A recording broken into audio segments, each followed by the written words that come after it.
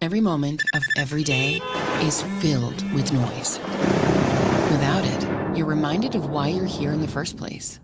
The joys of the experience, the adrenaline, and the freedom of flight, all leading up to Cleared for takeoff.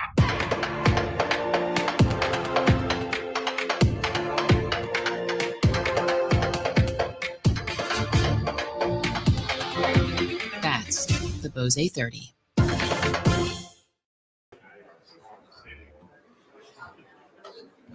Good morning, everyone. Welcome back, day two. Hopefully everyone had a good night last night, all those who joined us. And for those who couldn't join us last night, welcome back this morning. This morning I'm going to talk about, on the agenda, it's marked as governance, but I'm going to talk about a number of different things today. I'm not going to stick to governance. I think we'll probably want to cut a few risks if we just focus on governance the whole day. But I want to talk about governance. I know there's a lot of questions about accident investigations, what we're doing in that space, some of our logic. So I want to enlighten you guys on what we're doing there. Talk a little bit about RAAus, where we are today, and then where we're going in the future, some of the ideas we've got. Mosaic is a big thing that's happening in the States as we speak, and there's a couple of people within RAAus that are directly involved in that. And then just look at why we exist. I've got a 45-minute slot. I'm not going to talk for 45 minutes. I'm not Neil. I've been giving Neil a hard time this morning. I can't even see him. Where is he? Oh, there he is. Yeah. So he couldn't resist. He had to say something. Just saying that. No, but in all seriousness, I'm not going to talk for 45 minutes. I've probably got, I don't know, maybe 20, 30 minutes to talk about in a presentation. I want everyone to interrupt me. This is not me talking at you. This is a conversation. So as we go through this, feel free to interrupt. If there's no interruptions, I'm going to knock this out really quickly. And then there's going to be a whole lot of silence and I'm going to force you to talk anyway. So feel free to interrupt. Let's kick off with the governance. Yesterday, we saw this big diagram. I think Marty had it up on his slides. It always reminds me of coronavirus. It talks about all the different parts of the regulations, and the three main parts for us are Part 149, 103, 105. I'm not going to labour on about those things because Marty did all of that yesterday. We've also got our three CAOs, 95, 10, 32 and 55. And there's a few other bits and pieces floating around. A lot of this is going to be simplified and rolled up into Part 103 over time. What I like to think about these things meaning is Part 149 describes us as an organisation, and Part 103 will ultimately describe what we can do and what we can do it with, the aircraft we can fly and the activities that we can use them for. I want to spend about 20 minutes on this slide because I know you guys enjoy it. No, I'm just kidding. I saw a reaction to it and I couldn't resist putting that in there. I'm gonna very quickly move on before I get too many daggers thrown at me. The other side of the governance for the organisation, this is what a lot of people forget, is that we are a business. There are other laws that we've got to comply with. And I've listed just a couple here. There's, we've got the Corporations Act, we've got the Fair Work Act, we've got, the accounting standards, and there's a whole raft of other things. And I just want people, for two reasons, I want people to have an appreciation of it. Your board is not employed as pilots. There's a huge amount of experience on the board. We've got, we heard from Chafes last night, spoke about his experience. We've got Paul. Trevor is in the room somewhere down here. There's a whole lot of flying experience, but then we've got other experience which we need as an organisation. And I guess in a lot of ways, this is no different to your schools. You guys have got a wealth of experience as well, but you also need to understand how to run your business, how to promote it, how to balance the books and so on. Otherwise, you're not going to be able to afford to be here. We are no different. I think the interesting thing for us, though, is that from time to time, the aviation side of our business conflicts with the business side or the commercial side of our business. And I'll give you a really quick example. This is one that's quite relevant right now. So in the Corporations Act, it says a director or other officer of the corporation must exercise their powers and discharge their duties in good faith in the best interests of the corporation. That's straight from the Act. And to me, it makes perfect sense.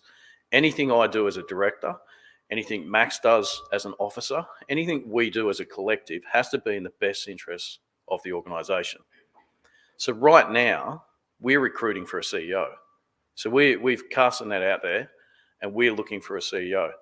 But we've got this little problem, and it might be a bit hard to read, but this is from our exposition. And this says our CEO is the accountable manager. And the accountable manager is a position that's defined in Part 149. They are the one who's responsible for making a whole bunch of aviation decisions, and they've got accountabilities back to CASA. Now, the problem comes in this last line. It says we can only appoint someone into that role on a temporary basis for 90 days. So what if it takes 4 months for us to recruit the CEO? We're in breach of that. So we've got to recruit a CEO within 90 days.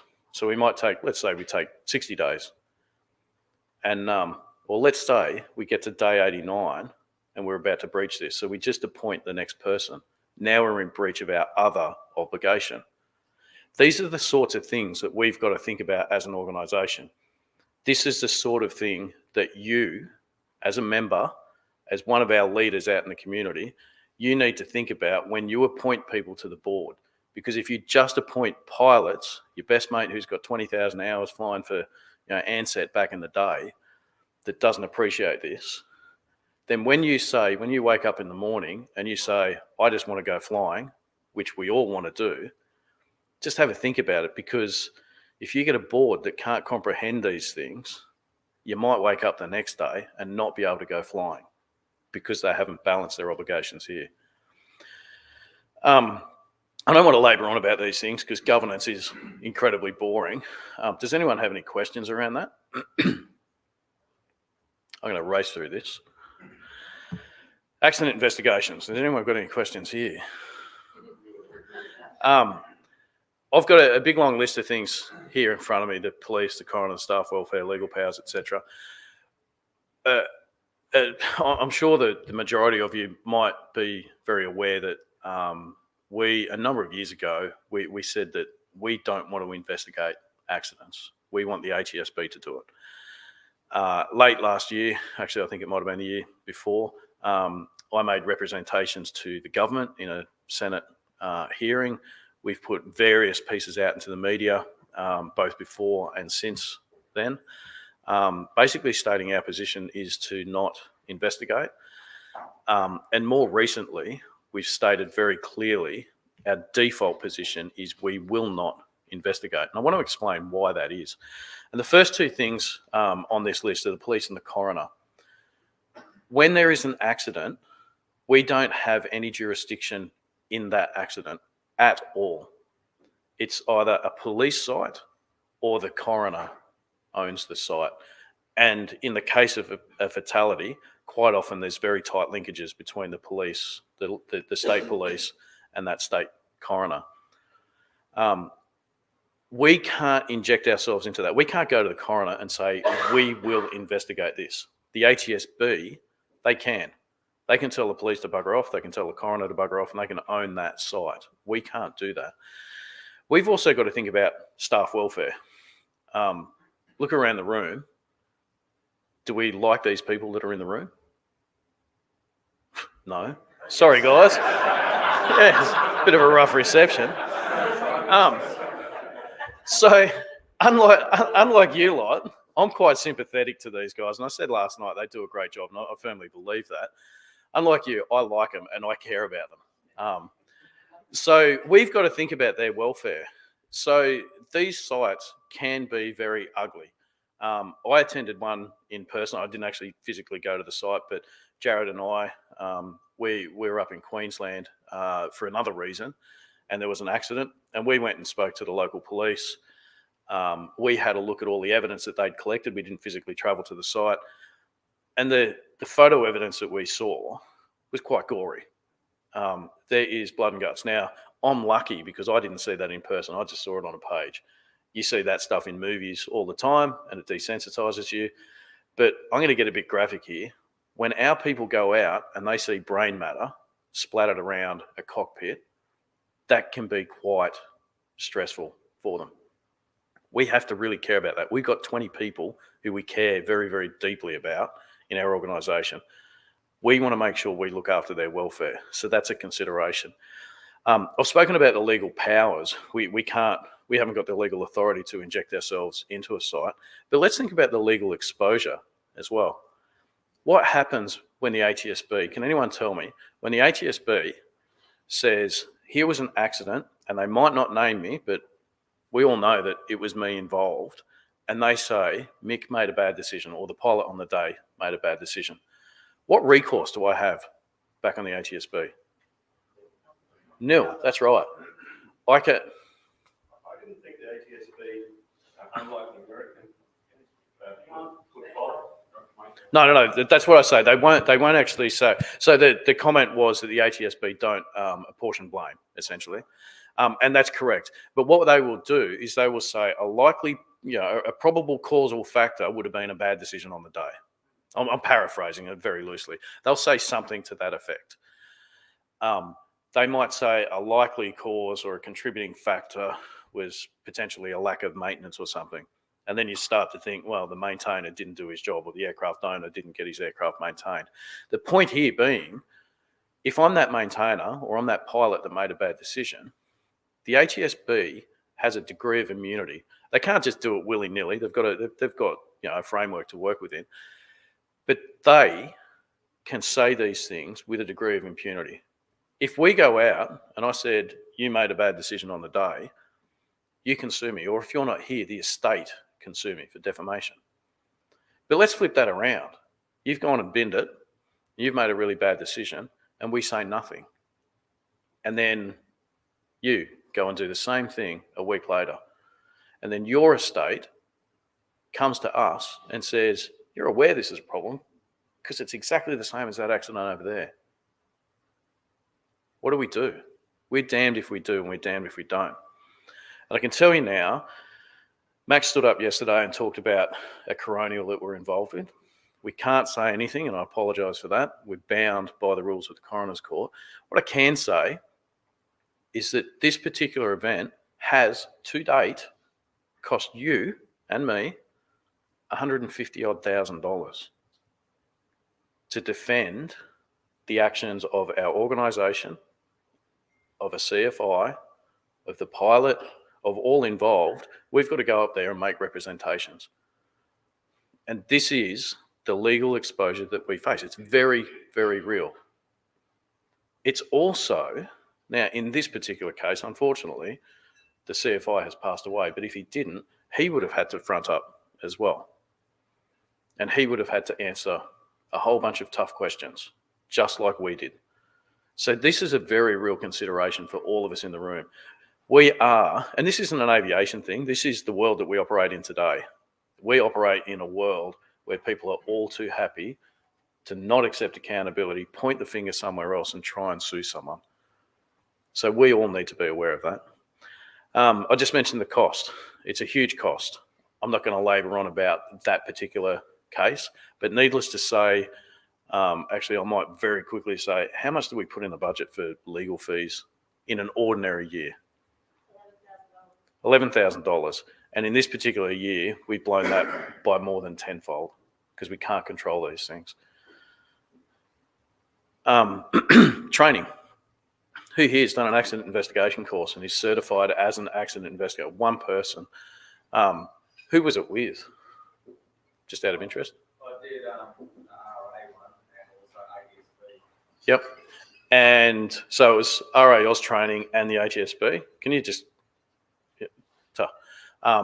when did you do it? Oh, years ago. Years ago. Is it current? No. Do you know the current laws, No. evidential rules, like collection rules? Nothing like that? No. All goes out my brain. Yeah, it's all gone. So this is another cost to us. So we've got to train our people. We don't just initially train them. We've got a couple of people that have been trained in sort of accident investigation, the collection of evidence, the procedural matters and all that sort of stuff. We've got to keep that training up, and it's not cheap. Another question for Max, and you may not be able to answer this. How much was our last training with, I think it was Southpack? They charge us about $2,500 $2,500 per person. per person. So we've got 4 key personnel: safety manager, accountable manager, head of airworthiness and maintenance, head of flying ops. That's $10,000 just in those 4. Then they've got their 2 assistants on each side. So there's another $5,000. We've got to do that recurrently. It's a big cost. Cody did a course with RMIT, which is the one that the ATSB does. We got a good deal, but do you know how much that is just off the top of your head? I think it's in the region of $30,000. $30,000, yeah. Now, yeah, we were very lucky. I was actually involved in the development of that course, and we got to send Cody as a bit of a, I don't know, crash test dummy on that course. I didn't want to say crash test dummy there, but irony. But so we sent Cody on that, and we got a half price deal. But if we were to send any of the other people, that deal no longer exists. So it's $30,000, and that's step 1 in training someone up. Do you guys really want to, foot that bill? Resources, we've got none. If we pull an engine apart, then what? How do we analyze any sort of, if we look at a crack and go, that was a stress fracture, did that happen during the accident? Did it happen before? How do we analyze that? We don't. The ATSB has all of these resources. They're geared up. They're funded by the government. We have none. Now, to be fair, the ATSB gives us, they're very generous with their resources in that regard, but they don't investigate the accident. So we might send a motor to them or a GPS, and we'll say, can you retrieve something or analyze something? And they'll come back and they'll write us a 5-page report. That's all we get. We don't get any of the other, the top half of this list. That doesn't get covered off. If we look at Part 149, does anyone know what our obligations to investigate accidents are under Part 149? Anyone want to have a guess? There are none. That's exactly right. We don't have any obligations under Part 149. So if we put aside all of these other constraints above us, I've got a question to you guys. Do you think it's fair? Who here pays tax? Yeah? Who here is going to die? They're the only 2 things we can be certain of. Can anyone tell me how the ATSB is funded? Tax, yeah. Do you think it's fair that you pay tax, your accidents don't get investigated, then you pay us? You've got to pay twice? Do you think that's fair? Oh, no one really cares. I don't think it's fair. I don't think it's fair. We don't have an obligation. Why should we pay twice for it? And the last thing I'll say on this is we've always got a conflict of interest. So if Jill was here, I'd pick on Jill, but I'm going to pick on Marty. How many of the people in this room have you interacted with outside of this room prior to today? Outside of this room, probably on the phone, probably 70-80%. 70-80%. Probably 30%. Yep. So 70-80% of these people have interacted with Marty. Where's Jared? Jared, how many people have you interacted with, roughly? Anyone that's owned an aircraft, yeah. And that's most flying schools. Yep. If we add Jill into the mix, that number's going to go, well, I was going to say 99%. You add Neil into the mix, it's going to go 99.9%. You add Cody into the mix, you see where I'm going with this. We, as an organisation, by default, interact with every single school in some way, shape or form. So when we investigate you, we've got an existing relationship. We're only 20 people. So if Marty hasn't directly spoken to you, then Jill probably has. But Marty works for Jill. So if Jill has just signed you off for another year on your CFI renewal, and then Marty comes along to investigate you, and he finds your CFI renewal is somehow deficient, he's essentially picking on his boss. He's saying, Jill, you didn't do your job properly. There's a conflict. You guys provide services to us and vice versa. We've got that existing relationship. So even if there's no question about the CFI renewal, there's a conflict. We investigate you and we say you're at fault. We've just shut you down. We just lost our membership base that you serve. There's a conflict, and vice versa. Like that conflict, it exists by default. We cannot be truly independent in anything we do with respect to aviation accidents. So there's all of these reasons. There's probably a handful more that I haven't even mentioned today. But for all of these reasons, we as an organisation have elected as a default position not to investigate. What we do, however, is we look for safety messaging. And if we think there's some sort of issue with an aeroplane or a training methodology or something like that, we will try and get that information as best as we can out to you guys. But keep in mind, we've got to water that down.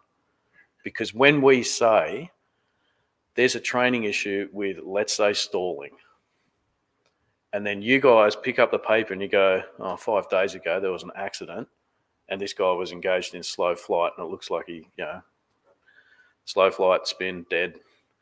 You can join the dots. So we've got to be really, really careful, because even though we didn't say that particular instructor was deficient in his training, if people can join those dots, we go back up to that liability line.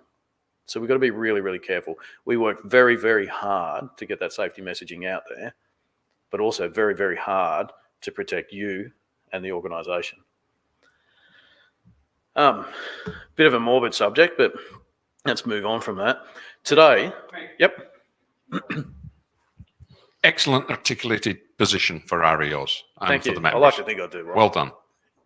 What's the ATSB and the political pressure on the other side? What's their argument for not taking any fatality on a RAO's plane as seriously as a GA plane? It's funding. That's the default argument. We've got a very good relationship with Angus Mitchell, who's the Chief Commissioner of the ATSB. Whenever these accidents take place, we always have a conversation, like a verbal phone conversation. Quite often we meet face to face with the ATSB. We've made representations to the government, and it always comes down to funding. I had a conversation with, I was with PJ and a couple of others this morning. We talked about the ICAO obligations for civil aviation in Australia.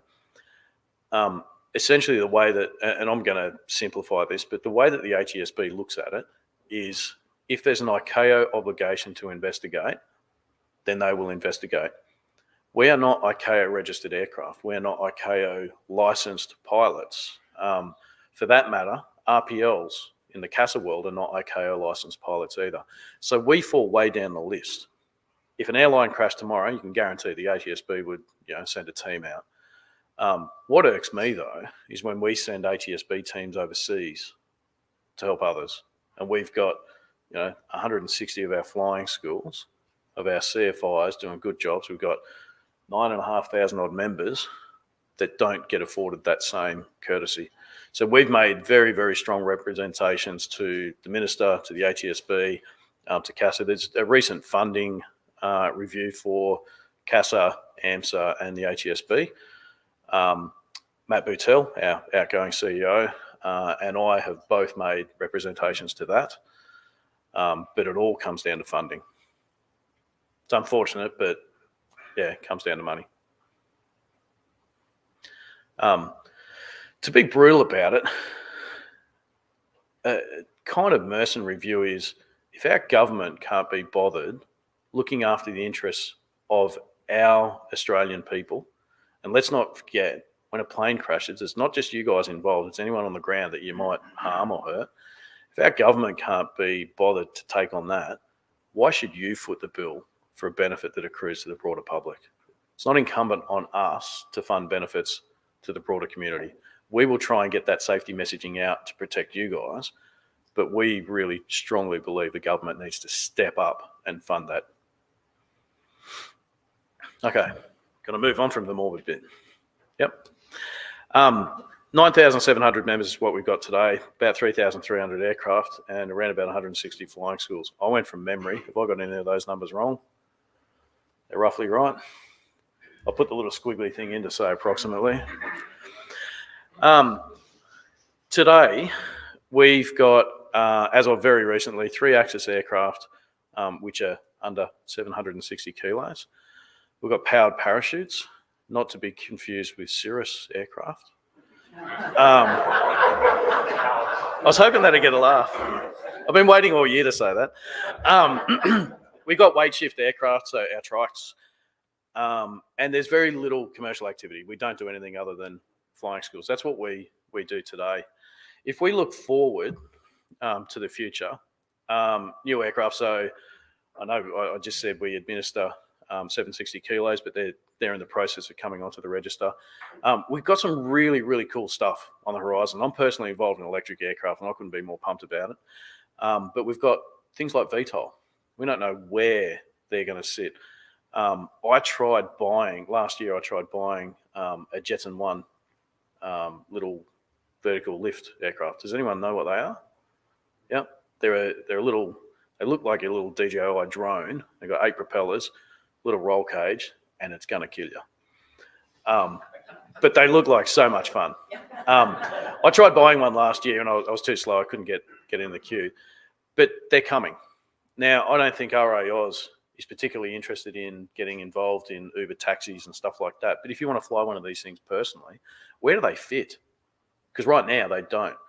So are we going to go with CASA? Are we going to start another 149 organisation? Or is that a potential for RAAus to pick that up? And I think there is potential for RAAus. So that's one of the things we're looking at. Mosaic is a big thing. I think that's going to really, really change the landscape over the next sort of 5 or 10 years. I'm going to come back to that. I've got a couple of other slides on that. But then we've got our existing activities that we do now, the potential to expand them. So controlled airspace is one of the big ones. We've got a couple of pressure points, mostly on the East Coast at the moment, but the rest of the country is not immune to them. We've got Ballina. We've got the Western Sydney Airport. There's a lot of airspace changes happening in both of those locations. Ballina is probably going to become, in fact, I think it's been announced, and I was talking to someone yesterday, it's going to be Class D in 2025, mid-2025. Western Sydney, it's going to be this funny thing, Class D+. So it's going to be Class D with a transponder requirement. And you're going to require a clearance to get in there. There's places like Mildura, which are getting increasingly busy. All of these places, they're locations where our members operate. And we've got to make sure that our members can continue to operate. So we need to get access to these. Just on that, we were originally told that Part 103 would be where these things are going to be included. Part 103 was due in December the year before last, and then December last year, and then December this year, and probably December next year. We have pushed really hard, and we've had some assurances from CASA that we don't have to wait for 103. So now that we've got the 760 kilos, we can shift our focus to that and get that. What we do offer going into the future as well is stability. Someone asked the question yesterday, who's got a Class 5? I can't remember. I think PJ was the only one who put his hand up. Yep, trader. We've got this Class 5, which is a self-declared medical, and a lot of people are saying, well, why would I stay with RAAus? And I can tell you now, the reason I'd stay with RAAus is stability. We've had the Ramp C, we've had Basic Med 2, now we've got Class 5. What's CASA going to do next? We don't know. What I can tell you is that for 40 years, you've had a self-declared medical, and it's worked. And we will fight tooth and nail to protect that. So we've got stability. The other thing that we're going to do is the board is very, very heavily focused on new revenue streams. Who here wants prices to go up, fees? Anyone? Who here thinks they've pretty much hit the limit? Yeah. We all feel the same. And the sad reality is inflation is just going up and up and up. Although it's tempered just over the past couple of months. But since COVID, so if we look at the last sort of 2 or 3 years, maybe even a little bit longer, we've had years where inflation has hit double digits in some quarters. We are not immune to that. Our electricity prices have gone up. Our insurance prices have gone up. Who here lives in Queensland at the moment? Are you enjoying the rain?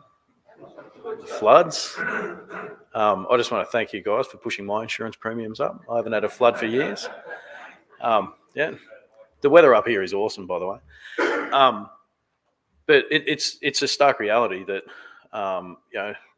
we won't get into climate change and all that sort of stuff. I don't know why things are changing. It's debate for another day. But the fact is, these claims are becoming more and more prevalent. We've got bushfires and floods. They're the two big things in Australia. Right now, or yesterday, can't remember, there's a cyclone that's going through the edge of the Northern Territory in the Gulf of Carpentaria. Just a couple of weeks ago, we had one not too far from north from here.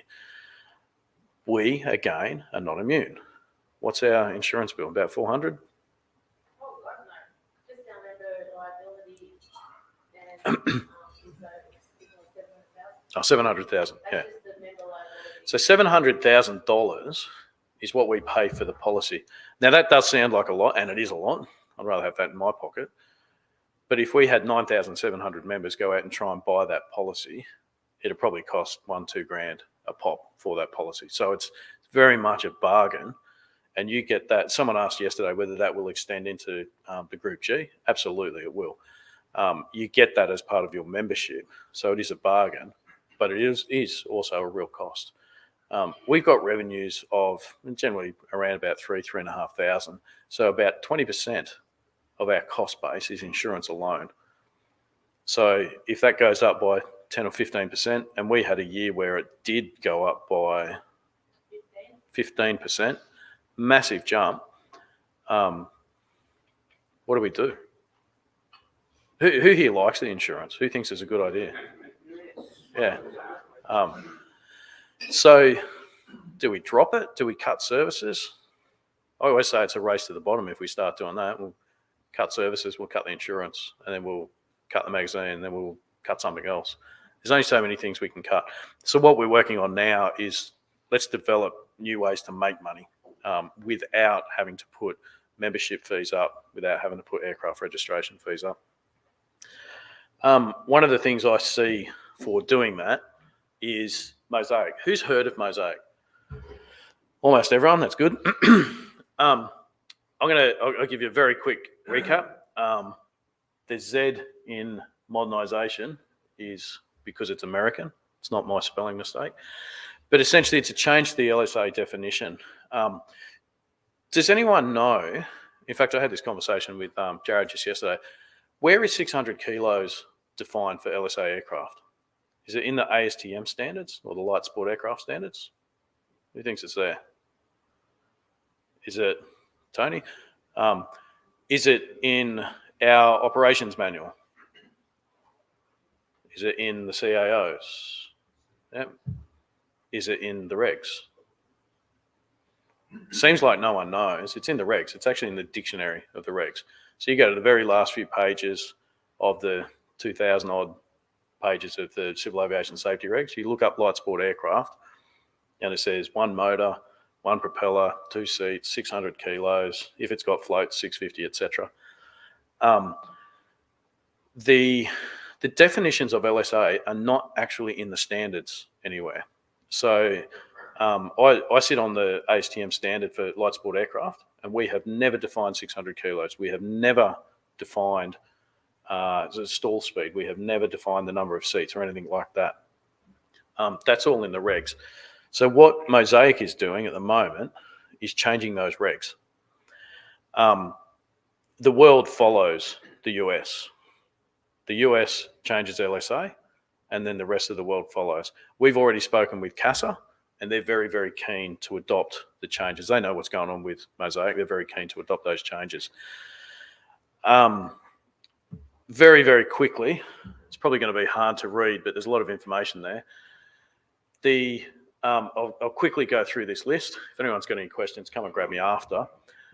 Maximum seats is currently 2. It's going to be 4. Stall speed is currently 45 knots. It's proposed 54. I'm working with a bunch of people in the US at the moment to bump that up to 61 to match the primary category certification standards. MTOW is currently 600 kilos or 650 for an aircraft with floats. They're going to take that out. There will be no weight limit on light sport aircraft. Essentially, the weight limit will be defined by the stall speed. If you can get a 3-ton machine to stall at 54 knots, you can have it. Maximum speed. We don't actually have a maximum speed here in Australia, but in the US, it's 120 knots, and they're going to increase that to 250. They're going to take away the engine limit. So at the moment, in the US, it's a single reciprocating engine. In Australia, it's a single engine, so that includes electric.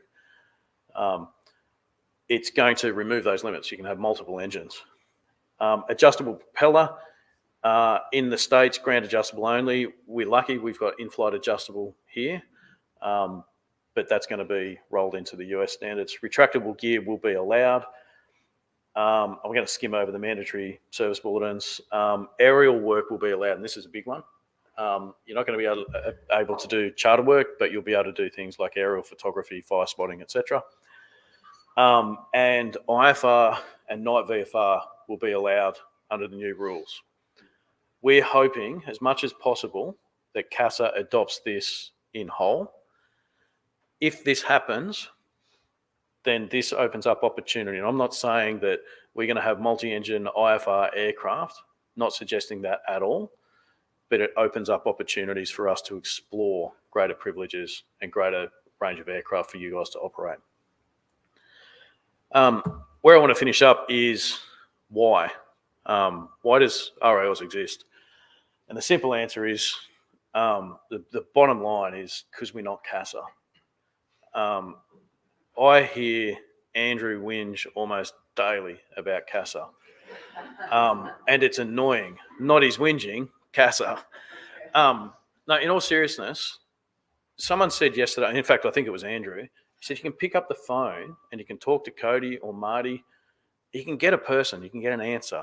Sometimes we can't solve your problem on that day, but you can talk to someone and you can mull it over. Who's ever had a problem solved by CASA in a day, like a tricky problem? We're not CASA. Yeah, exactly. Yeah. Yeah. Yeah. So in a day? All right. Yeah. I think your phone's ringing, Trevor. Can you go outside and answer? Yeah, 25 years ago. There we go. Yeah. So, so that's us. They traditionally do what is best for them. They're a very risk-averse organisation. What we do is we say, how can we make it happen in a safe way, as much as possible? We're stable. I spoke about the medicals before. We've had the same medical for 40-odd years. The amount of CASA changes, not just in medicals, but who had one of the old, I think it was, I can't even remember now, I think it was Car 5 licenses, wasn't it? Who had one? I did, yeah. Who's got a Part 61 license? Who thinks it's an improvement to have a Part 61 license? Yeah, I rest my case, Your Honour. And the other thing is, we represent you guys. So if you ring us up and you go, I think we should be able to fly to the moon, we're probably going to put the phone down and note it down. But if 10,000 of our members ring up and say, we think we should be able to fly to the moon, we're probably going to take notice. And when we go to CASA or we go to the minister or the department or whoever it might be, and we put a case forward, and we've got 10,000 voices behind us, that carries weight. CASA listens to us. In my phone, I've got Pip Spencer's number and I can ring her up and have a conversation. And I did that just a couple of weeks ago, in fact, a week ago, and I sat down with Pip and had a coffee. And that's because of you. It's not because of me. It's because of you. Because she understands the importance of 10,000 pilots of our 160-odd flying schools and our 3,500 aircraft. That's why we exist. We exist because of you, and because of you, we can open doors. I'm going to open it up to questions. I actually spoke for longer than I thought I was. So we've got 5 minutes, one question. Carol. Okay. And we can have more than one question. That was a bad joke. Of those 9,700 members, How many of them voted in the last board elections? Less than 1,000. I don't know the exact number. The amount of people voting is both a good and a bad thing. Yeah. Who here just wants to go flying? There's a lot of people that don't want to go flying. What are you doing here?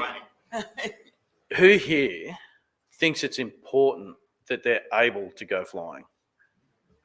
Yeah, that's got a few more hands. A lot of people, when we have an election, we get roughly 1,000 people turn up and vote. 1 in 10. Now that's kind of a good number, because if we were doing a bad job, I'd expect 10 out of 10, close to 10 out of 10 people voting to kick us out as a board. So it's kind of a nice little sort of report card from the community saying we're doing okay, because not a lot of people are making noise. The flip side of it is we already struggle to find good talent on our board, because volunteers in Australia are woefully hard to find, and they burn out. I've been part of RAOs Limited and its predecessor RAOs Inc. for 10 years, and I'm an idiot. We've got Trevor, who's been there pretty much exactly the same length as me.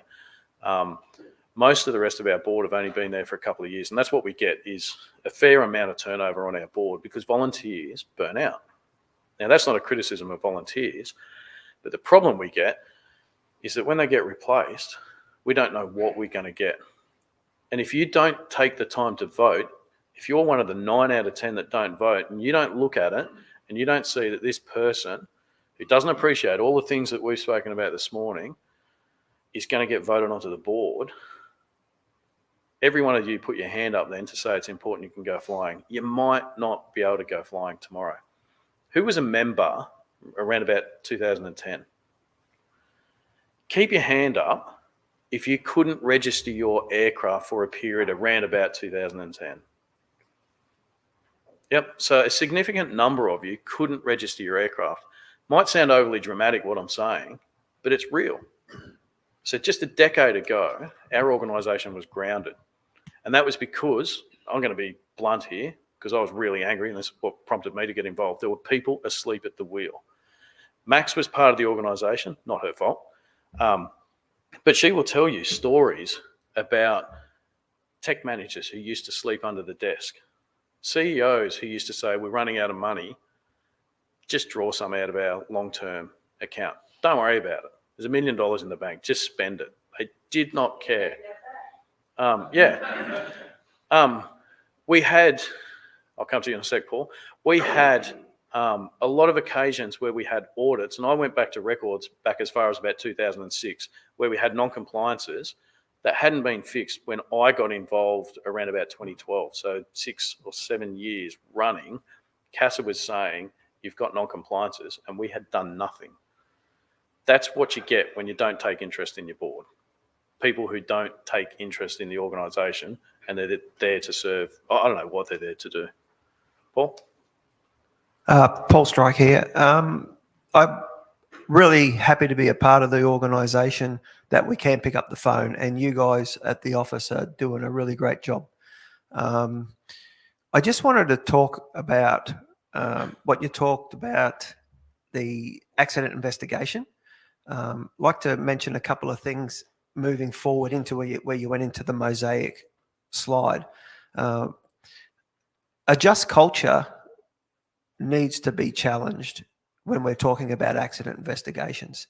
If we don't learn, particularly if we're operating an aeroplane that's built to an ASTM standard and not a certified aeroplane, there are mechanical and maintenance problems with aeroplanes on ASTM, particularly with manuals, particularly with support of parts and information. It scares the bejesus out of me, really does. Jared's doing the best job he can with what he's got. However, I'd like to challenge or pose a consideration to people of where does the organisation's thought processes go with respect to the amount of resources that RAAus distributes? Effort and funds to move forward with privileges, everybody's excited. Oh, get controlled airspace. Oh, yeah, get 760. Yeah, we want to do aerobatics. Yeah, we want to do multi-engine. We want to do this. You talk to somebody, and Mick, you did it when you showed the mosaic slide, not picking on you, but just saying, we'll just gloss over the manufacturer service bulletins, but we're going to talk a lot about multi-engine, and we're going to talk about airspeed, and we're going to talk about that. There's a passion. We're all here because we want to go flying and have fun. There's a passion with that. But to have safe aeroplanes, we need to have more of a focus on what's the airworthiness of the fleet that we're dealing with. And why can't we look at I totally get all of those big things you listed up with the ATSB and the accident investigations. Totally get it. It's hard. But once we get that information, post that, I believe we have an obligation to find out why it happened. Because if we don't, the next person who gets in it, and you said it, well, it happened to that aeroplane, now it's happened to that aeroplane, now it's happened to the aeroplane. So I'll just finish by saying I was on the website yesterday, and it has been 4 years since there's been an airworthiness notice or an advisory notice for maintenance. 4 years. And that tells me that every single aeroplane that's administered by RAAus does not have an airworthiness issue. Excellent job, Jared. And I totally get that it's about resources and time. But if we're going to spend time getting more privileges, we need a balanced equation so that we can have safe aeroplanes while we exercise the privileges. Thank you. Thanks, Paul. I'll just very quickly. What was it? The mandatory service bulletins, you'll see there, it's recommended. It's not mandatory. How much is a brand new 172? Can anyone tell me? Yeah, about $1.2 million Australian in Australia. How much is I'll be very biased here, brand new CTLS light sport aircraft? Yeah, about 250 for a fully loaded one at that. So less than a quarter. Can anyone remember, there was a big paragraph that Marty highlighted about risk in the operations manual. Can anyone remember what that is? I'm being pretty vague here. Something about participating. Informed participation, yeah. Can anyone remember what I just said about when someone crashes, what do we want to do? Point the finger where? Anywhere but at ourselves. If you couple all of those things together, the cost, someone's got to pay. Certified aircraft are built to a very different level of finish, standard, quality, whatever you want to call it. We have access to cheaper aircraft. And LSA, there's thousands, literally thousands of them flying around the world. I deal with CTLS, and there's 2,000 of them globally around the world. Bristol, Pipistrel, Tecnam, all of the others, and there's thousands. They do have a good track record. Certified aircraft are dearer. LSA aircraft are not unsafe. I do take your point, though, Paul. There are a couple of gnarly exceptions out there. The thing that we've got to accept, though, is that if I go back to those accident investigations, we have no legal power. We have no jurisdiction. I cannot point the finger at someone, no more than you. I cannot point the finger at them and force them to do something. And nor should any of you pay me to do that when that manufacturer has that obligation. And my response to you is, if you buy an aircraft under the LSA scheme, they have an obligation to look after the ongoing airworthiness of that aircraft. And if they're not, get rid of the plane and buy an aircraft from Pipistrel or buy an aircraft from any other manufacturer who takes that obligation seriously. Because when you pay your 250 grand, sure, you're not paying $1 million worth of certification, but in there is ASTM compliance costs. And if you're giving them the money and you're not getting the service, get rid of the plane. I'm not trying to pass the buck. Maintenance is incredibly important. I haven't spoken about it today because I'd need another 45 minutes and I've talked for longer than I expected already.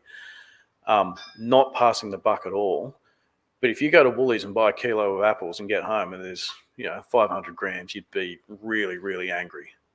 And that's what you're getting when you buy an aircraft from one of those guys. It's informed participation. You're allowed to make your own choices within a set of controls. Make those choices wisely. And don't always kick the can down the road and point to someone else and go, can you wrap me in cotton wool? Because that's not what this organisation is about. It's about freedom. And if we start doing that, we start impinging on your freedom, what have we got left? You may as well go to CASA. But I do take maintenance seriously. Can we get a microphone? Oh, sorry, Jared. Yeah, I just want to quickly point out, is a service bulletin mandatory for FEH registered aircraft? No, it isn't. But for a RALs registered aircraft, service bulletins are mandatory. And so it is the manufacturer's responsibility to issue those bulletins. And there's definitely a hell of a lot been issued in the last 4 years. Well, I can tell you now, CTLS has done about 4 this year. Well, last year now, sorry. Yeah. So there are a number of those that have been issued because of hours and hours and hours of Jared's time of work dealing with those manufacturers. yeah. Yep. Question down here.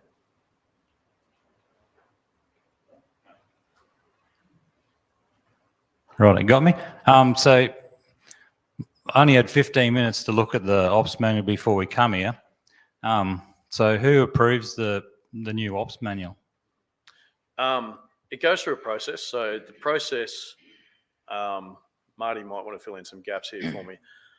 Well, the question, before, anyway, if it's the board or whoever, they look at it, I'm not sure with all the numbers, whether the mumbo jumbo or the shuffle, it says in there 1.01.3, RIOS is the sole authority, and then it rambles on about all the stuff.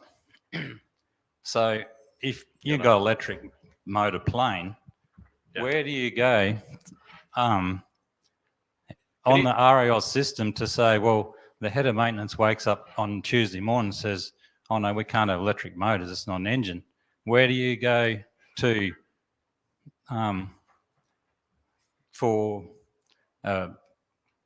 challenge that or to oppose it? To us. Of RAOs, there's on their website, there's nowhere where you can lodge a complaint against the different department or the person or whatever decision's made. Yeah, you know what we do very different to CASA? I make my phone number available. You can get my phone. I'll give it to you now. We can put it up on the screen if you want, and you can ring me. You can get in touch with any of our board members. All of our information is freely available. You can ring up the office. In that particular case, you'd probably talk to Jared because it's an aircraft-related matter. You can talk to him. I can't, on that particular topic, and I know you're not getting into specifics, but electric is a good one. We don't have an electric endorsement at the moment. I'm involved in an electric aircraft project, and I think we should. I would argue that my engineers that I've employed, we've got about 10 guys working on this, are probably the experts in Australia on electric aviation. And you know what they think you should learn about flying an electric plane? I don't know, because we don't know yet. So these things are certainly at the forefront of the minds of people like Jared and Marty and whatnot. If they're things that are important to you, pick up the phone and talk to them. As we said before, you can talk to Jared, Marty, Cody, whoever, and raise it, and they will listen. Yeah, and I agree with you there. They're very good. So then, drawing on more of this, your boys are doing that. I know lads up there who are young, keen, enthusiastic. They're designing planes that have got multi-motors, single engines, multiple ducted fans, like twin engine jets, turbines, all this stuff. Where are they going to go? And they want to be in RAOs. They're still light planes. They're still only ultralights. So RAOs has to quickly jump on this bandwagon. The CAOs don't cover it. The sport fella yesterday, I should ask him where they were actually going to do about the VTOL, the vertical takeoff planes, all that. If RAOs sleeps at the wheel, we'll play with simulators. The kids will play with simulators. They don't want to come out to the airfield with the old boys. That's what they say. They don't want to come out there with the old men and fly planes because it's not cool. We have to change that mentality, draw in younger members, otherwise you're all over. You got 9,700 now. You got a population of planes that were purchased that are up to the age now where the engines are 15 years old in the bin. Who's going to pay for that cost to replace all those engines? So we have to change all these thinking processes so we can get the cost down, get the more members to come in and learn to fly. Otherwise, it's just going to be the old boys out in the paddock and then it'll be all over. Yeah, and I agree with everything you've just said. And if I go back to it's this whole slide. It is the whole thing. How do we get the people involved in electric aviation? How do we get the people involved in VTOL stuff? How do we get new privileges? And new privileges is not just controlled airspace, but it's the ability to fly something that's different. And they're all the conversations. I can't answer your question directly because I don't know the answer. But what I can say is the board and your management team are asking those questions of CASA right now. Simple thing. We have upgraded to 760 kilos. So back in August in 2000, Paul Middleton said, "Oh, you're a nice plane. You'll be able to register that with RAOs and do your own maintenance." And when we get the weight upgrade, here we are, 2024, and I still can't do the maintenance on that plane, even though now I'll be able to put it on the register. 24 years to do something so simple as that. And I don't have a lot of faith in getting anything over the line before my hair falls out. Well, at that rate. What I'll put to you is Trevor and I have been here for 10 years. You've been here 18 years. Lucky we're more stubborn than you because we've got the patience, we've got the will, I don't know, the tenacity. Maybe we're stoic, maybe we're idiots, I don't know. But we're going to keep on pushing. We picked up, I remember the conversation at Avalon, I want to say it was 2017. We said to the DAS at the time, we want weight increase in controlled airspace. And they said, put in your application, get it done. Our current effort, yes, it took 6 years. Absolutely too long. 160 kilos, no maintenance.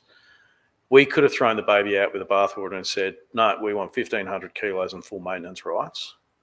Or we could have said, this is step one. And that's what we chose to do. I agree, it's not enough. It's ridiculous. An RPL, you can go and change your license, change your certificate to a license tomorrow and fly 1,500 kilos. And that's the privilege I want for you guys. What we're doing is thinking ahead, and we're looking at things like Mosaic. And we're already on the front foot before the FAA has even written the rules and said to CASA, adopt this to open up pathways. So I can't answer your question and give you something that's going to satisfy you. But I can say, as I said before, all of these guys are working on that. Well, hopefully, if RLs can involve these younger people and get them in a pathway where they can achieve it and see it being achievable, then we'll be able to do it. Yeah. If we're going to bang our heads against the brick wall, against CASA and trying to get these things over the line, they'll just lose interest and go and buy a jet ski or do whatever they want to do. Yeah, I couldn't agree more. Yeah. I'm going to have to wrap it up, so we'll take one more question.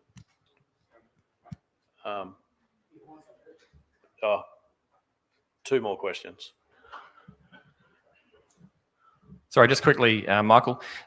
With the Mosaic rule, is the board looking at, and this is an issue with a lot of the schools, I used to do PPL, CPL training, we stopped it during COVID, and I'm excited about the Mosaic rule coming on because then we could get, say, a Sling TSI 4-seater for GA.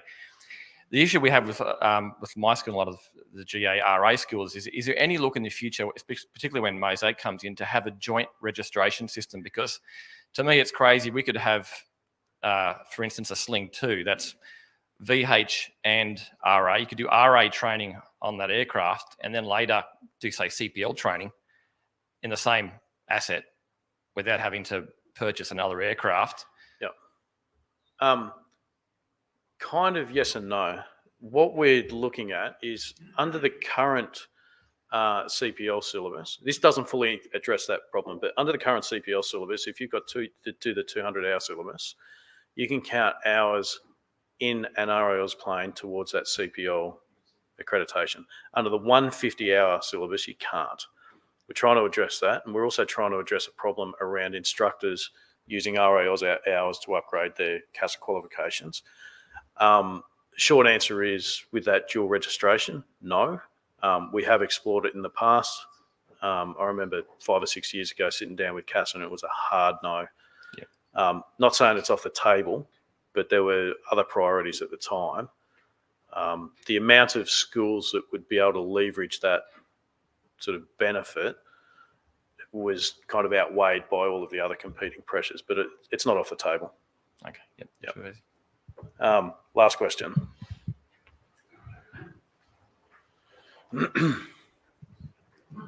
Mick, we've only got a few hours left. Can you put us out of our misery and just clarify, how are the people in this room going to get endorsements to do Class G? No. Because So we that's don't know Marty's yet? area. I'm going to hand over to Marty. Well, a quick question before we do that. Is that going to get addressed some other time today? No. Okay. Yeah. Q&A. Can we park that? Because I'm right up against it, but we'll put that as question number 1 in the Q&A at the end of the day. Okay. Excellent. Thank you.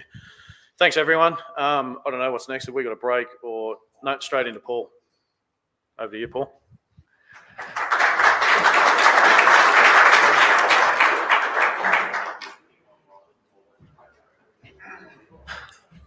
Thank you very much, Mick. And whilst you didn't necessarily speak as long as Neil at least stayed within his time spot. So we're a little bit over time now, but that's okay.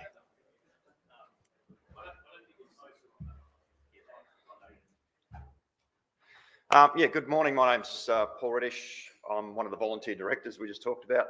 I also own a flight training school in Redcliffe, so that's what we're here to talk about today. I've come from an airline background. One of the reasons that we're talking about this is just the way we look at incidents and occurrences within the flight training school. How many people have actually been through a safety investigation before? Anyone been involved in one? Yeah, there's a few. They happen. They're not nice. One of the things we don't do, we've got all our safety management systems that Cody was talking about, but not a lot of people actually know how to look into an event and analyse that event and try and get the best outcome for your flight training school so that event doesn't occur again. There's basically 8 points that come up in a safety investigation. We're dealing about a flight training school. We just want to analyse the safety practices, procedures, the culture of the school. The primary goal is to identify any factors or issues that may compromise the future safety of that flight training school and try and prevent it from happening again. The key components is regulatory compliance. So we come in and we'll basically, when you're doing it, it's hard to look at your own flight training organisation because you've already got a bias about what's going on. It is quite good to, if you can, bring someone else in to have a look. I was speaking to CASA Safety recently, and one of the comments they mentioned was that they actually prefer non-pilots to do investigations. So if you've got someone that's in workplace health and safety as a career, they make a good investigator to come in and have a look at an event that's occurred in your school because they're already they've already trained in what to look for. One of the other key components is the incident itself. So what happened, what occurred, and then the training procedures. So we look at the training records, your syllabus, how you've got to that particular point with that particular student. It might be just one isolated event like the one we're going to talk about here, or it could be something that could continue to go on and on and on. As Paul Strike brought up, we look at the next one, which would be the maintenance of the aircraft. Was it suitable for the flight that was being conducted? Was there anything that could have been done better? What have I got there? The overall airworthiness of the fleet. We'll go through what your safety management system is, We're all using pretty much the standard RAOS template. Your practices, your procedures, and your understanding. That's a big one. The understanding of that safety management system of not just your, as the CFI, but of your flight instructors. How many of them know exactly what's in that manual? How many of them know exactly where it is would be the other one. And that goes along with that emergency response plan. Instructor competence. How many have they done their 90-day S&Ps if they're just a junior instructor? How are you handling those S&Ps? What are you doing in those S&Ps? And with your seniors, because then we're not really doing much with them for 12 months, but do you do any extra training? Is there anything you can help to get these people to the next level? As a CFI, you should be mentoring directly every one of your instructors. I've got a team of 7, and so that's quite a full-time job of just me flying with instructors to make sure they're competent and we're all teaching the same sort of thing.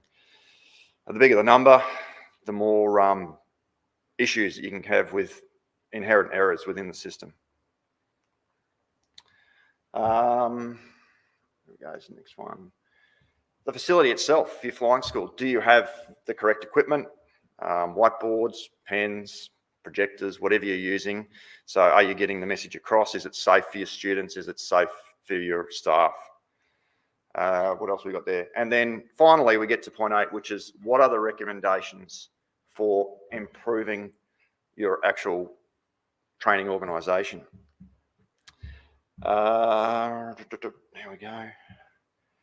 The investigation summary comes together, and that can be, like Mick was saying before, we're looking at not so much appointing blame, but looking at how we can, in the future, prevent that from occurring again.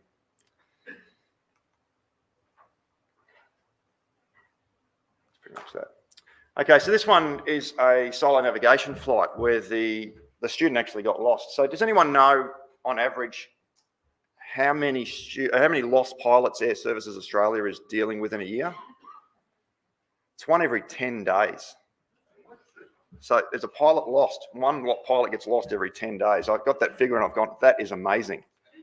So for whatever reason. So we're going to have a look at this one because this was quite an interesting outcome in the end. Very simple nav. He was going out of Redcliffe to Kilcoy for a landing and then up to Wandai and then meant to be coming straight back for Redcliffe. So it was just a standard first solo nav. And that's pretty much the route. That was where he's meant to go. But that's not what happened. That's the completed flight plan. So one of the things we can see here is that where's the times? There's really nothing log. There's a time down here for fuel, so at least he's keeping a fuel log. So we're going to look at the James Reason model for the Swiss cheese and what went wrong in the process of him going on this particular flight. The first thing we look at is the latent failures, which is the organisation itself. Then it goes into unsafe supervision, and then preconditions of unsafe acts, which is the latent failures, and then the active failure, which is the unsafe act, which could lead to, we actually call this incident the fatality that didn't happen, because he was very, very lucky in the end with what went on. So we're trying to find out how the line got through the Swiss cheese and ended up in where we ended up in the end. The first hole was identified in the report. And when I said, we did get an external company to come in and investigate. It was only a lost student. But we wanted to know why, what happened. And we had someone that deals in accident investigation in the airlines. In an airline, if anything happens that's outside of standard operating procedures, it's investigated. And you can expect as an airline career to go in many, many times, and we used to call it tea and Vickies, and you'd be sat down in front of the safety committee and they would go through all of what I've just told you about. I'm sort of racing a little bit because I know we're on the clock. But you could just, whatever they thought was not standard would be investigated, and then that would go into the record. We get an annual sort of newsletter internally. This has happened, this has happened, this has happened. So we all learn from everyone else's mistakes. As a flying school, we need to be able to do that ourselves somehow. So the first hole was the supervision from the instructor. the authorising instructor that said that student was safe for solo had left on a hike and was uncontactable. So there was a few little questions that were popping up with the instructor that was going to send that student solo, and they couldn't get enough information out of the student training records. They couldn't ring and speak to the instructor, but they still went ahead and, sent the student on the solo nav. The route had been changed by the authorising instructor, so that's not our standard solo route. We have set routes that are all thought out and planned, and so this one actually took the student over more featureless terrain, high terrain trees and all that sort of stuff, rather than the route that we had in the company operations manual. The current supervising instructor said, oh, well, that instructor authorised it, I'm just going to follow through. So we've gone from the first failure to the next failure. If there is a change to the route in our company operations manual, it has to be directed directly to the CFI or the deputy CFI to authorise. That was never done. So that just went on. So we're actually dealing with 3 senior instructors in this incident. So this is an initial solo? Initial solo, yeah. One of the other things that occurred is Australia's only sent that video. They're not here, are they? So this student turned up. It was actually, I didn't have a photo of it. I wish I did. He turned up with his daughter's iPad, which was bluey. It had ears on it, blue feet. So he'd never been trained in the use of an EFB. He'd downloaded Oz Runways the night before. He was allowed to use it by the supervising instructor. We don't use EFBs. We leave that sort of alone. We give them there's a separate EFB lesson if they want it, but it's not part of the syllabus. So they brought in an electronic device into the cockpit with really no understanding of how it was used. It was a non-GPS version, so it had no tracking anyway, no cellular. And he did the whole flight plan initially just using that rather than the way he'd been taught to do it. So there was a change just before the flight left. So that was the big first hole, just in the planning of the flight. So yeah, route change by the instructor, change of the last leg, and then the preparation of the flight plan. What was the last one there? Inadequate equipment, yes. Can I ask how many hours dual had he had before that? He is an older student. He'd actually completed about 60 hours to get his RPC. He's not a very learned man, so we had run 3 different ground schools for him in navigation planning. I think we go into that. I think it might come up again in the slide a bit, but he took him 3 attempts to pass the navigation exam as well. So difficult student, put it that way. Yep. As he'd completed the syllabus there was extra navs involved. I can't tell you the exact amount, but it was he had to do extra. The departure. So it was a normal departure and tracking. He arrived at Kilcoy. In the planning of Oz Runways, when he used that flight plan, instead of going to the airport, it took him to the town. So he was 2 miles off track by the time he got there, but he could see the airport and just flew there. There was no proper track adjustment, no notification in the flight plan, and I went too far. Yep, sorry. What else? The other interesting thing was he made no broadcasts at all on the radio for that whole first sector. And we said, yeah, nothing was entered on the flight plan.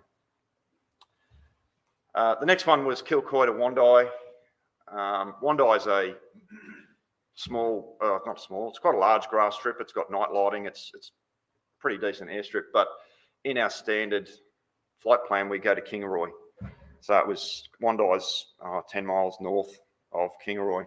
We still don't understand why that route was changed.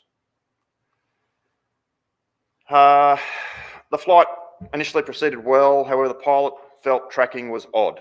This is the words of the student. After about 40 nautical miles of the leg, the student found himself 10 miles off course. He identified this by being close to the Tarong power station, which is a really large feature. No times were entered on the flight plan.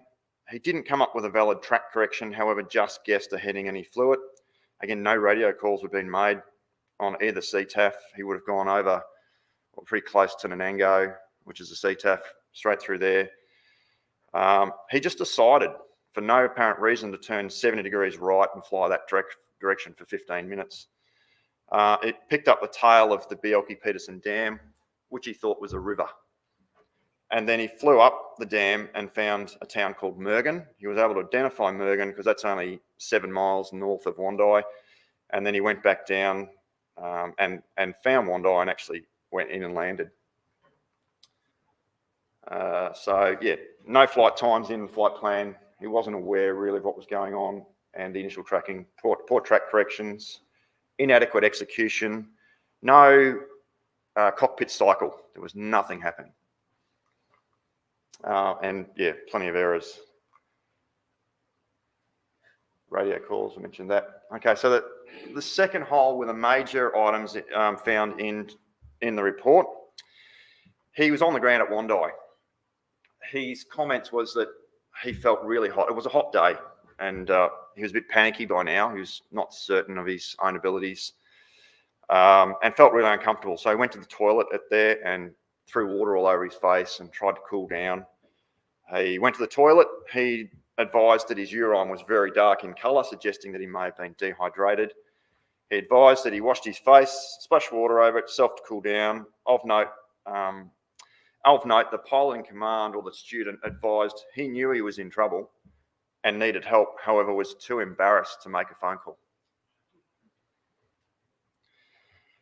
Both instructors were sitting, supervising, waiting for something to go.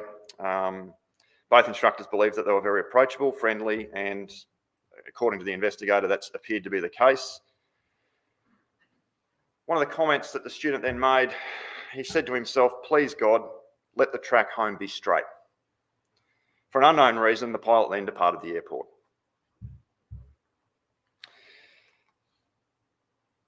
So that's summary. Yep, there we go. So this is where the third hole in the Swiss cheese model came in. Again, departure. For the first time, he did a proper cockpit activity cycle. So he's checked his compass to DG, he's done everything correct.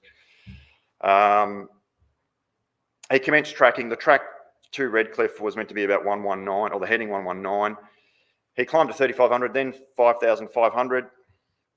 He noted departure time on the flight plan. So he's just starting to get things working properly. However, on the way home, for an unknown reason, the pilot decided that the track and everything that he'd planned was incorrect. I'm going to make a change. And so he said he was going to alter his heading just by 4 or 5 degrees to 115 instead of 119. There was no calculation, no logic. It just felt right to him. And that would put him north of Redcliffe. Shortly thereafter, again, the pilot found himself very close to the Tarong power station. So I'll just keep going through this. And that put him, at this point, 10 nautical miles off track in the first 20 nautical miles of that flight. It is possible, it could have been a transposition error where he's, instead of flying that adjustment of 115, he actually flew 150, because what we're going to look at is the track that he took is exactly 150 from where he was going. That's just an assumption, very difficult to prove, but when we planned it all out where he ended up, it works out exactly like that. He held whatever he was holding, he held that for the next 45 nautical miles and found himself over a large body of water. He assumed it was Somerset Dam, which would have been on his route home. However, if it was Somerset Dam, that would have put him 7 nautical miles south of his planned track. He was actually over the northern tip of Lake Wivenhoe, which is 22 nautical miles south of his planned track. At around, this is the third hole, so at around 10 to 3 in the afternoon, he started getting texts from the 2 senior instructors that were supervising to say, "Where are you? What's going on?" They're starting to feel something's going wrong. So he's flying the plane, he's trying to navigate, he's not feeling well, and now he's got his phone out answering texts. One of the other instructors thought, "I'm just going to get onto 1267. He was up flying the training and see if I can get hold of him." And he did, actually got hold of him and had a bit of a chat to him. Where are we? There. So this is where we went. We've gone out of Redcliffe, Kilcoy. He actually ended up at Menango. That was his heading change, Mergen. And then this is the track that he followed. This is the 150. So look where he's going. We're going through Amberley military space. Straight down to Bow Desert. He's talking to the senior instructor and he said, what can you see? Large buildings. The assumption of the instructor is, oh yeah, he's north of Redcliffe and he's seeing Caloundra, the high rises of Caloundra. He's actually looking at Brisbane City.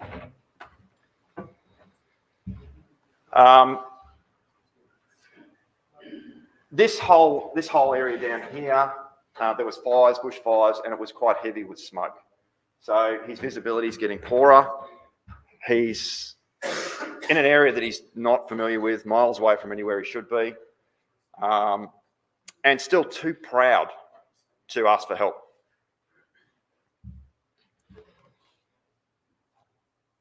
The pilot in command said it was very smoky, he was disorientated. It was not helped by all the texts from the instructors on the phone. They're still texting him. He thought he was approaching Caloundra. Confusion by the pilot in command. He could see high-rise buildings. We've said that. The track continued straight over the top of Amberley, which was luckily deactivated. And he ended up at Bow Desert at approximately 5 minutes past 3. The instructor that got him 1267 said, please get on to 1290 and speak to Brisbane Centre and tell them what's going on. He finally did that. He was lost, needed help. They got him to Squawk ident, which he was then identified. And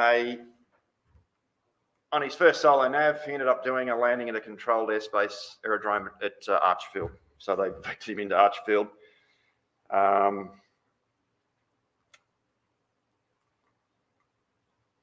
Yeah, so he did mention in that one of the other little things that he was so glad to be on the ground. There was no pre-landing checks done. He just did what he told and he just went and got it on the ground.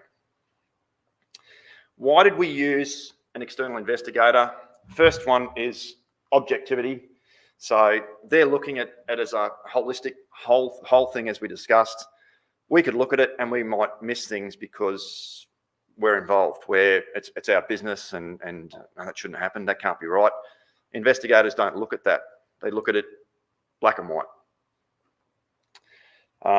So it should be, if you're going to do an investigation within your organisation, you should look at getting someone that's not part of your organisation. A friend, as we said, someone that is an investigator. We had one person that's done the investigation course, and that was years ago. So it's a good thing to look into and have an understanding of where you need to go. External investigators operate independently from internal workings of the organisation, reducing the likelihood of conflicts of interest and undue influence. Expertise, looking for someone that's got, you can find them anywhere. And we just talked about it before, with the lack of ATSB, people are out there now that are actually selling their services as investigators. You can get an aviation investigator, you can hire them, they're not that expensive. And I think it's a lot of ATSB investigators moonlighting for a bit of extra cash, but it is available. The one we used was and like I said, he was a member of the Gliding Federation. He's an airline investigator. He looks after airlines all over the world. They send their flight data, recorded data in, he analyses it, and he sends back the report. So we're very lucky to have him, and he was very close to our airport. Yeah, independence, expertise, confidentiality. You may not want another chief flying instructor of your composition school to come in and do the investigation for you, but if you're paying someone to do it, you get that confidentiality that you require. Legal compliance, they're usually pretty good with understanding how it all fits together, and perceived fairness of the investigation. So it was Cody that asked me to come and talk about this one because it was different to anything else I'd ever seen. So we put in an incident report for the whole thing, and then I think it was 2,500 pages in here. 2,500 words was the report, and they've got this nice little booklet all done up. What we're talking about here is legal compliance. What it does is, did I do enough to make sure that as an organisation that this isn't going to happen? You've got to be able to stand up in front of the judge and say, yeah, we went to the full extent of what we could do. We've paid for someone to come in, we've got the report, we've analysed the report, and we've made changes to what's going on. And we're all busy. We're dealing with our instructors. How do we get time to do this? So having someone else come in and just resource allocation, getting someone to do that for you, they're going to bug you, they're going to ask you questions, and they're going to do it properly. But we really have to make sure that we just keep going forward as best we can. So the final report was, in the assessment, was the student record. This is my dirty laundry coming out. So the student records do not appear to reflect what the instructors truly believed to be that student's standards. Instructor 1 was quoted as stating he shouldn't be flying at all. If that was the case, the question needs to be asked, why do the flight records do not reflect it? The aircraft, so little things, I don't know, how many people have got the ADS-B in their aircraft now? It's about half. So the report came up, no ADS-B, or Oz runways or any other way for the flight school to be able to track where that student is. His nav theory courses, the repetitive of it was clear knowledge deficit in flight planning. Change of route without consultation with the superiors. This is one that came up, ERP. So we had Huey and Dewey bumping into each other, texting, making radio calls, trying to figure out what to do. The ERP was in the bookcase, but no one knew where it was. And there's probably a lot of schools that are like that. We now have a compliance emergency response plan on the wall. It's just step by step by step. At each telephone on a tether is the safety management system and the ERP. So little things like that would have made the big difference. They would have followed a procedure. They would have got on the centre and say, we've got a lost aircraft. We're looking for this particular rego. And that might have helped. Instead of waiting for the student to contact them, they would have done it beforehand.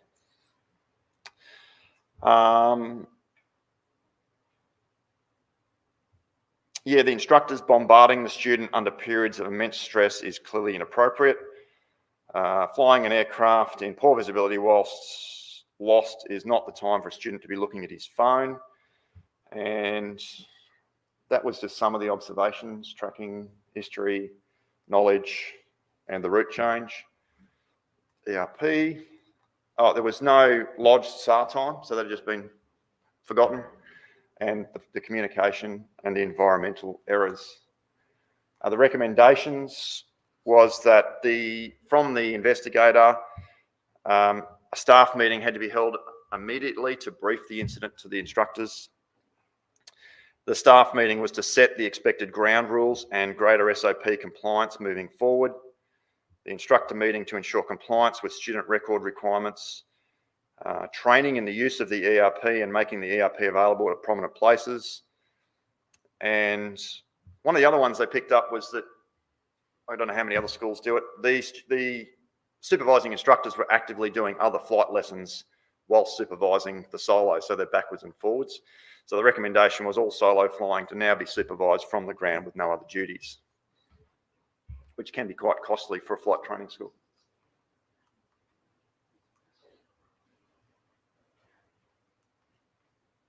I think,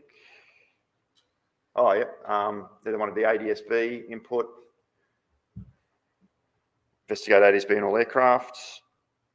Investigate no more solos in non-ADS-B aircraft. So that gets quite expensive unless the student is specifically briefed on lost and comms and transponder IDENT procedures.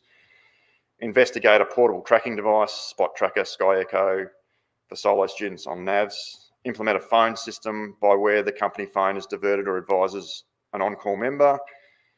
Ensure that all pre-solo pilots have adequate supervision during the NAV planning stage. So they basically left him there to do the flight plan and there was no one looking over his shoulder to make sure it was done correctly. And that's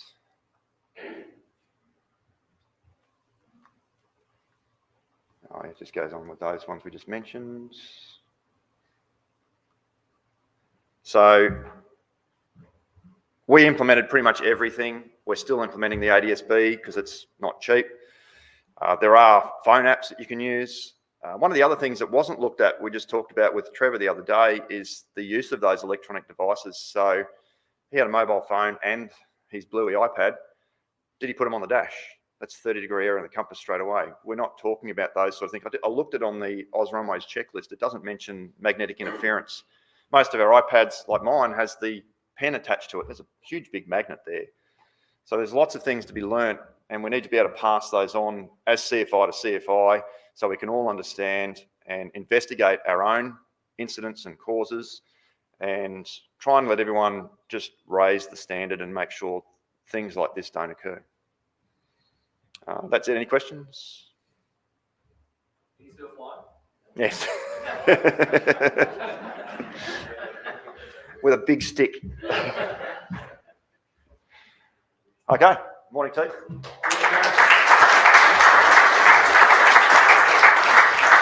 Thank you very much, Paul. And yeah, we asked Paul to come and speak just because we thought that this was a really fantastic example of one of our schools taking the initiative after they've had an incident to ensure that that was actually reviewed so that they could understand the learnings from that and implement and improve their school. Who in the room has had a student that's been lost at some stage? Yeah. And, you know, a lot of people could look at that and go, it happens, you know, nobody was hurt at the end of the day, let's move on. But the opportunity to learn from that and improve is, I think, really worth sharing. So thanks, Paul. Let's go to morning tea, and we'll have 15 minutes. And if everyone could be back at about 10:02, that'd be great.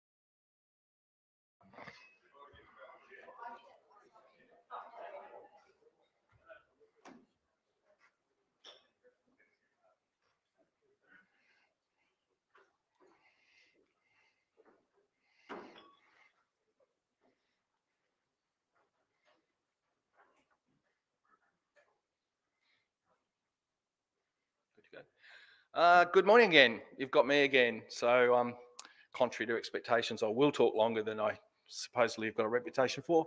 We've got a busy session we're going to cover, and it's on the syllabus of flight training.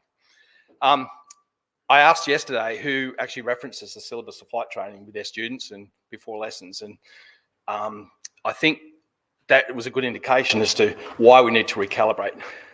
The syllabus is actually fundamentally the document that not only provides the standard, which we talked about yesterday, but it also provides the detail, and it also forms the basis of how we determine competency.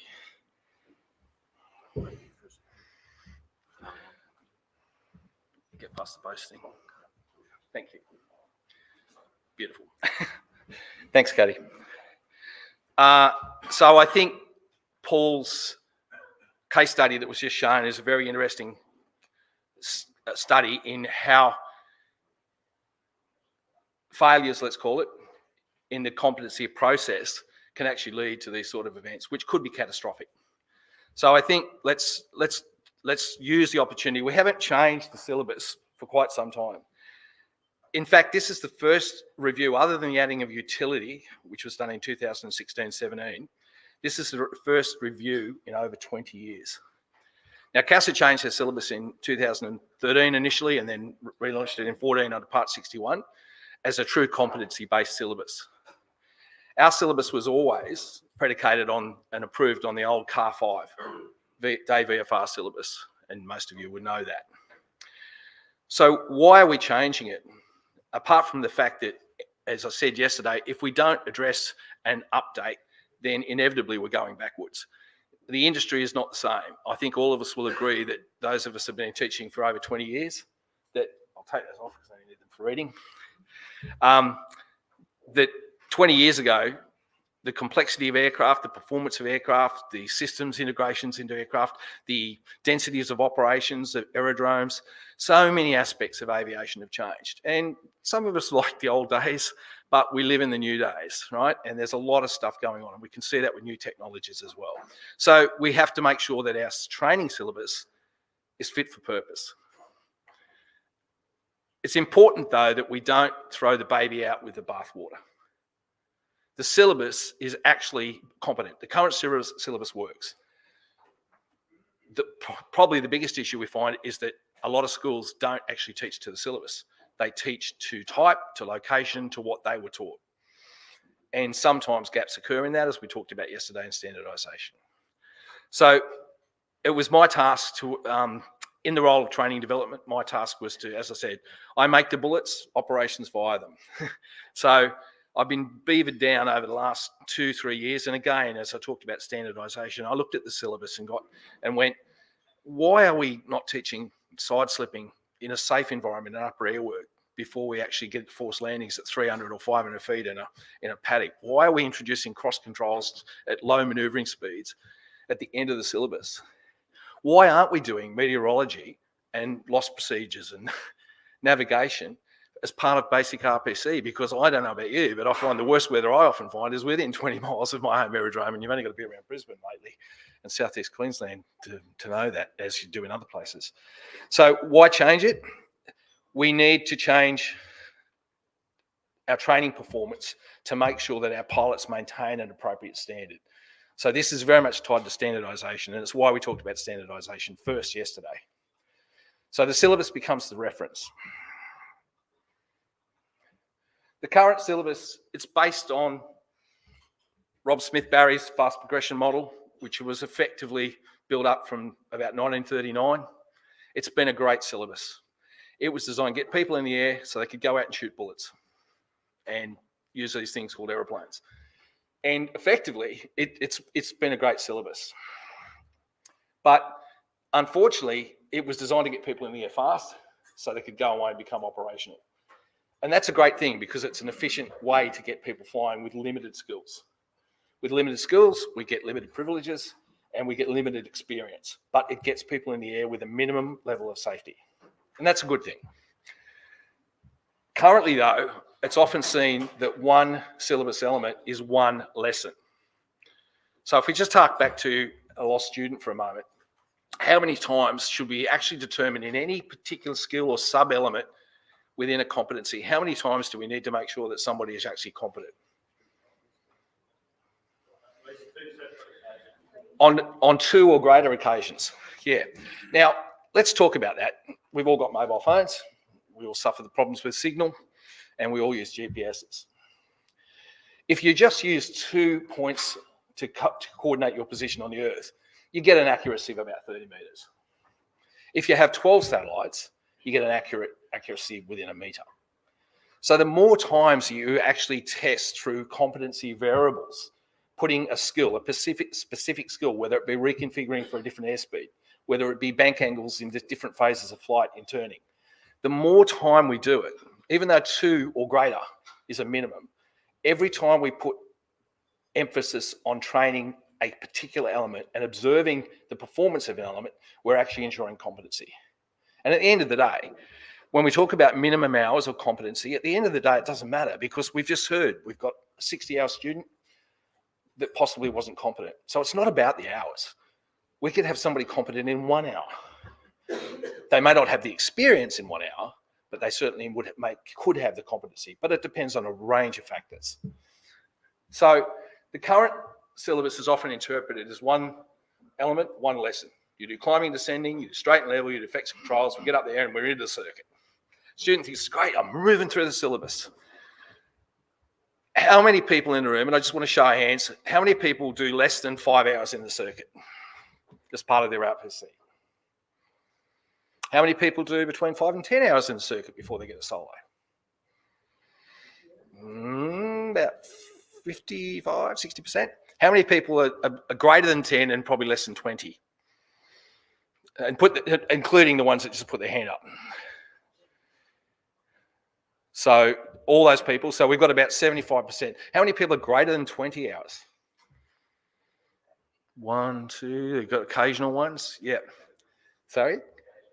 Yeah, so we start to see that tapering off. But one would argue that really we're actually trying to get pilots competent in the circuit.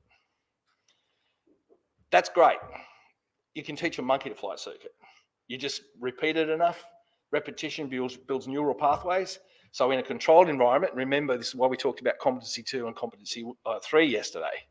In a controlled environment where there are no variables or as many mitigation of variables, I can get a monkey to fly a circuit. Well, maybe not quite.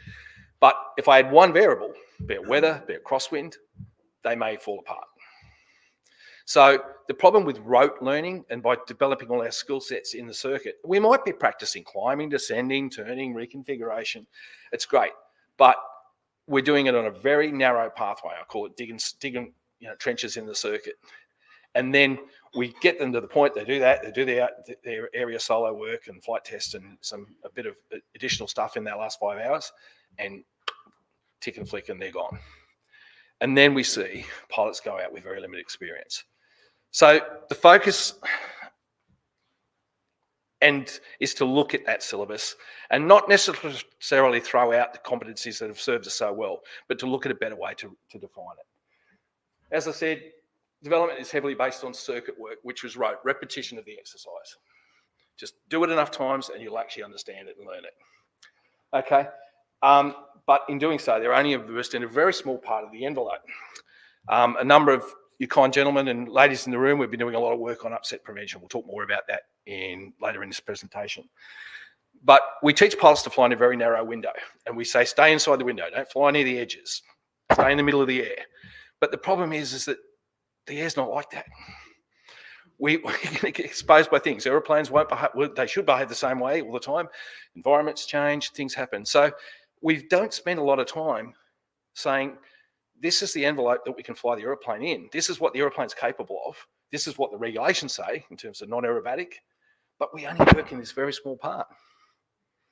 So we need to actually expand a pilot's competency so that not only they're competent in controlled environments, but they are actually competent in uncontrolled environments, because that's what the standard is. We talked about it yesterday. So this is where we currently are. And as I stress, it's not broken. But we are seeing increasing gaps in some cases because of the fast progression model. In that when pilots transition, we're seeing loss of control still represents as one of our highest. We saw the stats yesterday. And we often it's often to do with takeoff and landing. We see other areas, we see lost episodes and things like that. And so what we've got to do is say, okay, where are the areas that we've got gaps? And I just mentioned a few. You know, it's crazy that we haven't been teaching meteorology and we waited till NAV cross country. Pilots should know how to gain and need to, under Part 91, gain and interpret an official weather forecast. Now, I'm sure we all do it. I'm sure every one of you teaches your students how to get onto NABs and actually pull the weather and interpret it. And you go pull out the decode from the bomb site and you break it all down. But sometimes in our busy environments, we often leave that to the student. And they may or may not get the appropriate level of knowledge. So the syllabus changes are designed to actually address that. And effectively, this is the important part. Our syllabus gains its head of power through the Flight Operations Manual. Marty talked about that yesterday. So it is actually a document that's we're accountable for, and we do actually have to provide the syllabus of flight training under our Part 4 149 approval as a document. It's a control document that has to be approved. Okay, the good news is that our new syllabus, sorry, I'll just pull this out here. That's the syllabus on paper. Michael Linky would be turning in his grave. No, he's not dead. But if we were talking about, if he could see it, that's what I meant to say. Sorry, Michael. He would be horrified, and Maxine is horrified because we've been on campaign for years, and Maxine knows all about it to not print. And when Cody said to me, "Oh, we should have probably sent that out with the invites like we did with Flight Operations Manual, so Yukon folk would have had a chance to view it," I said, "You do realise it's 286 pages." So that's been essentially my life's work for the last preparatory for about 3 years and about the last 18 months, 2 years solid. So that's what it looks like on paper. And you all get preview copies of this syllabus, and we'll make sure that happens as part of the follow-up from here. I want to talk more about the syllabus, but I just wanted to, and I might as well pull the other one out. There will also be an explanatory document which talks about the key changes. So it's effectively a gap analysis that says this is what's been added, this is why it's different, this is how, and then we go into the explanation, this is what it means. And we're going to show some presentations up here shortly, which will give you sort of a visual context for what some of these things might look like. Okay, so I said 2 years, it's probably been closer to 4 years. Paul, Douglas, Ken Flower, where is he? Great gentleman, going to ask him for some input shortly. Jared, up the back there. Who else? Paul, Stephen, Andrew, my own team. I'm looking around the room here, and I'm going to forget people. There's a lot of people that have been involved in the development and the feedback of what's happening. And I'll talk about the syllabus process and how we go through it in terms of change management. So an exhaustive review was undertaken over 2 years with industry consultation. So we're not doing this in isolation because we realise that in this changing world, a lot of our pilots do go on and get RPLs because of the bridging. They will also use the RPC as the base level to go RPC, RPL, CPL. And of course, a lot of people don't stop at CPL. And a lot of them are actually planning to go on, and the airlines want them. I've just been hearing cases of people giving examiner approvals with multi-engine for 51 hours. So the airlines are screaming post-COVID because it was a reset point, because a lot of the guys that were in there and girls were in their 50s and 60s when it closed down. They didn't know. We didn't know how long COVID was going to shut us down for. So they said, you know what, been doing this 30, 40 years, got a good super thing. I think I'll hang up my flying boots. Now, they haven't hung up their flying boots. A lot of them have come over instructing. But the reality is that we've seen a huge cleansing and reset happen in the industry. And we even lost Jordan, one of our assistant head of flight operations. He got offered a great job over in the States. And he's over there flying jets and having a fantastic time. So even for us to keep qualified people, good people, it's a challenge. So that's an industry problem. So what we've got to do is make sure that we can keep feeding that industry. And REOs is an important part in feeding that industry. So as much as our roots are all about recreational flying and not having to play in the same sandpit, the reality is we're all in the same sandpit. And the industry is actually asking for it. And I'm doing a lot of work with Cobram and Qantas and other areas on our syllabus development, and particularly on upset prevention. And we're all talking the same language. And they're saying, we need you to look at standards and make sure that the primacies that are getting taught at the RPC level are setting pilots up for the right progression. So that's really important. So it's great to have a simple syllabus, and it's great to have a simple delivery process, and I'm proud of what we've got. But we need to be fit for, we need to manage change, and we need to make sure that we're fit for industry. And so that's where we're at. The good thing is that it actually doesn't take any more work. It just takes a different focus. And the other good thing is it doesn't take more hours.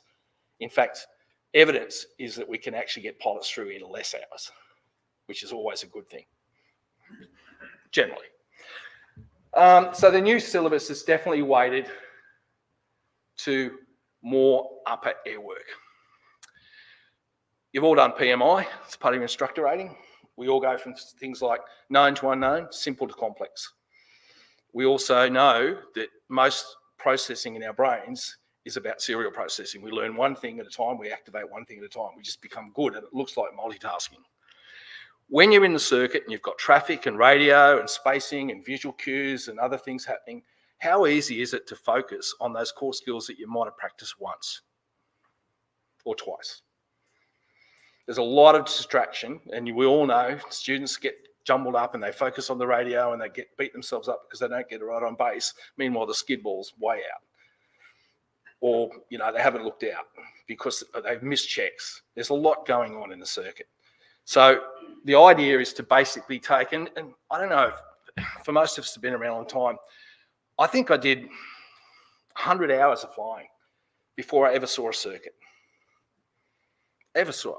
And my mate's dad used to give me the controls of the Comanche, and I'd fly for 4 hours straight and level. Totally illegal, CASA, I know. But I was a 15-year-old kid flying around in a Comanche, and even at night. And so by the time I actually got into a formalised training program, jumped into circuit, I'd already had 100 hours of knowing how to fly straight and level, how to reference, how to do this. Now, that's great. I wasn't paying for it. But right now, our pilots, it's like McDonald's. They come to us, they say, I want a burger with fries. How much is it going to cost me? How long is it going to take? It's a fast progression expectation. And the problem is, as great as we are, we want people to succeed and we try to get them through. And in doing so, we push into the circuit because that's what the next lesson says they should be up to. And we find ourselves then trying to fix the problems that we haven't really delved into in upper air work. So the syllabus covertly is actually moving towards more work in upper air work to get the primacies right so that we can spend less time in repetition to get it right. Now, that's not saying we can't do it. And don't think for one moment we're saying you'll only be able to have to do 3 sessions a circuit, because it's just not real, because there are so many additional complexities. But that's where it's weighted, more towards upper air work. And I'm going to talk about some specific examples of that, and you'll see that shortly. We've talked about human factors. It was introduced by us in 2008, and human factors is a standard part of it, called non-technical skills in the competency-based Part 61 syllabus. For us, we just call it human factors. It was a plug-in. Remember, we all had to do the exam, or you went and sat in a day and somebody talked about all the case studies of how people got. That's how it's actually written in our human factors course already. Our human factors syllabus. Attend a course and have case studies. It's great. Talking about real stories is a great way to learn. Bob Tate does it extremely well. And so do many of us. It's always the story you remember, not the lesson, but you get the lesson from the story. But the trouble with human factors is that it's not built from the start. And if it is, it's not in a structured way. So what we've done now is integrated human factors into the syllabus. So we used to just call it airmanship, just big IKO nebulous term. But you can actually break down human factors into 4 key operational areas: situational awareness, aeronautical decision-making, cockpit or crew resource management, and threat and error management. Those 4 pillars are effectively applied in every lesson. Now, for a new pilot doing a trial flight, it might be about the sterile cockpit. It might be about handover technique. It might be about visual referencing. It might be about attention span. It could be a whole bunch of things that come to, so we teach that in lesson 1. And we tell the student, this is part of human factors.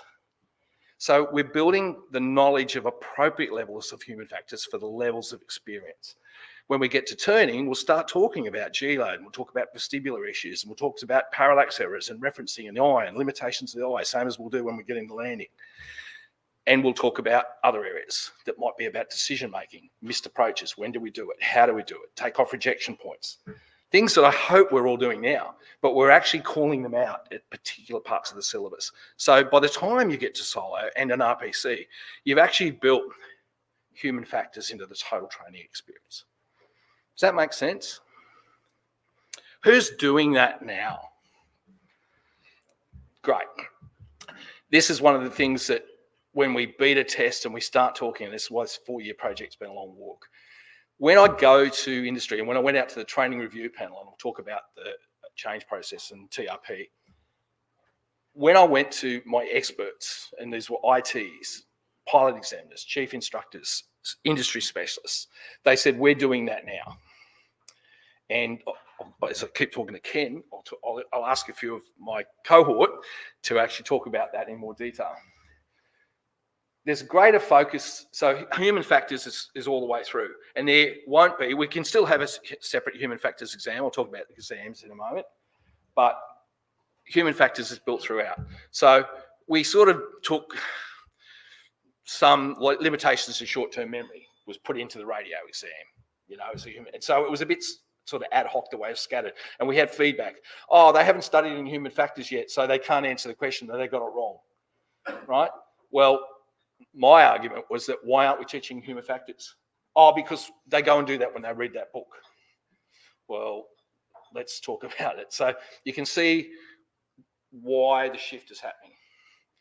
Because what do we know?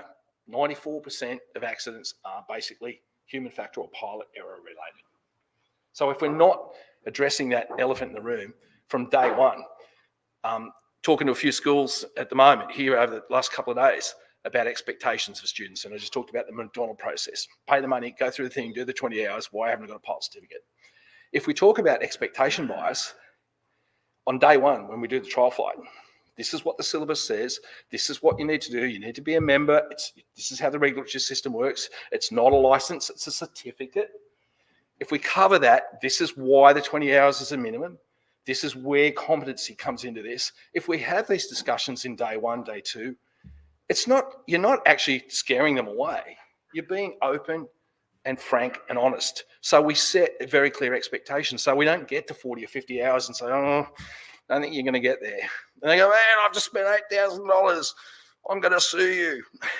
It's competency based. And if we have the discussions about competency early and what it looks like, we're going to end up with students that are more engaged. We'll actually start doing some of the work we want them to do as self-study. They'll actually understand better and they'll understand the relevance. I mean, I'd talk about short-term memory limitations as to why we have checklists. Hopefully we all do. So we tie an activity, an operational activity, to a human factor.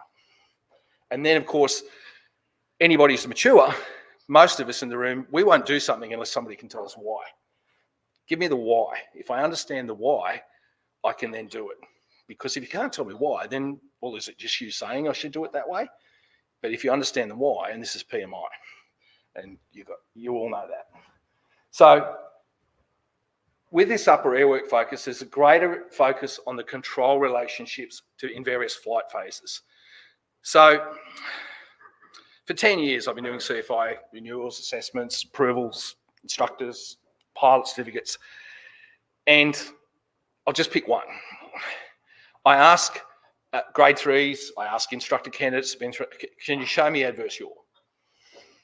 Can you show me a side slip? What's the primary control for input for a side slip, and what's the primary limitation of the amount of ability to control a side slip?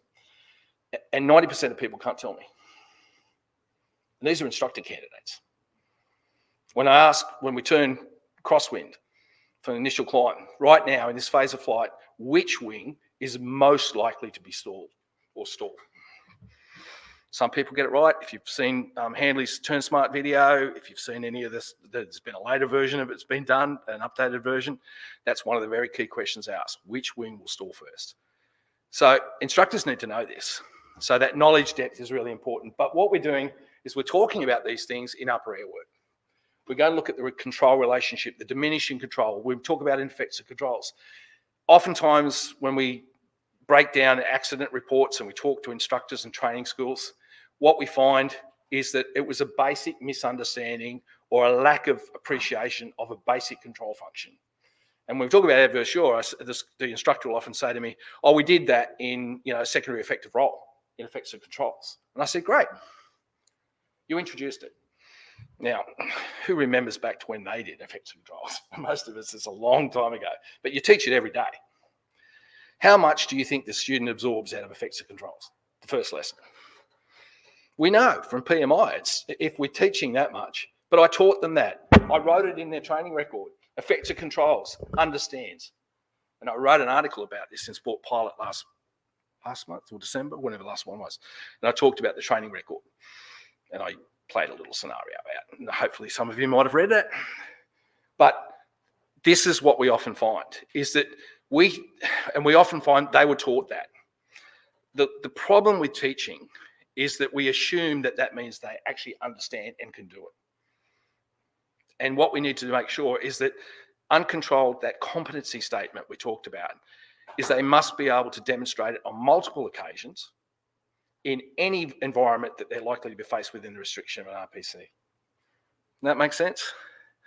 So this is now our uncontrolled pilot. Questions while we're moving through this, because I want to have some engagement on this before we get into the document itself.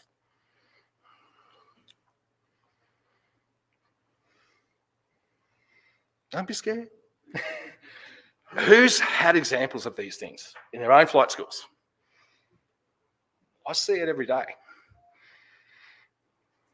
We all have seen it. Yes, Ken.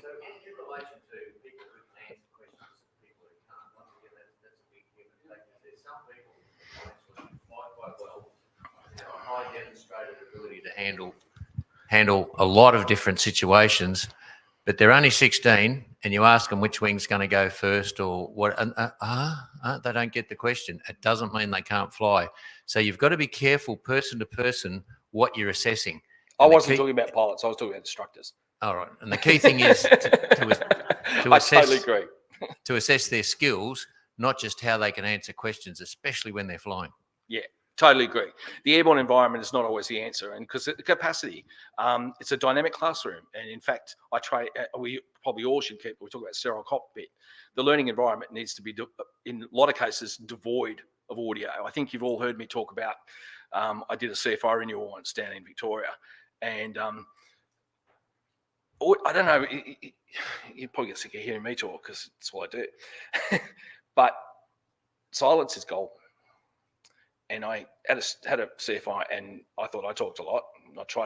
I'm really conscious of it when I'm in the cockpit, when I'm training. I'm a different person to what you see today. But my ears were hurting by the time we got to downwind because I said, pattern me through the circuit. And there was just so much. And I was like, and I got to downwind and I thought, man, any student would never get that. It was just way too much, Ken, just to take your point. So when we touched down, and as I said, okay, the next one, I want you to actually patter the circuit in 20 words or less. It's like one of those competitions. I think we were on late downwind, and the instructor said, I can't do it. I don't know. And so we talked about visual signals. And just by doing that, we're visual learners, most of us, and we'll talk about that in a minute. But the importance of tying the instruction and the knowledge is a very good point. I'm glad you raised it. But we digress a little bit. So, talked about competency and that triangulation of satellites. Competency variables, is everyone aware what a competency variable is? For a start. I mean, if you're in the 141 system, you'll know it. So basically it says this is a skill, and this is how they've demonstrated adherence and understanding of that skill in various phases of flight, right? So stalling, we talk about landing, we can talk about this, we can talk about a whole bunch of other things, slow flight. So what we've done is now built competency variables into a skill. So if you're going to have a skill, we've now got a way to automatically say that they're going to meet it on 2 or more occasions straight away. In fact, by the time they get there, that competency variable will be built that's relevant to that lesson. And the stalling is a good example. 1G, 1 knot per second, decelerated, straight and level stalls. How many people have actually stalled an aeroplane like that in real life? For testing. It doesn't happen. Most people don't stall that way. And yet that's the way we teach stalling in most cases. So a student will come out of a stalling lesson going, I would never do that. I would never have the nose that high. And yet they don't understand the relationship between flight path, flight attitude, and angle of attack. The stall triangle. So because essentially we often teach a stall only in one dimension. And it's not that dimension that's realistic. So we'll talk about scenario-based stalling in a moment. So competency variables have been built into every element where it's appropriate, and you'll see that in the syllabus. And better awareness of normal versus abnormal parts of the envelope, which I talked about before. Have I missed anything? No. Okay, so changing the syllabus, I'll probably cover this. We're going to spend more time in upper air work. The syllabus is going to call for you to actually do a number of lessons differently. And these are the 2 core ones in that second point there. Advanced turning and basic turning will be split up as 2 complete separate elements. And while we're not saying you can't do them together, the ops manual will actually call out that they are required to be done for these 2 specific elements, that are basic turning and advanced turning, and basic stalling and stall recognition and fully developed stall, advanced stalling are covered as 2 separate elements. Now, there's a number of schools that are already doing this right now. Show of hands. Yeah.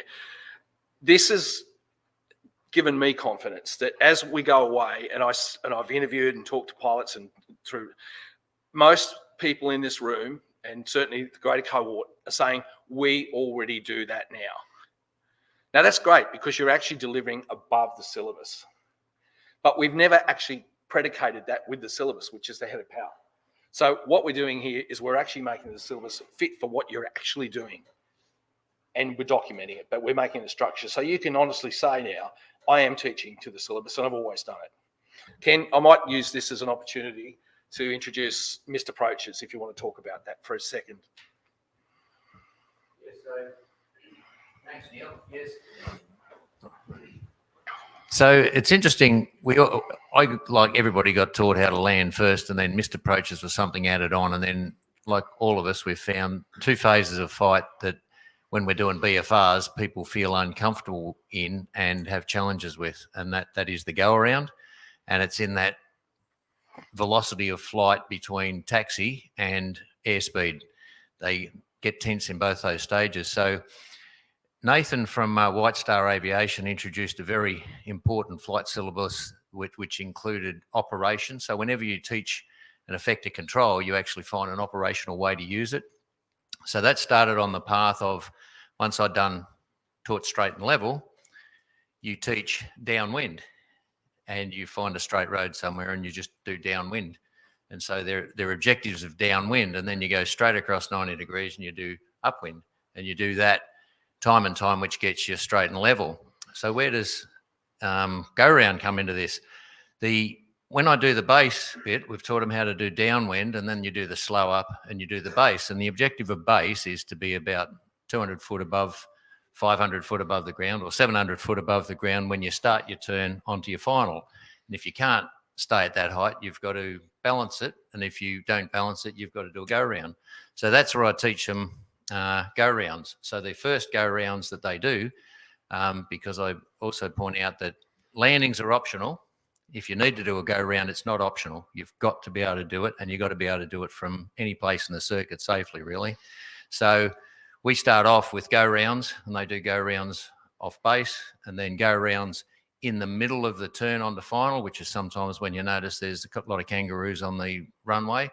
And then, so they've actually done 4 or 5 go rounds, and they're fully competent. They're more than 500 foot away from the ground before they do the go rounds at the end of flare. Once they can do go rounds in all those phases, then we teach them how to land. Great idea. Now, guess what? None of that's actually new, because we actually have go around from base, go around from a missed approach, go around from final. All that is actually already in the current syllabus 7. But just by changing the order of delivery, we change the primacy. Now, has anybody just read the final report for the 172 at Murwillumbah? If you read that report, guess what it talked about? Configuration errors in a go-round. And clearly, go-rounds will have an element of stress. Something didn't happen the way you're expecting it to. Had one only 4 days ago. Okay, stress of weather caused a go-round. So when there's that element of stress, you will always revert to primacy. So if your primacy, when you were taught, is that the go-round is the normal, but the landing is what happens, which we often say, I'm sure I've flown with half of you when you say, you know, our aim is not to land, and we go from there. So this is simply just about refocusing the weighting and where it occurs. And I want to stress that, because people will look at the new syllabus and, oh, I can't possibly teach that in 20 hours. Well, I asked the question, how many hours we're spending in circuit, and the average was about somewhere between 10 and maybe 12 hours. What I'm hoping, and what we've seen, and there's a number of flight schools that are represented in this room where they're actually breaking stalling up into 2 discrete lessons. One that's scenario based, that looks at the configuration, slowing the plane down, the typical thing we'll do on downwind or when we're getting into configuration for landing. And the other one looks at all the things that can go wrong, all the areas where we need to fix it, the wing drop stalls, all that stuff. So what we're doing is we're saying the stall can happen in relation to a scenario or a phase of flight, exactly what Ken just said, tying a practical competency to a phase of flight. So now, when somebody's flying downwind, they go, oh, I did this in my first stalling lesson. I know the things I have to be aware of: reduced control input, stall stick position. We'll talk about all those things. And these are all broken down to sub-elements, and we could spend hours talking about it today, but I've only got another 35 minutes at the most, or 20 minutes, I think, Katie. So I just want to play a couple of videos. Now, it introduces a couple of things: simulation, and we were got enough to use Mick's the sim in the office. And we actually just shot some of these to just maybe have a bit of a look. Now, they're not great. The simulator doesn't always show, and we've tried to make them a representation. So I'm going to just play the first video that looks at turning and advanced turning, and just gives you some ideas. So look, I wish they were much better, but Jen did a great job in putting together. And it's just sort of showed. And we actually did this late yesterday afternoon, where I just had an instructor demonstrate pattern me out turning. And we covered a whole bunch of things that the instructor said, oh, yeah. So simulation, this sort of ties our little discussion yesterday about simulation as well. So I'm hopefully going to get this right.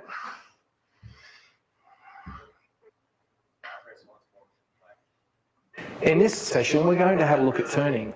We're going to have a look at basic turning and advanced turning as the new elements broken up in the new syllabus of flight training.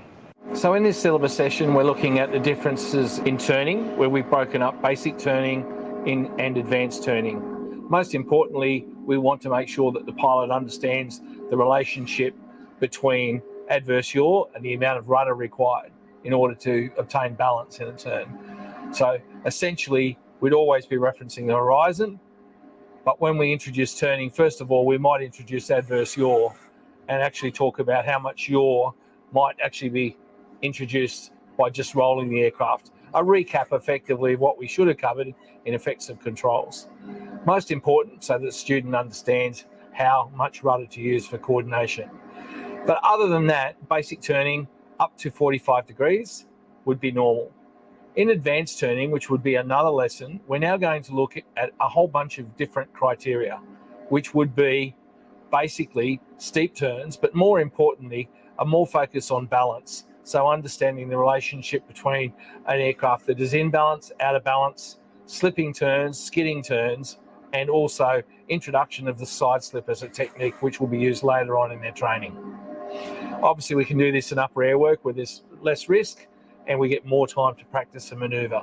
So typically, let's have a look at slipping and skidding turns. We'd obviously have a situation where we establish a bank angle in a turn, normal procedures following a lookout, and point out how, looking even at the horizon, we can see that we're not rotating at a commensurate rate around the horizon, thereby we are slipping. and you can see by there the ball is out of balance. Then we can move to a skidding turn and show that not only do we get the further effect, but we'll see the nose pitching down. And clearly this is into an unusual area. Obviously in this turning lesson, we can show this is now entering into an upset phase. So we'd simply reduce the power, roll the wings level to recover the aircraft. So this is the introduction of the UA element into even every single lesson. So, and we'll often get an opportunity in turning for spiral dive recovery, or potentially other areas of upset conditions. So once we've had a look at the slip and skidding turn configurations in our advanced turning lesson, we can now have a look at how we can use the slipping turn and basically establishing the aircraft in turning flight and demonstrate a slipping turn, a forward slip in terms of a fixed reference point. And we can point out the secondary reference, but we really want to be able to show the student and have them develop the skill between cross controls. Likewise, we want to actually show them the dangers of the skidding turn and focus on what that looks like again from that skidding turn before, where we see an over rotation and we see a pitching moment, secondary and further effect of rudder.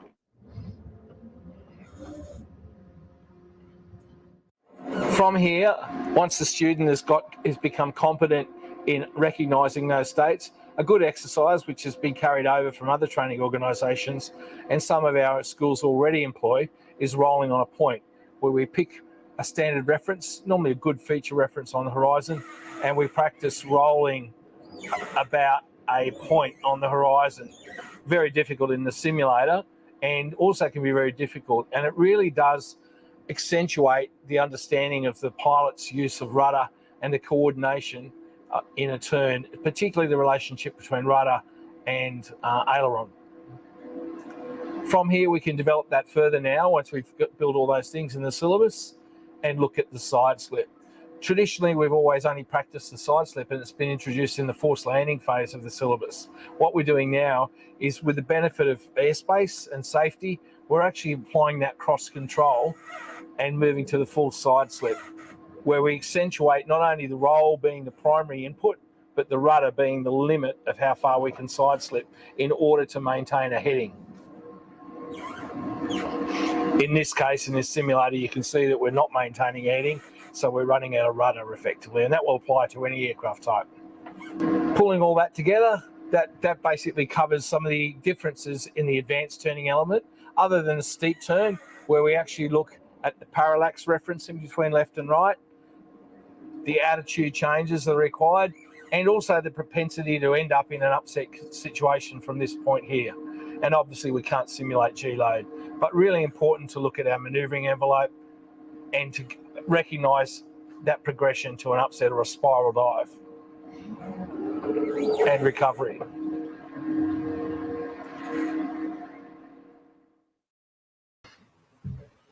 I said it was basic, but I can't get in the cockpit, and we've done this. Numerous instructors in the room, we've actually done this. Paul Strike and I have spent a lot of time in this area, and the focus on balance. Now, one would say, well, hang on, why are we teaching pilots to fly out of balance? We're not.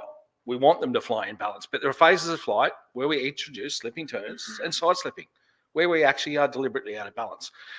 Out of balance flying shouldn't be seen, like stalling, as a danger. It should be seen as something to understand in terms of whether or not what the propensity to stall is, which way the aircraft will stall, what's going to happen in a climbing turn, all the things we talked about before. So we're exposing the student to this so they get a deeper understanding in the practical application of how to tie rudder and aileron to arrive at coordination. And when we don't want coordination and we choose to, how we do it. And we haven't really done that to any great degree. Rolling on a point is just a little exercise. GFA do it all the time. It's a standard exercise with the Gliding Federation. It's one of their syllabus elements. How many people do rolling on a point? It's not easy to do. I often get at the end of a flight test, or when I'm doing turning with an instructor assessment, I said, have you ever done rolling on a point? And they go, no. And they try, and it's quite difficult. But it really teaches that muscle memory, that relationship between stick and rudder, as Wolfgang said, all those years ago. It's a really good exercise. And Jared, you might want to talk about this just for a moment. We're going to limit you to 2 minutes. Sorry, mate.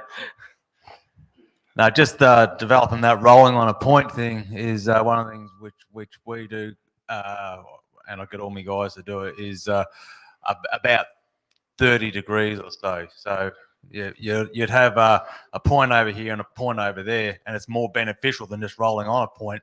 Is you'll start rolling here, you roll in, get to there, roll back out again, and go back to there and roll back out, and that's more beneficial than just rolling on a point. Okay, so that's one development of that. The other thing about you're talking about the balance. We traditionally have taught turning wrong, and we've proved this. I've taken Neil flying and made him fall over several times and showed him how he fell over. And I'm sick of seeing people crashing the same way all the time. So we've got misuse of ailerons. I get very nervous when I talk. Misuse of ailerons is the biggest cause of accidents. So one of the statements I have to my students, I've been saying it quite a bit to people while we're here, is this thing here is the trick stick. This thing here. If you're not doing tricks, just don't bother using it. For a lot of the time, you see people flopping that stick around all over the place. We should be using our rudder a lot more. So we've done a whole heap of turning, and other schools are adopting it. We've taken it to CASA standards, and they've got a really silly answer to why they're not going to change it. But if we say lead with the pedal, follow with the ailerons, when we get the bank angle we're after, ailerons in the middle, and if there's an over-rolling tendency, then put in a bit of top pedal, and that's balance. Ailerons in neutral. Not ailerons out here when you're going that way. That'll kill you. And we're proving it over and over again that people are doing it. So there's a whole heap of things that, like in your little demo there on your model, people don't talk about the gyroscopic precession of the propeller in turning. So we're going to prove that. So effects to controls with all my guys is you do your standard effects to controls and all that sort of stuff, but then we do the further where you push the pedal, left pedal, nose goes down, right pedal, nose goes up. So hardly anybody's doing that, and I go and show it to people all the time. So a lot of the stuff where we say we're turning to the left, and you're going to descend because of the seating position, turn to the right, you climb because of the seating position. A lot of it's bullshit. It's you put a bit of pedal and it's going to go down to the left. Put a bit of. I've got 2 minutes. Okay. You've already used your 2 minutes. All right. Okay.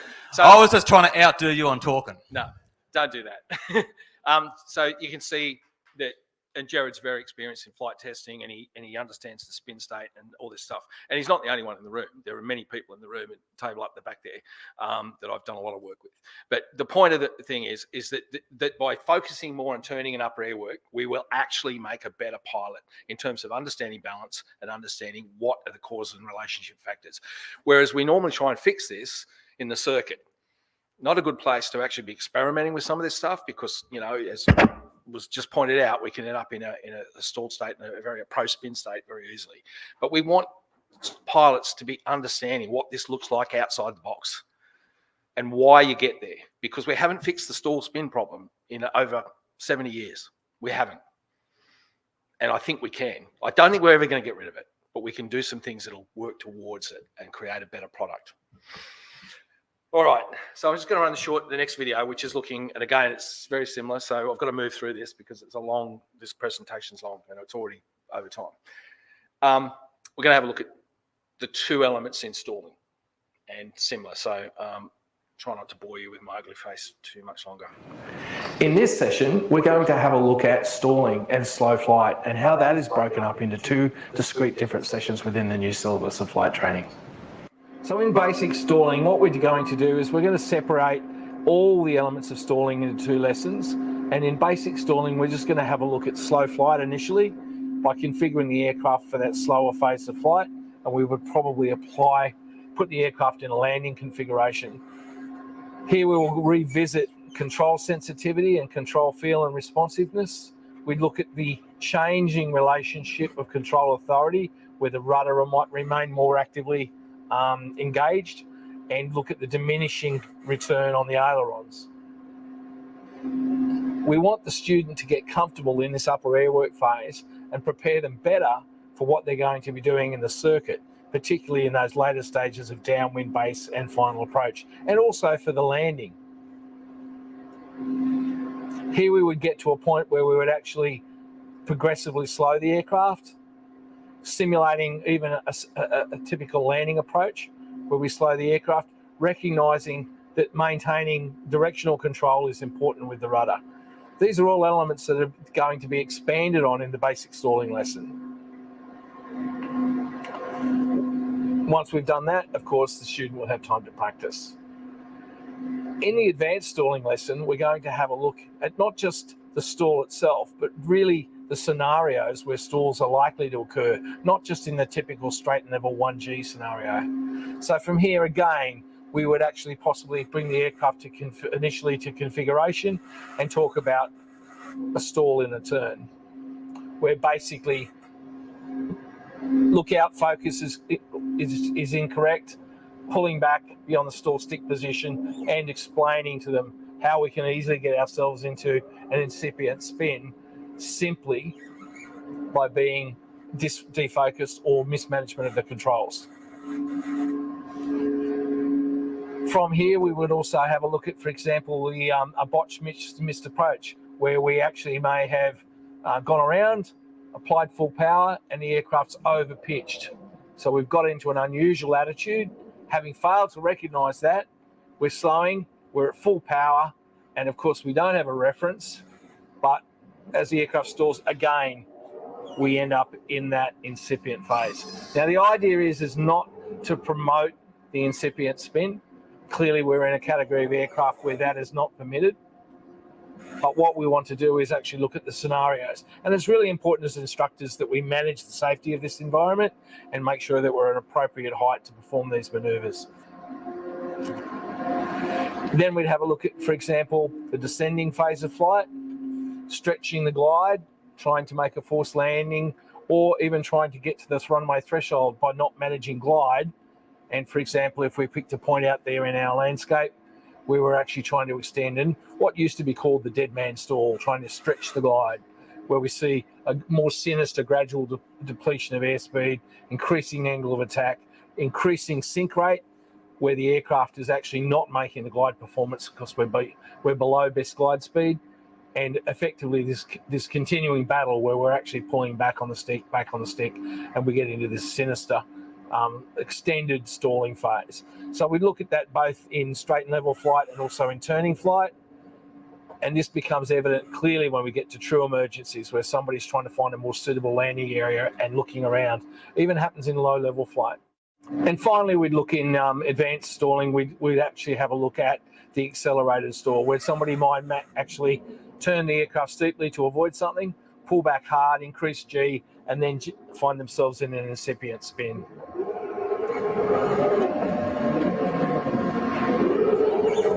So what we're achieving here, hoping to achieve with the new syllabus, is to break these down into 2 discrete lessons so that more time can be spent actually understanding and feeling the way the aircraft responds and getting those precursor conditions embedded so that when the pilot is introduced to the circuit, these things are far more understood than just 2 or 3 or 4 demonstrations of a stall from a very sanitized and somewhat unrealistic version of the stall in real life. Okay. Thanks for tolerating I'm no actor. I'm not, but it was the best we could do to try and even just visually, and I'm trying to apply my own mantra here, visually explain what that looks like. Who would do that and does this right now? Great. Again, nearly half the room. So when we talk about change management, you've got to take your people with you. You are our highest approval holders. So it's absolutely important. And you'll have variations. Jared and Colin, Damien, Paul will all, and I know these gentlemen, flown with them all, they'll all have extensions on that. But for those of you that may be not comfortable, I would, as instructors and senior approval holders, and it is aircraft specific, so you do have to be wary of this. We're not encouraging pro spin activities. I want to be very clear about that. When we get to the upset prevention syllabus, I want to talk a little bit more about that. How are we going for time, Cody? Yep. Okay. So the expanded theoretical knowledge is we're actually going to have different milestone points for the exam. So tied to the actual syllabus competencies, the actual practical competencies, obviously the knowledge competencies. Traditionally, we've had BAK, air legislation broken up into subject matters. What we're going to do, we're changing the focus to have milestone exams. For the same reason human factors is introduced from the start. A pilot needs to build the level of knowledge that relates to all those areas, whether it be MET, air legislation. I mean, the first air legislation is you must be a member of RAOS in terms of and all the other rules, right? So we talk about that at TIFF. We talked about that before. So there'll be a pre-solo exam, a pre-area solo exam,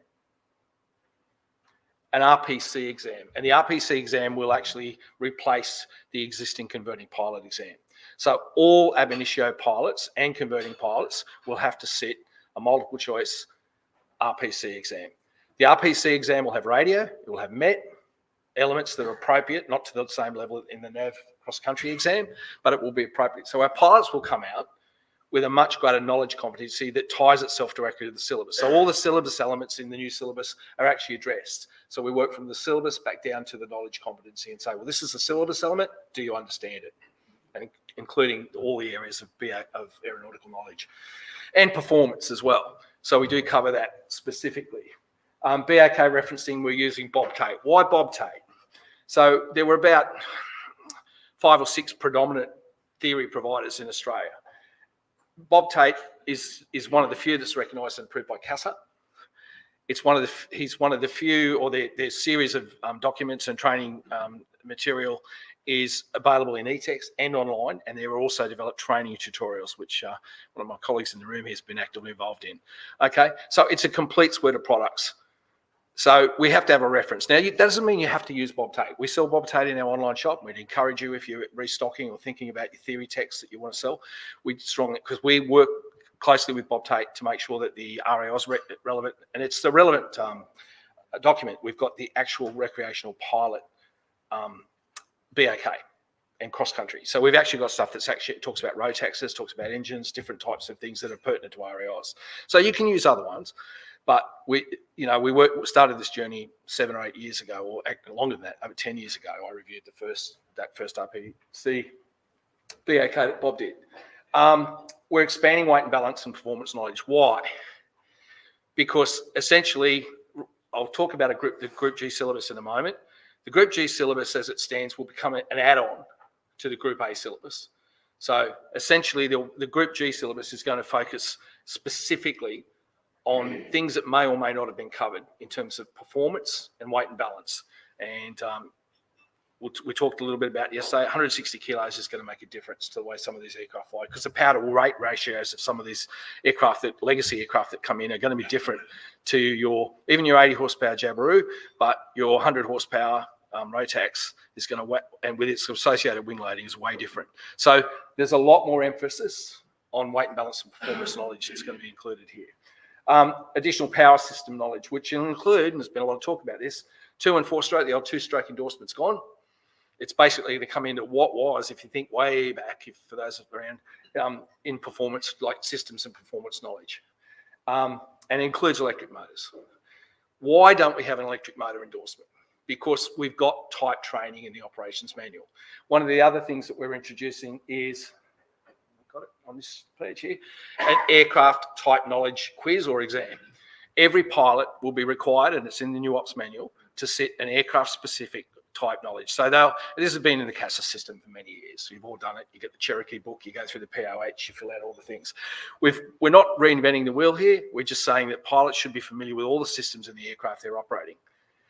If we've had pilots that don't know how to switch radio frequencies, or they upset the squelch, and then they're task fixated on the light bulb and not flying the plane.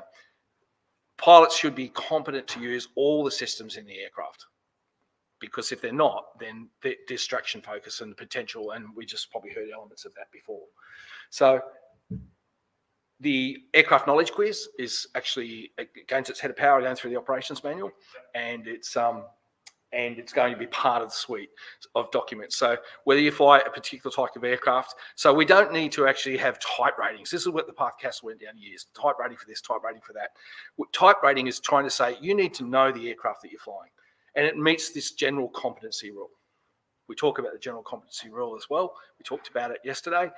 You must be competent to operate the aircraft with all its systems, whether it's reflex flaps, cowl flaps, carburetor heat, fuel injection. We talked about fuel injection versus carb yesterday.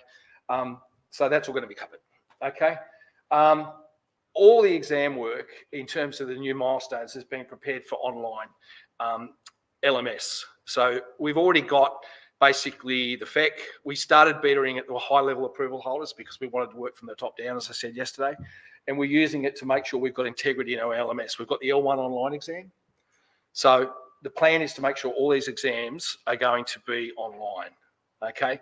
Now we've got to work through the issues of paper versus online, who can't, and all those things. So that we're not quite there yet, but we're well and truly. And trust me, when we get out of here this next Monday, there's a lot of focus, and that's where my main focus is at the moment. Is this is done? We just got to get the exam suite completed. New legislation elements, including MET, because it's now a requirement for every pilot, regardless of what distance they fly, to obtain an official weather forecast before a flight. So there's requirements for that, and there'll be training requirements that match that into the syllabus. Radio syllabus items, additional radio procedures knowledge, so CTAF knowledge particularly. We see a lot of issues about CTAF, what's a mandatory call, what's recommended, and radio competencies included. A new avionics session and systems and equipment section in the syllabus, which I'll get to quickly, it actually covers all this. So every pilot will know how to tune and test their radio. Every pilot will know if it's got fitted with a transponder, how to actually squawk a code or turn it on or go from standby to on and so on, to the various settings, so that we can actually, they'll understand how SSR equipment work. If it's fitted to the aircraft, you need to know, because our friend, if they knew how to use a transponder, could have actually transmitted a code. Didn't need ADSB, but at least could have got it out. So this is now included in the RPC syllabus. Who thinks it's going to make a lot more work? Who's doing it now? Yeah. Okay. So currently, this was a crazy thing when I dived into this. There are currently in the current syllabus 11 skill elements in the 3-axis syllabus. There were 21 elements in the weight shift syllabus. One would argue that the weight shift syllabus, in effect, is probably a simpler set of standards because it's 2-axis, not 3-axis for a start. So that's now changed. We've now got 16 elements, which is that. So we've obviously gained a stalling element and a turning element. So we've got 16 elements from 13. But essentially, that doesn't say that you can't complete 2 elements, but there are specifics like the stalling and turning, which are going to call out as 2 separate flights. So at least we make sure that that's covered on a minimum of the 2 occasions. Okay. Some people say, yeah, but if I showed them 5 minutes ago, and they've showed their composite on the same flight, where's the range of variables then? How have we actually ascertained, if we've shown somebody a 1G stall, that they actually know what it means? So on more than one occasion. I taught them stalling. Did they actually understand it? So that's why we've broken it up. I was going to stop the video, but I couldn't find the pause button. Upset recognition and prevention built in from basic lessons. And I'll just cover the basic one. When we do effects controls, first thing we do is pitch, right? When we pitch the aircraft, we talk about how it all works, pitch, and we hold. And then we get student practice, identify horizon, and all that stuff. How many people show them what it looks like when it's not right? Yeah, so outside the 11%. This is what VY looks like. This is what VX. This is what straight and level looks like. This is controlled by the elevator. When you pull it back there and it's doing that, then obviously reverse control. So we'll talk about stall stick position later. But we can introduce unusual attitudes from lesson 1. And as we start to do that, so when we get to climbing and standing and then circuits, when somebody applies full power in their elevator trim stall and the nose is pitching up beyond VX, they go, that's not right. They know where to reference because they can't see the horizon. They know that when the nose pitches up that I can't see your propeller precession. Jared mentioned it before. So we're actually fixing and introducing these things at the very start. And same with climbing and ascending, same with straight and level. Every element we can introduce an upset, an awareness of an upset state. So we're building a bigger box for the pilot from day one. But we're doing it progressively. And it doesn't take any more time. In the 5 minutes that we spend demonstrating an element or one of the axes, we just add that. It's easy to do. Climbing and ascending is separated with expanded competencies. Descent profiles are in the current syllabus. But when I actually ask people and to demonstrate, and particularly instructors, can you demonstrate how you know we're going to make that point? They go, I just eyeball it. Does a student know how to eyeball it? You've got experience. Glider pilots can eyeball a circuit. We fly safe at glide angle distance. But to understand and break down the actual things, how do I identify it? I use a reference here, a near reference and a far reference, and I look for relative change. If we haven't explained that, and we can do it in a simulator as well, then how does a student, we might just, we just practice it until you get your eye in. How do you measure that competency? Okay, so climbing and ascending separated with expanded competencies. And we look at the various phases of flight we apply. Circuit and circuit emergencies are incorporated into circuits. So circuit emergencies, where it used to be engine failure after takeoff, engine failure in circuit, was a separate item. We're actually saying, look, this could happen on any circuit. So we're going to build it as a competency variable. Obviously, when we introduce circuit, we won't. But as part of the circuit, the competency variables, we're going to have circuit emergencies. And that will actually build, hey, an expectation, hey, this could happen at any time in any circuit. Approach and landing receive additional defined elements. Now, big dive into this, and I'm not going to go into it, but when I ask instructors how they teach landing, we just say, we teach them to come down, fly down, look at the end of the runway, and then try not to land. Some people say we relate it to the stalling lesson and that diminishing control, stick coming back, stall stick position, keeping it straight with rudder, and we talk about the elements. But when actually, so where do you look? How do you look? How do you see the change? When do you know how to flare? How high do you flare? When I ask those questions, it's a nebulous art. And we just practice it until we get it right, and we get some bounces and balloons and all that stuff in there. We can actually teach that with actual flare competencies. So they're in the new syllabus as well. I won't go into any more about that. Greater focus on balanced flight in all configurations, but we've talked about before, balance and unbalanced flight, and an introduction of basic and MET and NAV, because you can get lost in the training area. Who's had a student get lost or uncertain of their position in the training area? Really easy, right? Okay, so these things, and also not just when I talk about NAV, we need pilots to be aware of danger areas, what a VFR waypoint looks like, what a controlled airspace boundaries. We've got all these things within our training area in most cases, so we need to teach that. So some of these things were probably getting done, hopefully, but they were never called out in the syllabus. Okay, so guess what? We've never had an instructor syllabus. We've had the pilot syllabus of flight training, which said instructor standard 1 for just the pilot things. Is that what an instructor actually has to do? No. So, Cody, I might try. How do I bring up the syllabus? Oh, okay. Sorry. So we've actually, while Cody's doing that, I've actually developed an instructor syllabus. An instructor syllabus that says how we teach. What are the skills an instructor needs? Not what's got to be taught, because that's just the syllabus. But how do we teach it? What are the other things? What about fatigue management? What about training records? Do we teach instructors when who's the ITs in the room? Most of you, a lot of you are ITs. Do we teach all the other elements? Do we talk about fatigue with instructors? Do we talk about commercial pressures and other human factors that relate to operating in a professional school environment? No, we go out, we pattern them, we teach them all the lessons, we go and do that, and then we get them ready with 20 hours and hopefully give them to an examiner and say, there you go, they're ready. Well, instructor training is way more than that. So I just go forward. Oh, okay. And just scroll through, Katie. The mouse, yeah, use the scroll over that.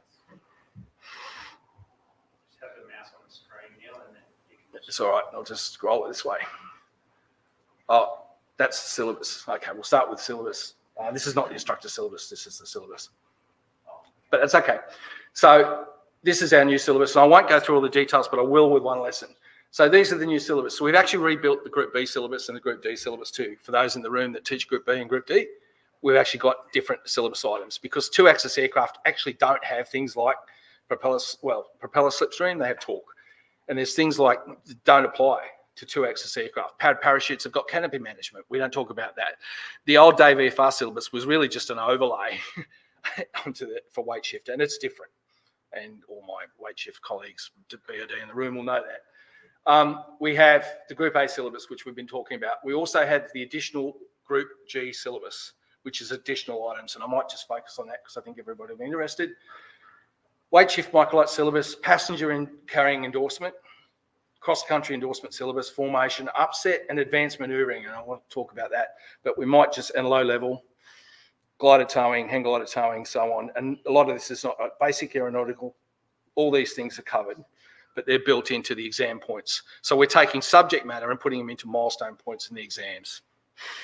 Where do I need to get to? We talked about competency code yesterday, so I don't need to go through that again. But basically, a pilot will be either not competent to a solo standard, controlled environments, without it, and uncontrolled environments. I've harped on enough about that. Flight tolerances. So previously, the flight tolerances were only in the flight instructor reference manual. That didn't have a head of power. Hopefully, everyone's been using it. It's been in the BFR guide, but now it's in the syllabus. So the tolerances actually gain a head of power through the syllabus. So, and those tolerances, all we did was change this one. All the PEs in 2016 said we should make it 60 metres because if you can't land an RALS aircraft in a distance that's half what it says in the POH or whatever, it's a maximum landing distance, then you probably shouldn't be flying, even for a pilot. But what we've done is gone back to 120A CASA alignment and also with the view towards lightweight aeroplanes, because a lightweight aeroplane. So that's a little easier. And the other thing we've did, who can measure 5 degrees angle of bank in VFR flight? If you can, you're doing better than me. So we've just gone to 10 degrees. So we've just softened 2 of those requirements a little, or brought one back. We've added definitions for what words actually mean. Okay. And I'm not going to go through these. So there's definitions. And like even CASA feedback was we actually have to talk about what manage means. So, because sometimes what you think manage is and what, so we've actually got those definitions in there. What I want to do is that's what the new syllabus looks like. And you'll note, and I actually had to remove note, so you'll see the asterisks. Right now, in the new syllabus, you'll need to be teaching right up to element 13, which includes the one I just talked about, avionics, communication systems and procedures. So that's what you're going to be doing. Now, essentially, that's still only, even if you said 1 hour per lesson, but all of this is going to be built into all these lessons, effectively, even if you did call that 1 hour per lesson, that's still only 12 hours. And based on what we said, there's still lots of capacity for circuits in there, okay? And of course, we've got after circuits as well. So I'm going to run out of time, and I'm well and truly going to run out of time, but I'll just basically go and show you one element. Sorry, I've got 8 minutes. Okay.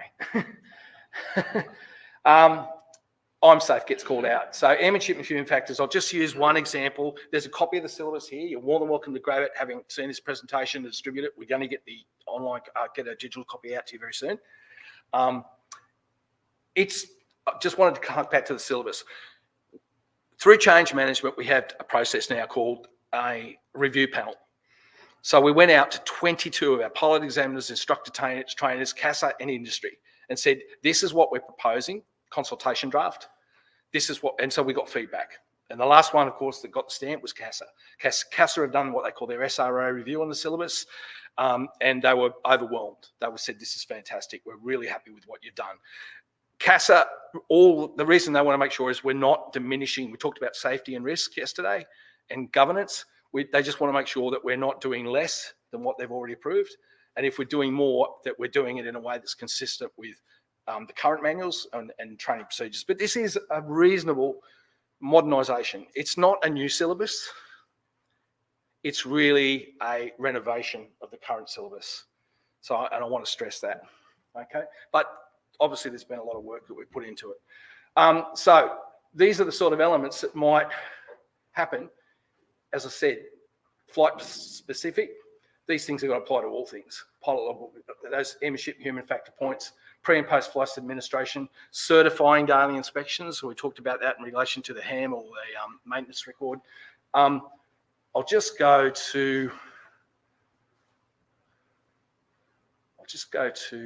advanced turning because we've just covered that.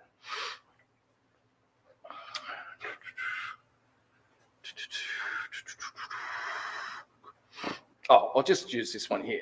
Airmanship, so here we are, airmanship human factors, visual limitations during the climb, effective lookout prior to the climb, engine parameters, things that we're already covering. These are now called out, the specific activities that you can assess and determine and train, okay? Climb aircraft, perform climb entry, maintain required climb performance, return to required profile after an upset. So you can see how I've introduced an upset. So I did this to Linda yesterday on the sim. Demonstrate management of the effective flat. In other words, I had somebody trying to throw flap away on me the other day and we were climbing at 50 feet a minute. Now we've got to get rid of flat. So don't touch that flat. Manage change in flap configuration during climb, just talking about that. Operate the aircraft in normal cruise, operate the aircraft at best rate of climb, operate the aircraft at best angle of climb. So you can see climbing, it's not just about PAT or LPAT and LAPT. This is about all the phases of what we actually have to prove they're competent. The acronyms, the process that you use still applies, but these are the regimes that you're going to have to demonstrate. Now, we're doing it now? Sorry. The two columns, so is that right? Usually 3 and 2, 2 and 1, 3 and 2. Yeah, it's solo. They're going to be at solo. They'll be competent to the solo standard. Yeah. So yeah, and we'll have further discussions about the training record system. But at the end of the day, a pilot must be competent to a standard for solo. So you could put in S. We could get rid of those columns and just have a single box and have S or C in there. Solo or competent or not competent. All right. So each one of these elements will be, okay, they can do 90% of the climbing, but they're lookout suffering or they're not leveling off correctly within flight tolerances. So we might say requires further practice or training. And so when we put in not competent, someone looks at it. But we won't go down that path. We sort of talked about it yesterday, but we need to get a bit more work on that. Competency variables. Identify normal and abnormal profiles. Apply the correct inputs. We just talked about that. Manage trim systems. Manage secondary and further effects. None of these things are actually being called out. Now, I know we're doing it, but this is actually the things that you're going to have to make sure that the pilot can do. And this is just one phase. So for every training element, we've got similar things. And I can't go through all this, but I encourage you, once you get the syllabus, have a look at it and you'll see.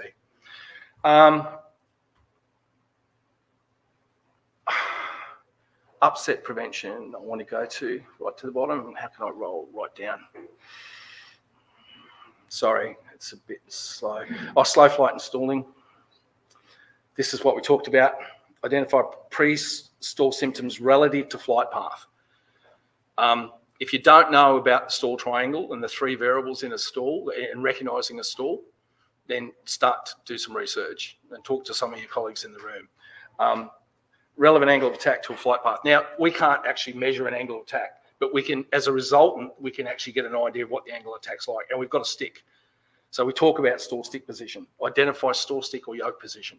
If we've used the elevator control, and this goes right back to 1958, Wolfgang, the angle of attack is controlled by the elevator.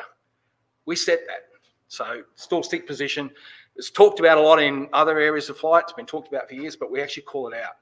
So understanding that. So if we're in these phases of flight, so this is all in stall. So there's a lot more competencies. Manage a stall from descending flight. These are the competency variables. Stall during configuration changes. Mawulambar, classic case, go round, right? Manage over pitching reactions, PIOs, stall induced in a landing configuration. So elevator trim stalls. Manage stall resulting from mismanaged power changes. Okay, so you may or may not have been doing all these things. I hope that a lot of you already are when we do stalling, but we're actually calling it out. Then we move to the takeoff. So we would expect, you can introduce takeoff in lesson 1. Mick and I had this discussion way back in, when we were looking at the consultation. I'm not saying don't introduce takeoff until you've done stalling, but if you haven't shown somebody what a normal climb attitude looks like and they overpitch, So if you do it in effects and controls and show them what VY looks like in climbing and descending, or even in effects and controls in terms of elevator, you can be confident they get onto the takeoff. But if they don't know what the attitude looks like and they can't see the horizon because the nose is pitched above it, how do you know that they actually understand? Now you can intervene, but you haven't created the base knowledge. So we'll just think about that. My 8 minutes is gone. Human factors, again, advanced turning, up to 60 degrees, of course. Recognised unbalanced flight. Conduct recovery from an unbalanced flight. Recognise skidding turns. Conduct slipping turns. Notice how I just didn't say conduct skidding turns, but I think it's important in upper air work that we actually show somebody as per I put on that video. But the key is we don't want to actually put pro-spin inputs in deliberately, but we should be able to show a skid. And your student's going to show you anyway, in most cases, right? They're going to show you, and you're going to have to, no. Okay, slipping turns, we talked about that in the video. I don't want to spend too much, but it's all there broken down. So I've just tried, the videos tried to do that. I want to get to UPRT quickly. So element 1.07 replaces the Advanced Pilot Award. And I don't know how quickly, if I had the other bar here, I could get to the bottom of it, but it's a fair way down.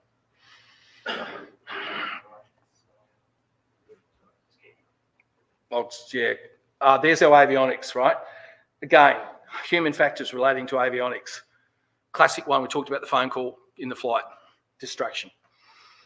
In avionics, looking inside the cockpit is a killer. It's killed lots of pilots. Okay, so we talk about those relevant to systems in the aircraft. Okay, radio requirements and regulation, explain radio. So there's your knowledge, and operate radio. Explain, confirm, serviceability, interpret radio frequencies, procedures, use the radio, talk about the other, and also talk about, explain AIP, so we actually get back into AIP, hallelujah, and interpret relevant information. So this is some of your MET planning and your weather planning and your aerodromes, which runway can't I use, what circuit direction. We introduce that stuff. Now, I know you're doing it, but this actually calls it out as a competency. Okay, and demonstrate clear communication. Somebody talked about communication yesterday. What do I do with a student that I can't understand or doesn't understand? And we talked about the AELP. Explain radio failure procedures, explain emergency phraseology. So all those radio competencies that used to be in the radio endorsement, they're actually now built into the basic syllabus. Okay. Forced landings, won't go into that, except now we've got side slip in there and we know what to do with slipping turn and a side slip. We can actually use a height loss maneuver safely because we've already learned how to do it.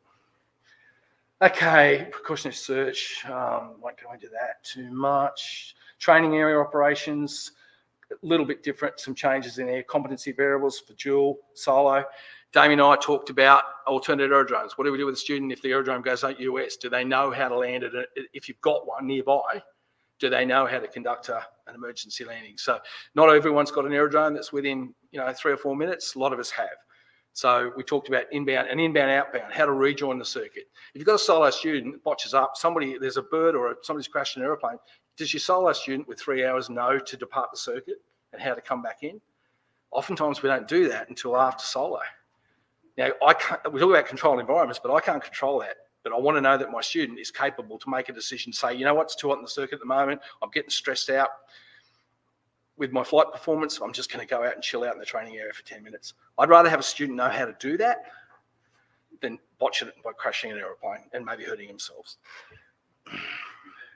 Very departure quadrants and arrival quadrants. That's just about getting students. You often see a student can do a perfect join from one area of the circuit, but they completely get lost when you go somewhere else.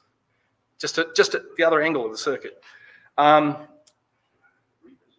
That used to be just basically emergencies, manage it unexpected, and we've now expanded this more into these elements that are sort of built. Sorry, I keep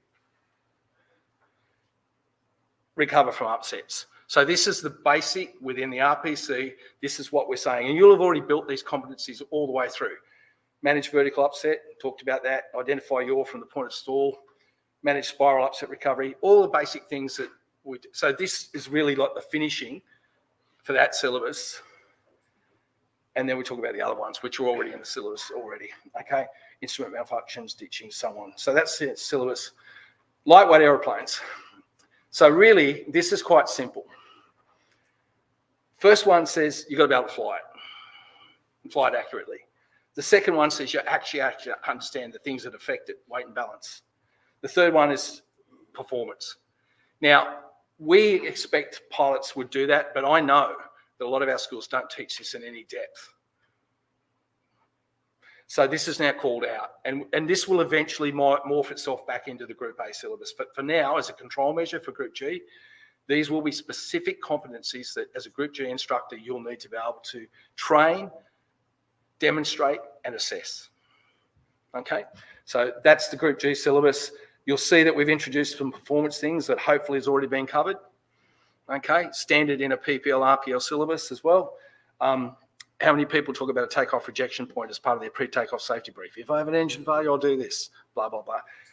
We've got to know when to pull the throttle and get on the brakes. All right, I know we do in our school, and I'm sure you all do. I'm done. I won't go through weight shift. We just haven't got time. I just want to go to quickly, because I've really run out of time, and I apologise. There you go, Mick, you were right. I just want to go to, the instructor syllabus is a different. Can I leave it? Can I just ask you to come and see me, and I'll run through the instructor syllabus, because we are way over time. It's 12:20. But we actually have a fully built instructor syllabus, and I'm happy to talk to you. We've just run out of time. I'm really disappointed that Neil didn't go through the entire 282 pages in fine detail and then the instructor syllabus.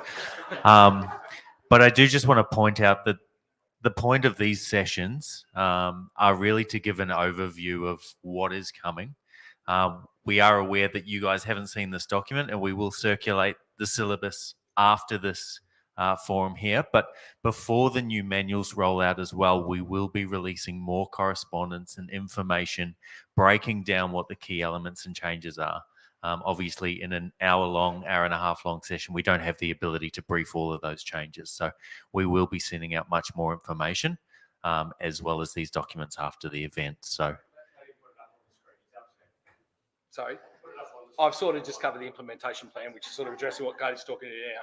So I didn't get to that, but we have an implementation plan that's based around it.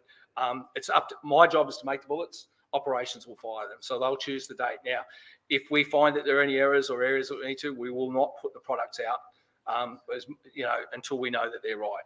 Now, we're 99.99% sure they're right, but what do they say? Measure twice, cut once. So we're not going to introduce significant changes until all those things have been done. But we have got dates in mind at this point in time.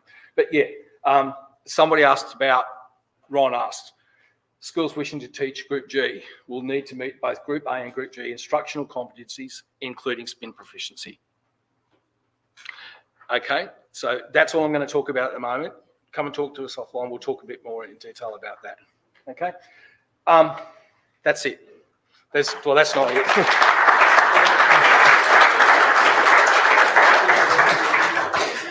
Thank you very much, Neil. And we will now go to lunch. And if everyone could be back for a 1 p.m. kickoff for the next sessions. Thank you.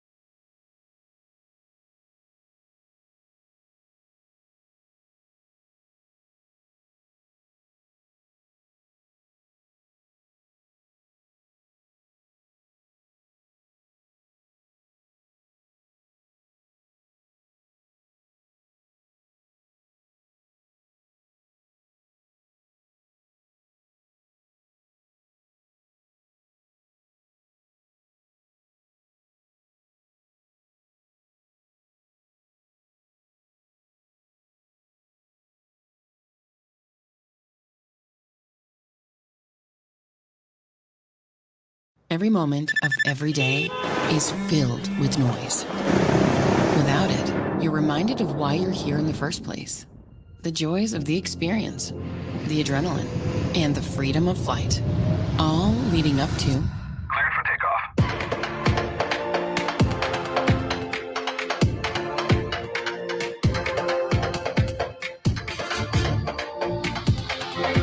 that's the Bose A30.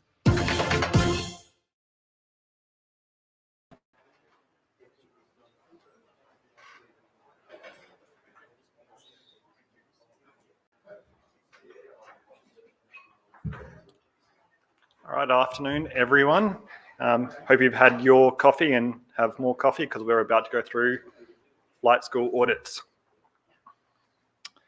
So we have 4 different types of audits that we generally carry out with RAOs. First one is your desktop. So what will happen is one of us from RAOs, myself or one of the team, will reach out and request a few documents. We'll either set up a SharePoint folder for you to just scan and then drag and drop into the folder, or you can send it through via email or snail mail. What we have been doing a lot more of is actually trying to get out to the schools conducting on-site audits.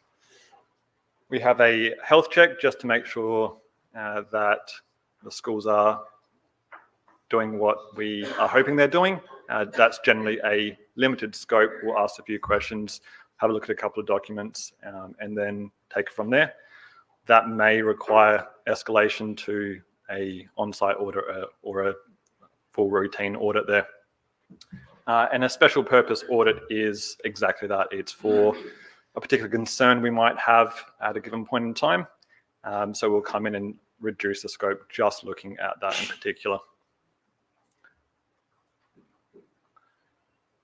How do we select our audits? So it is risk-based. We look at a few different factors: the size, complexity of your school. The last time we conduct an audit, whether it's on-site or a desktop.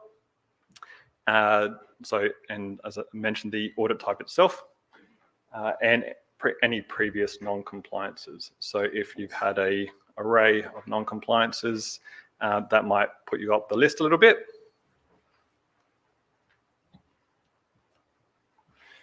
But it's not just a scattergun approach of who we're actually going to visit or approach to do an audit. We put in the information, it comes up with a list, and that is our list of schools that we're auditing for that period of time. How often do we audit? So we are aiming to have an audit every 2 to 3 years of some sort, whether it's a desktop or an on-site. As I said, we are trying to get out to see you more to actually be able to answer some of the questions that you may have that you might not have called the team about, but look at it holistically in terms of what we're hoping to have the schools and the CFIs complete, and how we're actually expecting the CFIs to train, which then will flow into your seniors and your junior instructors. So a list of, well, the basis of what we're looking for in terms of our audits. So really it's your 3.01, which is in your ops manual. So your compliance, or what is required to be an FTS. I am 99% sure 3.01 is going to remain 3.01 in the new ops manual, which I think is, yes it is, which just makes life a little bit easier for us because it's less references to remember. Student training records and record keeping. CFI knowledge and processes. So that is one, yes, PJ, thumbs up. So we're looking at systems really. So systems to make sure that non-compliances, the chance of a non-compliance occurring is reduced. We know there's a human factor involved. So it's not that you're never going to make a mistake, but is there a system that's going to reduce that likelihood. Class D, if you work in that space, the compliance requirements working under the instrument there. Airworthiness, we have a look at the aircraft logbooks. We have a look at the aircraft itself, make sure it's compliant with the COs or in the sandpit that we work under. So what I mean by that is, are we bolting things onto aircraft because we think there's a case for it, but it's not, there's no paperwork that complies with it. So if you have made changes and modifications, do you have the necessary paperwork? So any changes from the manufacturer, you'd need a letter of approval there. SMS, so making sure that at this point in time that you've got one, and moving forward into the next ops manual that flow on, that it is going to be fit for purpose. So no, what I don't really want to see is the reference to RPT ops in your 400-meter grass strip. That's not ideal. It's a bit of an indication in terms of where schools are at with their SMS when it's has that as a risk, and ABC Flight School in the footer. Just a heads up there. Common findings. So the syllabus of flight training and training records, what we're expecting in the syllabus itself is that we have reference to the competency standards, that we are seeing that the reference is that you're assessing your students to the required standard before milestones. So we actually call out milestones in the new syllabus, in the new ops manual. So you're sending your students solo once you've assessed that they're at the solo standard, and then moving forward into the RPC itself that you've assessed them at what we're comfortable with at the moment as a 2, but it would be to the solo standard and then the RPC standard. If you are using the GSP, if you're using that progressive sheet that tallies up the numbers and you're putting your students down as a not competent or at this point in time 4 or 5, and then you go to the comments and you say, lesson to standard, they were great. I've seen it many times where there's a disconnect between that progressive sheet and the comment itself. If you do identify something that isn't what you want, make sure that yourself and your instructors that you're supervising ensure that the deficiency is carried through, and then once it's no longer an issue, that you close that loop there.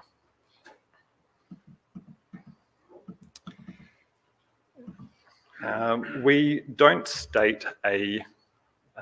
mandate a time frame for completing training records, unlike in the CASA world where you have a time frame that you're required to meet to complete your training record.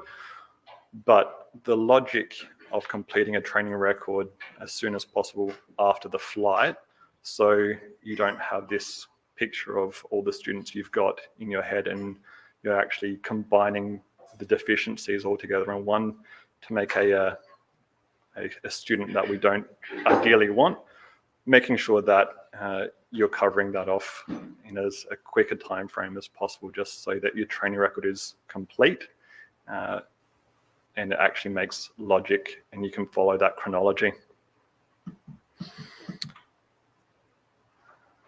CA 100.5, your instrument calibrations, your transponders. Yes, we are trying to aim for an audit every couple of years, but the audit shouldn't be the reminder to contact your local B2 LAMI to get your transponders calibrated. There should be a system in place to make sure that you are tracking these dates. Airworthiness, and in particular safety service bulletins is not something that we can let go. If we do see a service bulletin that hasn't been completed, we'd have no other choice but to ground the aircraft at that point in time. But once you give us the relevant documentation to make sure that it's done, loose leaf entry, photos of the logbook, whatever it may be, Jared will make sure that the registration is reinstated to make sure that you're flying and you're compliant. And the transition from your temp membership. So what system do you have in place to make sure that at the 3 hours, your student has transitioned from that temp membership to the relevant either junior member or flying member? Now, depending on where you are, you might be able to get those first 3 flights. If you are some of our busier aerodromes, a Class D or a Class C, you might be able to get 2 of those flights, and then you might not be able to complete your 3rd flight before you've ticked over that 3 hours there. SMS, so as I mentioned before, what we're looking for in terms of a manual is that it's fit for purpose. So the size of your and complexity of your school should effectively dictate how big a document it is. It doesn't need to be onerous. The intention is for the manual itself to be a living, breathing document and not something that you have to do a deep dive into the cupboard for as I rock up in an audit and then you open it and there's dust everywhere. Its intention is that you know a process if there's an aircraft late, there's a student that you can't contact, what is the standard process to make sure that you can carry out your duties as a CFI or a higher approval holder to the best of your abilities? Because I have heard, anecdotally, people under pressure will react in very odd and wonderful ways. Aircraft that are late, you're new, you've got an aircraft, let's all go look for this plane. People under the pump don't necessarily think logically. So having a manual and a standardized process is going to help in that case. Key dates, whether it's for yourself as an individual and the staff that you look after, so your membership, your operational, or your ratings, S&P checks for your staff and your medicals, as well as aircraft registration, so your equipment. So your aircraft registration, your calibrations, and anything that you may have that have expiry dates. So your PLBs, a question that I often ask in an audit is, when does your PLB, when's the battery expire? Sometimes I get a blank look, and most of the time it's, I don't know. And people go out and grab it, and hopefully it's not expired, but sometimes it is. So it doesn't have to be a necessarily sophisticated system. A whiteboard, tracking dates on a whiteboard is great. It's easy enough, everyone can see it. As the size and complexity of your school dictates, you might look at a more sophisticated program. If you're working on an online platform, you can have gates that prevent aircraft from being dispatched, prevent instructors from dispatching flights if they don't meet these particular dates there.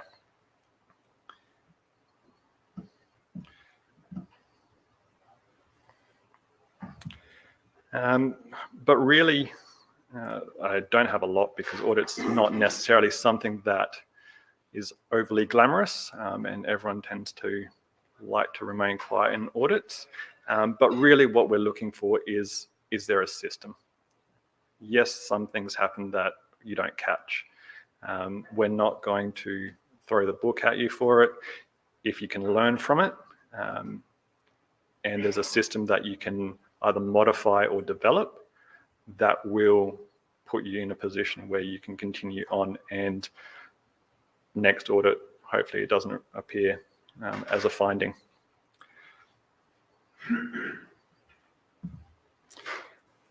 How can I prepare for my audit? So we make it relatively easy for you because we send you the checklist on what we're actually going to use to guide the audit itself.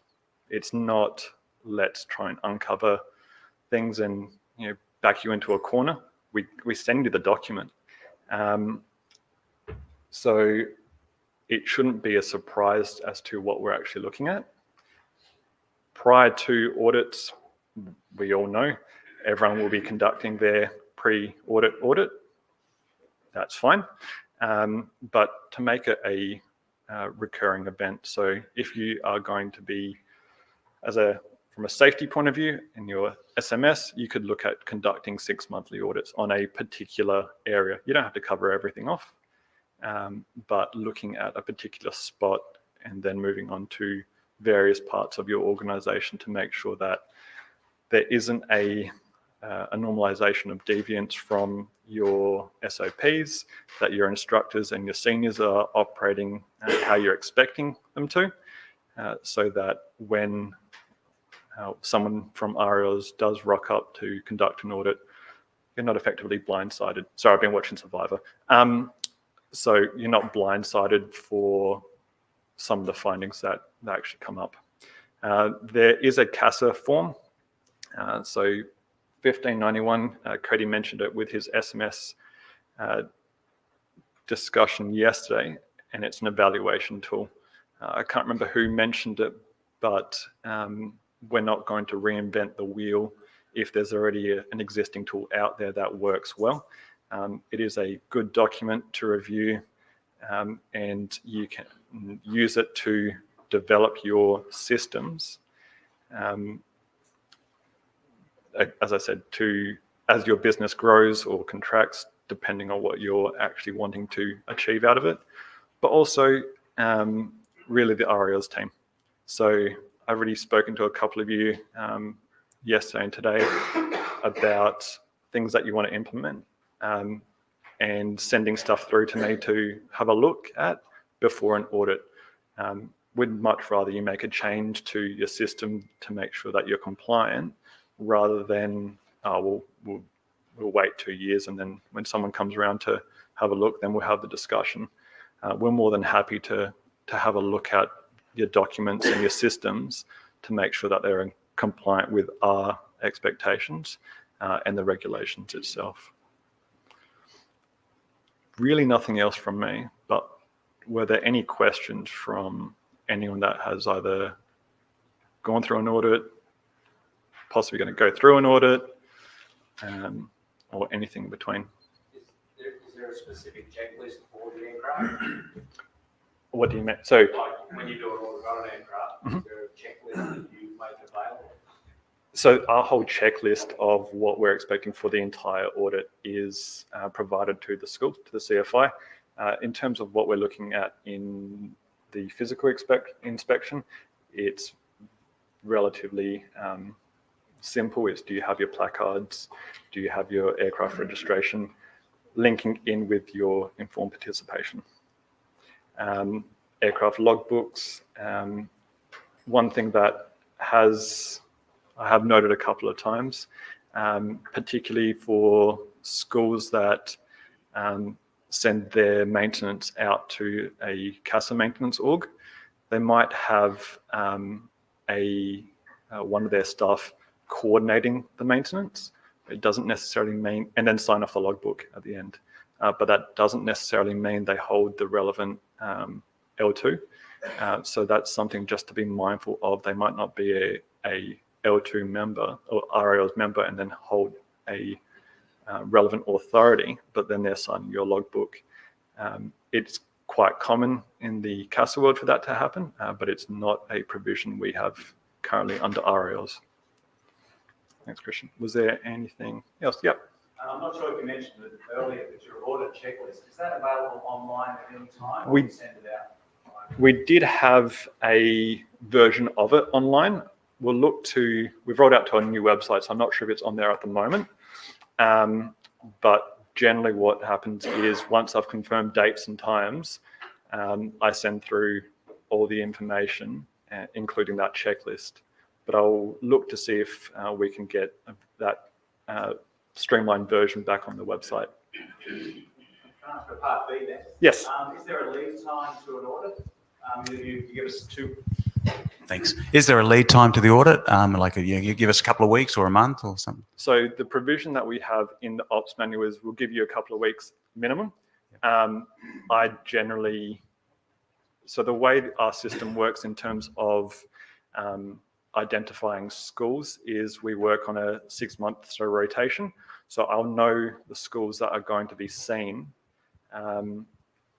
from April to September and then October through to March. So it's really then about making sure we've got the relevant personnel in the relevant state at the time. Generally what schools have been getting in terms of a time frame are 5 to 6 weeks. But any changes to that I make sure that the schools are given enough time to make sure that they can organise their operations and clear their day. The audit itself tends to be about half a day, 4 to 5 hours. If we start talking planes, maybe a little bit more. But half a day it tends to be our audit and signed off, and then you can send the REO's staff member on their merry way.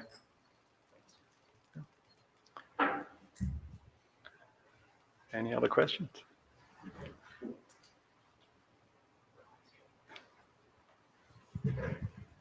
Ken? Oh, wait for Peter. Yeah, what's happening in relation to the cost of audits? I see that RAO's put a levy on for audits, but I see that decision's been reversed now. So what's the status now? In terms of moving forward, I can't say. I know that's been reversed, but it's generally, in terms of audits, it's generally 1, maybe 2 staff member at a push. So we are trying to keep the cost down as much as possible. But in terms of that, do we have an answer? At this stage, we actually haven't currently talked about it. We removed it because of the financial situation of the, we noticed that schools were struggling, students weren't turning up, so we wanted to help you out. We are looking at implementing it back in, but at this stage, I haven't put it in the budget.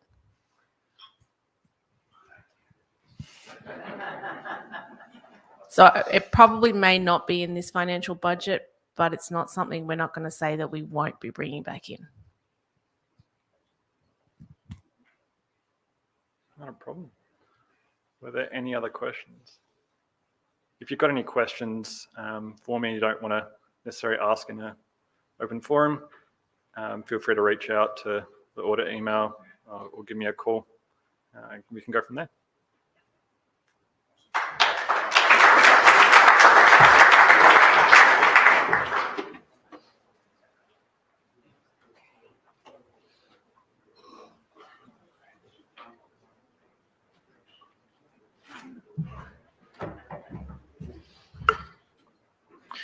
Alrighty, thank you very much, Chris. Just out of interest, who in the last couple of years has seen either Chris or one of our staff come around to an audit? Wonderful, yeah. So you probably will have noticed that over the last couple of years, we have really ramped up in that audit space, and Chris has been a major driver of that. We brought him in that dedicated audit role because we identified that the ops team were just not getting the resources to get out there. And it also creates some independence from the ops team who are dealing with you guys every day and then authorize you and then come back and check that work. So it's really great to see Chris going around and getting out there. It's obviously giving us information that we can feed back in terms of what we're seeing and hopefully improving the standards around the field as well. Another raise of hands, who had a positive audit experience when that audit was completed? Yeah, that's awesome. Although I obviously set quotas for Chris as to the number of schools he's expected to shut down each quarter or he doesn't get paid. But, that only is for 1 quarter of the year. So you're right if you're in the rest of it.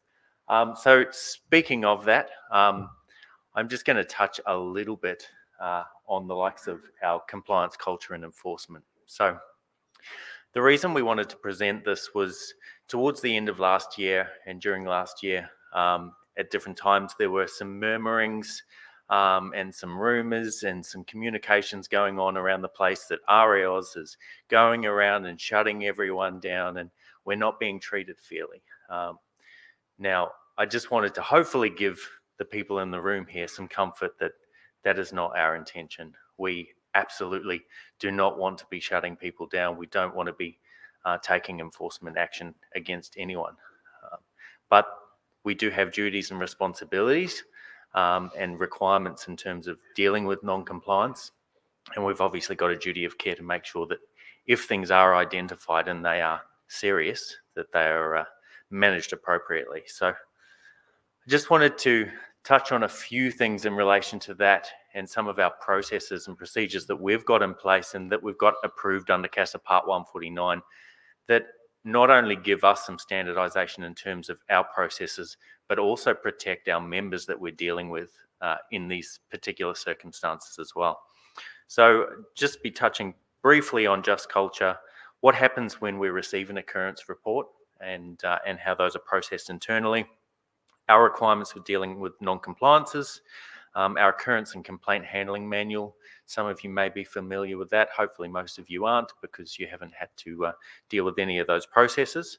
How we go about taking enforcement action and a couple of examples de-identified obviously in terms of what we've seen and why we've had to end up in an enforcement action situation. So I just wanted to start with Just Culture and one definition of that, which is a culture where individuals are not punished for actions, omissions, suggestions, or decisions taken by them that are commensurate with their experience and training, but where gross negligence, willful violations, and destructive acts will not be tolerated.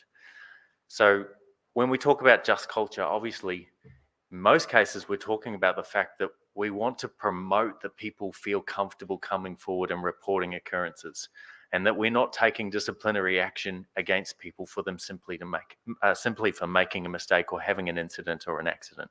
We understand that these things happen, and I'm only aware of, off the top of my head, one situation where we took enforcement action as a result of an accident. And there were obviously some pretty serious factors involved in that. So we're not going out there shutting down people because they've had incidents or accidents. But it is clear that with Just Culture, there also needs to be accountability. And where people understand their requirements or are reasonably expected to understand the requirements and they choose to go and do something different, then there needs to be some form of action that's taken in relation to that.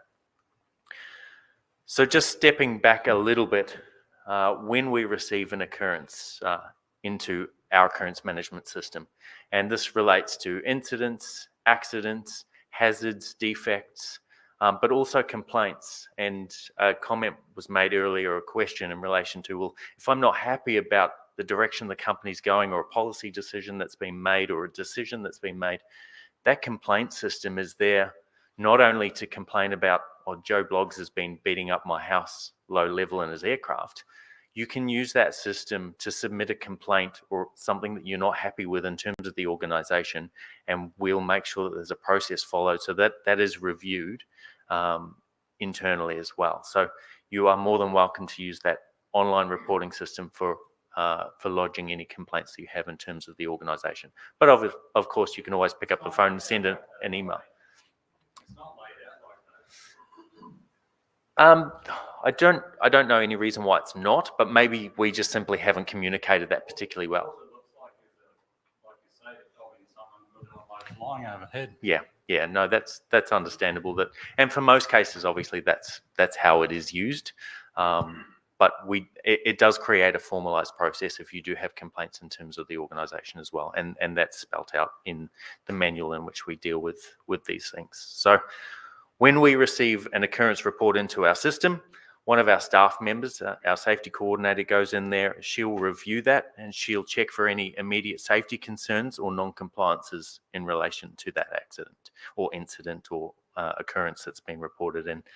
We'll also ensure that any reportable matters under the TSI Act are reported through to the ATSB. So we do that on your behalf. Obviously, there is a legal requirement that a reportable matter under the TSI Act does go through to the ATSB. Through our system, we'll make sure those reports go through so you don't have to report to both systems, because obviously under the ops manual, you do also have mandatory reporting requirements through to us. So we just try and make that a one-stop shop rather than the two processes there. Those occurrences are then assigned to a staff member for review. So they'll typically go out to either our ops or our tech team if we're talking about an incident or an accident, so that the correct department will have a look at that. They'll have a look at any additional actions that might need to be taken. They'll generally debrief and review why that occurrence took place with the member involved. And then once we're happy that that's been dealt with appropriately, it'll be assigned back, reviewed again, and closed out. All of the occurrences that do come into our system are reviewed in some way. Obviously, we don't have the ability to go out and create a full report for every occurrence that comes through, but I can give comfort that they are all assigned and they are all reviewed. That's unlike all of the reports that go through to the ATSB.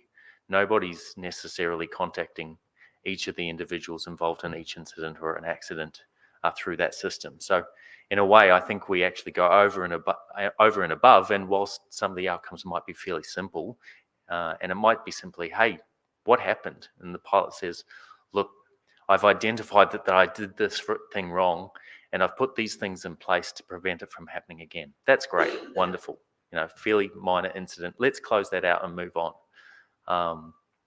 But those things are obviously recorded under the member record as well. And if we can see, well, hang on, this has happened twice now or 3 times, then we might need to look at moving to another step in terms of getting a flight review done with that individual, just to provide some assurance that safety is being maintained. When we look at non-compliances, now I know this is a fairly wordy slide, but under CASA 149.425, we have legal requirements to ensure that non-compliances are reported through to CASA when we become aware of them. So rather than going through the wording on this, I'll go to the wording that we've put in our exposition to comply with that requirement. But I will just point out there, obviously, that it is an offence of strict liability if we do become aware of a non-compliance that relates to that definition that's not reported through to CASA. So the way that we comply with that is spelt out in our CASA Part 149 exposition.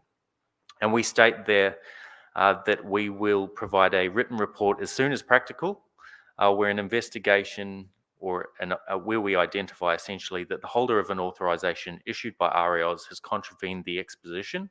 Now, when we talk about the exposition, it actually refers to the exposition, so all the sub-documents that are approved about operating manuals, the ops manual, the tech manual, and the associated manuals there. So when we talk about a contravention of the exposition, that could be the ops or tech manual. And despite compliance or enforcement action taken by RAOs, conduct of the holder of the authorisation jeopardises the safety of civil aviation. That one we don't come across so often. Or another situation where a person is undertaking an activity for which the person is required to hold an authorisation issued by RAOs and the person does not hold an authorisation.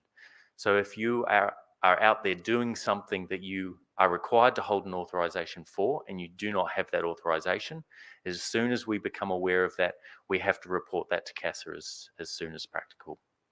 So that might be that we've identified that somebody's conducting maintenance that's required to be done by an L2 and they only hold an L1. It might be that we've got somebody who's operating as pilot in command and they don't have a pilot certificate.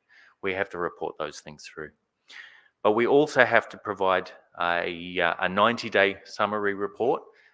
Rather than individual reports, all of our non-compliances are lodged within our occurrence reporting system.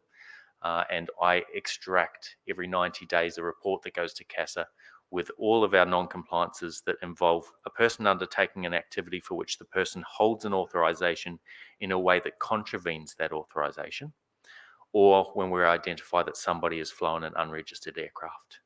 So there's a number of circumstances that might apply, such as somebody operating with an expired BFR. They hold the authorization, but they've contravened it because they're not meeting all of the requirements of that, or obviously operating an unregistered aircraft goes without saying.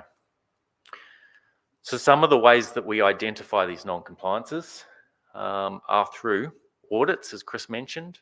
We might pick up these things through complaints, through application submissions, or occurrence reports. Now, does anyone want to guess as to how we actually identify most of these non-compliances that are reported through to CASA? Application submissions. They actually come from you guys, because what happens is you submit an application for an RPC, and when we receive those, our staff do a number of compliance checks prior to us processing that documentation. So we check that the instructor that is signing out that authorization, or the recommendation for that authorization, has current membership, that they've got a current medical, that they hold the current requirements to conduct the flights that were conducted. We check that the member has current membership, and we also check the aircraft compliance as well. So most of these non-compliances that we're actually picking up are that the instructor's medical in our system actually expired a month ago, and they've now processed this paperwork, and the flight was done after that. Now, if you read our ops manual, it says that you obviously must meet the medical requirements, but you also must supply us a copy of that medical. So if you're operating on a CASA medical, which is what catches most people out, you don't only have to hold that medical, but you also have to supply it to us. If you haven't supplied it to us and it's not updated on our system, then it is a breach of the manual. So therefore it has to go through. Now, these non-compliances are typically reasonably administrative. We're not going out and shutting somebody down because you've just operated and you've got an updated CASA medical, but you haven't supplied it to us. But what we might do is, the first time, typically you'll be reached out to by one of our administrative staff. They'll get it resolved. We'll close it out. It's not a major issue. If we start to identify that maybe these things are starting to happen 2 or 3 times, it might be an indication that there's maybe some administration type concerns here, and that might push you up a little bit in our risk radar in terms of our audit processes. So we might need to come out a little bit sooner and have a look at that, or one of our team might escalate that and review that to get some comfort that you are appropriately managing these things.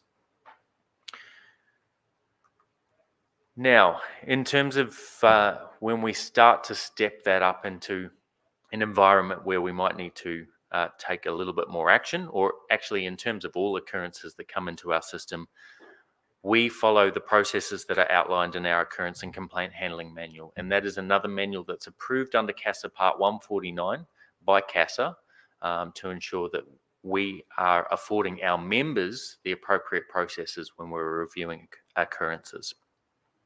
So that provides standardization of our processes. It protects the organization, but it also protects the member, because it's it's ensuring that we have a process for procedural fairness, but members also have the right of review if we do get to the point where we're taking enforcement action. It's not simply we've made a decision and that's it. You've got no choice. So all of our occurrences start with an informal assessment, and like I mentioned, that's typically we've received an incident or an accident. Our staff might request a bit more information to understand what's gone on, and we'll either review that and close it out, or we might determine through that evidence collection that we need to have a little bit more of a look at something. So our options at the end of an informal assessment are that we either take no further action.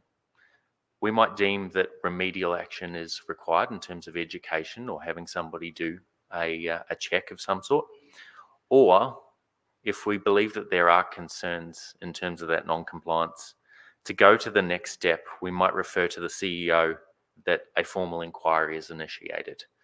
So again, if we're looking at a pathway where we might potentially have to take enforcement action against someone, a case has to be put forward currently to the CEO, and that will probably change as we move forward to the accountable manager position, to actually explain what are the concerns here, what are maybe some of the breaches that we're looking at, and they need to approve that we take that next step in terms of commencing a formal inquiry.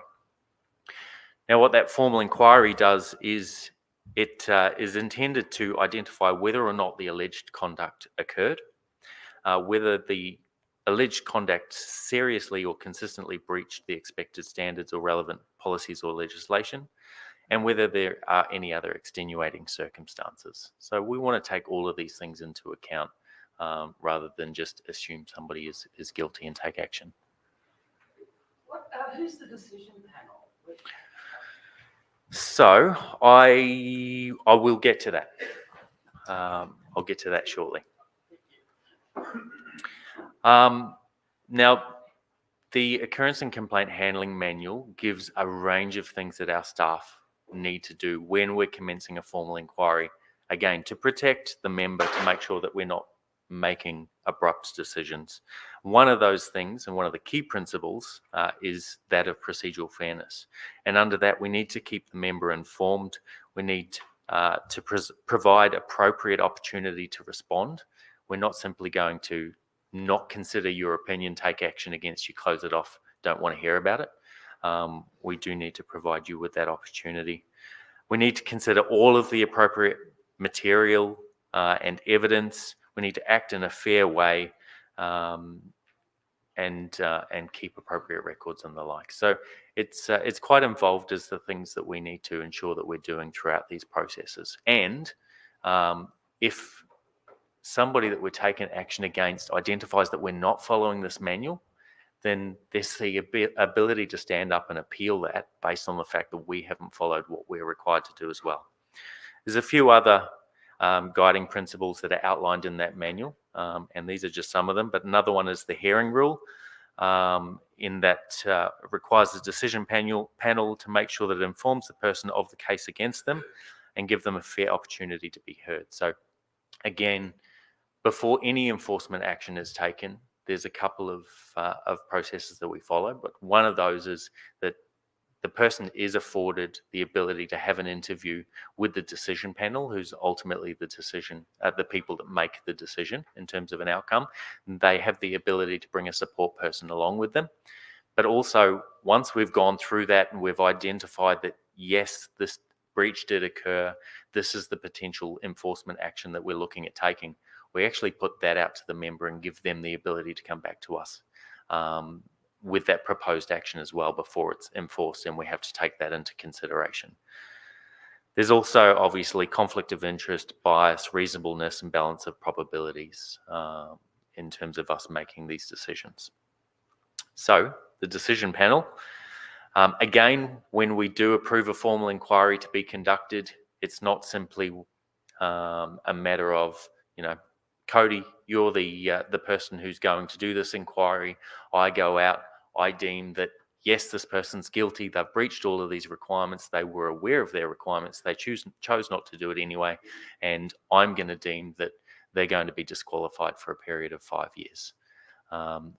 What happens is a panel is put together, again, approved by the CEO, and that panel will review the evidence that's collected by the lead investigator or the investigating officer, and they will want to understand the situation that's occurred, the evidence that's been collected, and might say, well, hang on, we're not sure about this. You need to go out and collect a bit more information.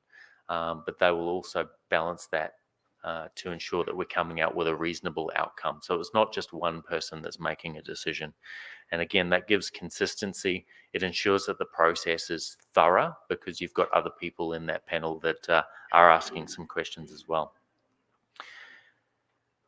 But some of those relevant considerations when we get to the point of we're now considering enforcement action against someone, and again, it's a very wordy slide, but this is in that manual in terms of things that may be considered: the seriousness of each report finding, the weight of the evidence, the facts and circumstances, the responder's role and connection between the breach or incident and that role, any mitigating circumstances, any submissions by the respondent, the health and safety of other airspace users, the public property on the ground, other members, reputational, financial, regulatory impact of the incident on the organisation, REL's members and the members of the public, and enduring risk. So again, there's a number of things that we need to weigh up there in terms of how serious is this non-compliance that occurred and what is an appropriate outcome for us to take in relation to this potential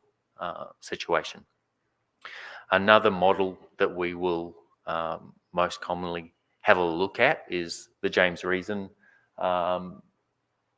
decision tree for determining culpability of unsafe acts.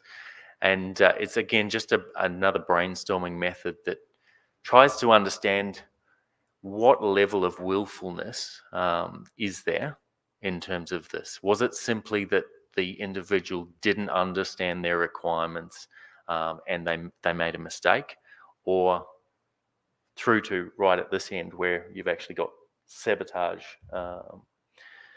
It's where they've actively gone out to do the wrong thing and create a very serious outcome. So there's a number of, again, models in place that we have a look at in terms of determining an outcome of these situations.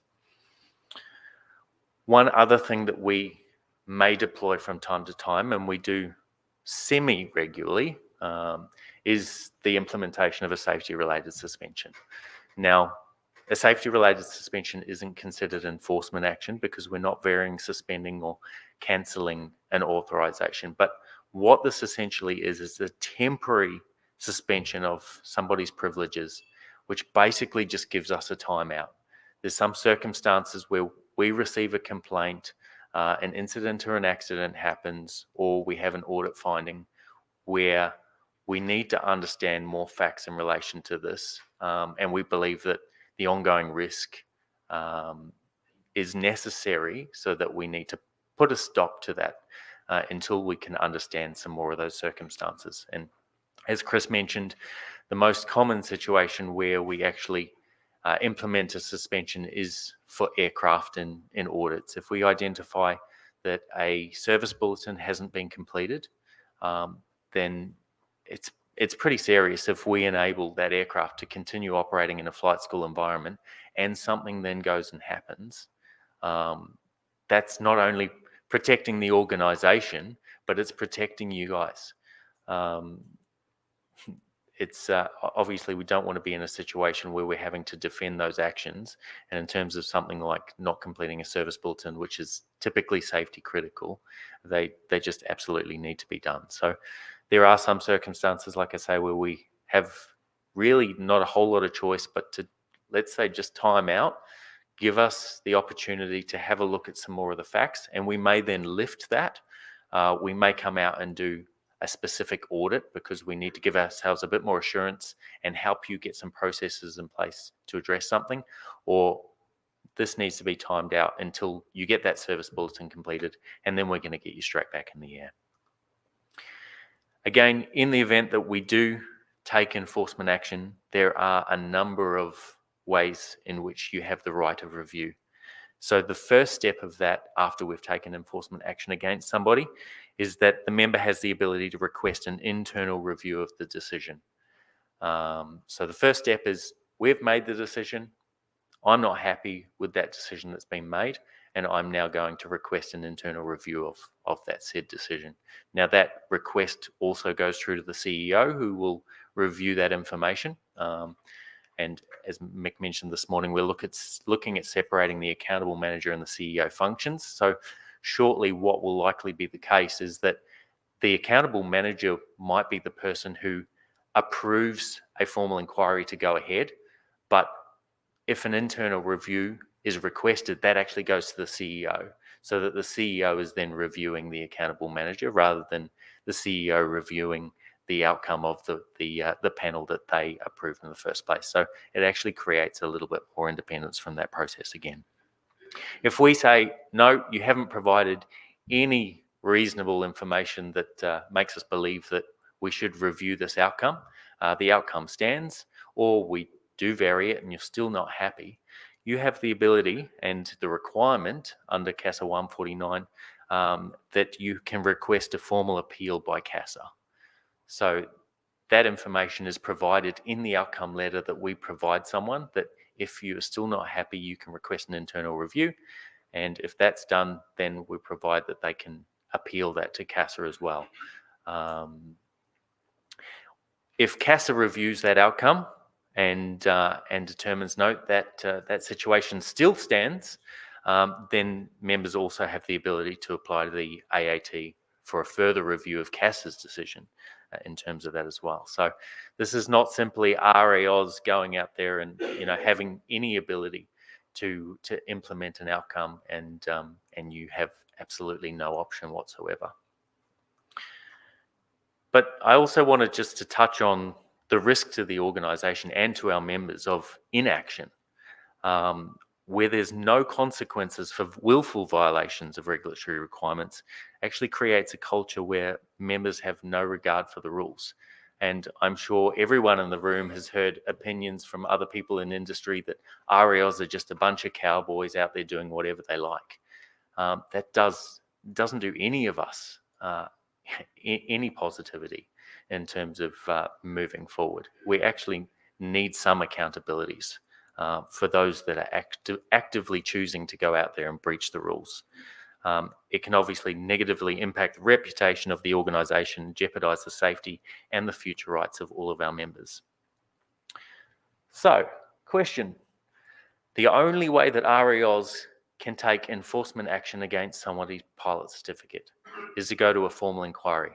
Over the past 5 years, how many formal inquiries do you think we've gone to?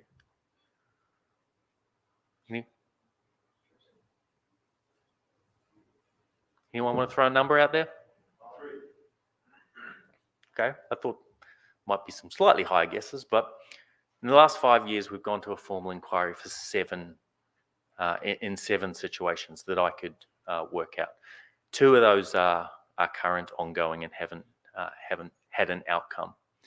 Of those 7, how many of them do you think have requested a review of that decision through to CASA? Nil. Now, I don't want to jump to any assumptions, but obviously, if we've got people running around out there saying RAOs are just shutting people down, taking action against them for absolutely no reason, then if that is true, then wouldn't you submit a review of that decision through to CASA? Because CASA is going to look at our processes and say, did you follow these key principles? Were they procedurally fair? Were they, did they manage the conflicts of interest? Did they give the right opportunity for the respondent to respond to the allegations? Did they weigh up what actually occurred and provide a reasonable and suitable outcome? Because if we didn't, I would say it's very likely that CASA will come out and say, RAOs, that decision cannot stand and it needs to be overturned. Now, obviously, don't want to go into, we're unable to go into any specific details in terms of the situations where we have taken enforcement action against people. But I did want to point out that in all cases where enforcement action has been taken, that we've obviously had evidence to suggest or to confirm rather that they were willful violations of the rules. We don't shut people down for simply making a mistake. These formal inquiries, the amount of hours and effort that goes into them to make sure that they are a thorough process, and they need to be a thorough process, is huge. So we don't go down this path unless we really think that we need to. But some of those situations that have resulted in that being an outcome have identified the likes of falsification of records to cover certain things up. That's included aircraft and pilot logbook records to apply for an authorization or cover up maintenance that wasn't being done necessarily correctly. Disregarding directions by RAOs is one that we've had a few times as well, where we've actually gone to somebody and said, you must not operate. And then we've identified clear evidence that the next day they've gone out and they've operated despite the fact that we've enforced an outcome such as that. And also in some circumstances where somebody has not held an authorization, and again, they are aware that they need to hold that authorization and they've gone out there and done it anyway. These outcomes, they have all been willful, not someone simply misunderstanding their requirements and making a mistake. So one of the common questions, well, can't all of these outcomes be resolved through education? When it's determined through our process that somebody understood their requirements and they elected to go out there and do the opposite of those requirements, then how can education resolve that? It's not an educational concern. They knew the requirements. Education's not going to fix it. So again, if there's no consequences, then the safety of everyone may very well be affected, including the reputation of the organisation. So again, it comes back from my perspective where we're looking at the concept of just culture. And we want to make it very clear to our members that if you have an incident and you're at fault, we'll work through that with you. We have findings at our flight schools. Actually, I'm not sure of a single audit where we haven't picked up something. We want to work through those things with you, keep you going, help you improve your processes. We don't go out there to shut anybody down. But it is important for the culture of the organisation to ensure that where we do identify that people are willfully going out there and breaking the rules. And one thing I'll say that obviously in terms of our higher approval holders here, it's not just the fact that you're out there flying by yourself and you've put yourself at danger. Often you might be in a situation where you're also putting your students in danger and they might not have the same level of understanding to make those decisions. And also as higher approval holders, you also have, you're required to have a higher level of understanding. So often is the time that simply saying, oh, I didn't understand that, it doesn't fly necessarily as much as what it would for a brand new RPC holder. Just one other thing that I will say as well is it does say in our occurrence and complaint handling manual that where the individual that's going through that process cooperates with us, that we must also take that into account. Now, we have had situations where we identify something, we don't identify that they've willfully broken those rules, and they put their hand up and they said, yes, I did the wrong thing, I'm really sorry. And we do take that into account. It might not mean that we're simply going to write off any outcome, but it is something that is considered. So that's all from me on that. But does anyone have any questions?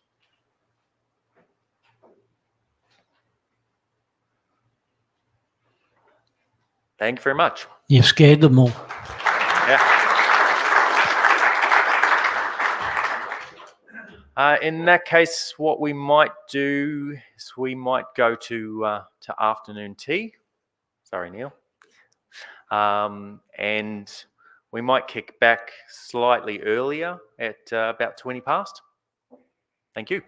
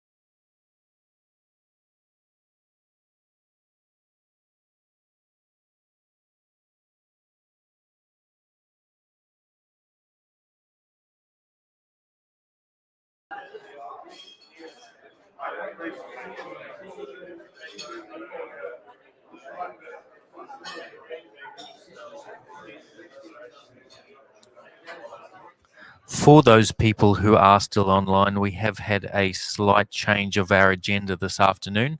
At the next session, we will be commencing a Group G session for some Q&A in relation to the maximum takeoff weight increase. We will see you back at 20 past Brisbane time.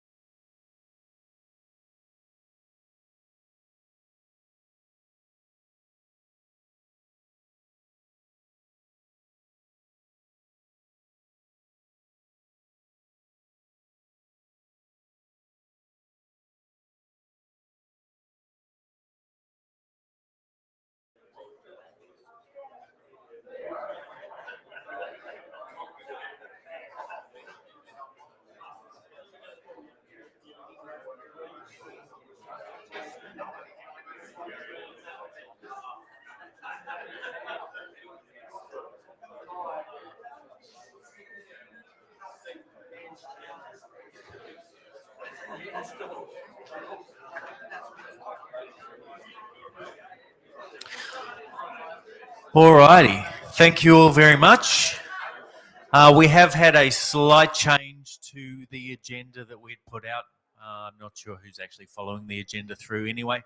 But Marty needs to head to the airport this afternoon before the end of the day. And we've obviously identified that not a whole lot of details specifically have been discussed in terms of Group G operations and the MTO increase. So we just intended to do a little bit more of a roundhouse just to answer some questions, have some questions go out there in terms of Group G for obviously all of our team. For those online, we're then going to go to essentially an in-house session, which is designed for you guys really to sit around and brainstorm some thoughts, concerns, issues, ideas in terms of the organisation for our perspective, whilst we leave the room so you can say bad things about us. And then we'll come back into the room and we'll discuss some of those things and essentially then do a final Q&A for the afternoon and head on our way. But on that note, I will hand over to Marty. Now, obviously, we did also expect originally that that Jill would be here to present on Group G, and Group G has really been her baby and the ops manual. So the idea obviously was that she would present on the manuals and provide more information. All of us are a little bit in catch up, and that's part of this process now that we've had those manuals approved to make sure that our understanding as staff internally and our processes are up to speed. So there may be some questions we still have to take on notice, but also to give some assurance, obviously there is the Group G survey for those that have done that, as we've discussed. We do also intend to reach out to people, especially those people who are dual qualified and indicated that they want a school with a Group G aircraft. And we will be reaching out to those people and we'll be providing more information in terms of the processes to start applying for these things and what that will look like. So whilst we might not necessarily have all the answers here, we will also be reaching out and providing more guidance over the coming months. So handing over to Marty. Thank you. All right. We did have a question earlier about how is someone going to transition. I gather quite a few probably are looking at that, thinking, how do I go from a current, whether it be Group B, Group A, especially with Group A being it's still a 3-axis aircraft, and then moving over to Group G. We also don't want to just spoon feed everyone, but we understand this is new and it's a little bit of a new process. However, it's also still the same as an old process if we had someone coming online either as a new school. So let's say we have someone come in as a new school. We had Jennifer just recently with out at Deniliquin, and she put the feelers out. From that, we hand out information. It might be an FTS form. With that form, it's going to have some clear call outs, and that will be who's going to be person at the top, the CFI, what type of aircraft, probably who's going to look after maintenance. What else is, what would you find that you were called out there?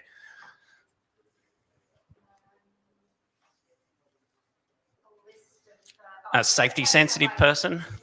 Yep. Yeah, so all those key points. If you're already approved as a school and you're wanting to step into another group, well, then we're going to look at the idea of how do we issue that group. Now, first of all, we are looking at a chicken and eggs scenario. We need to get that first candidate. With that being, what can we recognise? We're going to be able to recognise someone that already operates one of these type of aircraft, equivalent aircraft, and that would be in a CASA world. So that would be a flight school, 141, 142, that is already presently operating that type of aircraft. Now, for them to actually fly that next aircraft, we then would have the request for that aircraft to be approved, and that would be inside Jared's department, correct? So someone would actually then put a request through for a Group G aircraft. So you're going to send a couple of forms in to us. We'll obviously make these forms available, because especially if someone said, I want to do this, okay, go to the list of forms and submit what you need to. I'll come to a second, yeah. So with that being said, you would do an aircraft. You would also do a request for yourself and perhaps a flight training school. And that's the process starting. Jill, being the HFO, would be able to approve case study 1, which would then flow from there. And it's going to be a bit of a pyramid effect from that. Does that kind of make a bit of sense there? Yep. 1 second. Hey, Colin.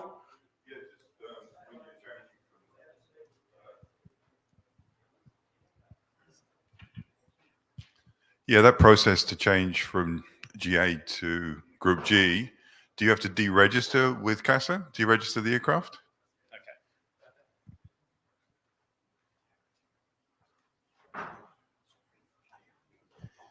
Yes, that's 100%. An aircraft can't be on 2 registers at the same time. And all Group G lightweight aeroplanes require a certificate of airworthiness or experimental certificate. And in order to apply for one of those, the aircraft must be registered. Well, hopefully it'll be very short. So if you're wanting to bring an aircraft over from the VH register, you would reserve a number with us, and then you would apply for registration and a replacement C of A at the same time. So we would be able to do that within 5 to 10 days. A big call out that I'm aware of is don't deregister your aircraft first. Okay, that will be a big no-no, okay? Make sure you've got the other process in place first. All right, if I give you a bit of a scenario, I'll come to you, Linda, as I'm walking up there. I'll give you a scenario for myself. I operate in the CASA world, but only as a pilot. With that being said, I recently did a IPC in a multi-engine aircraft. Unfortunately, it was above 1,500 kilos. So what does that mean for me? I still need to do a flight review in an aircraft under 1,500 kilos for single engine for the Group G, okay? That'll be just something I'll need to do, and also the RPC exam, okay? Everyone's like, well,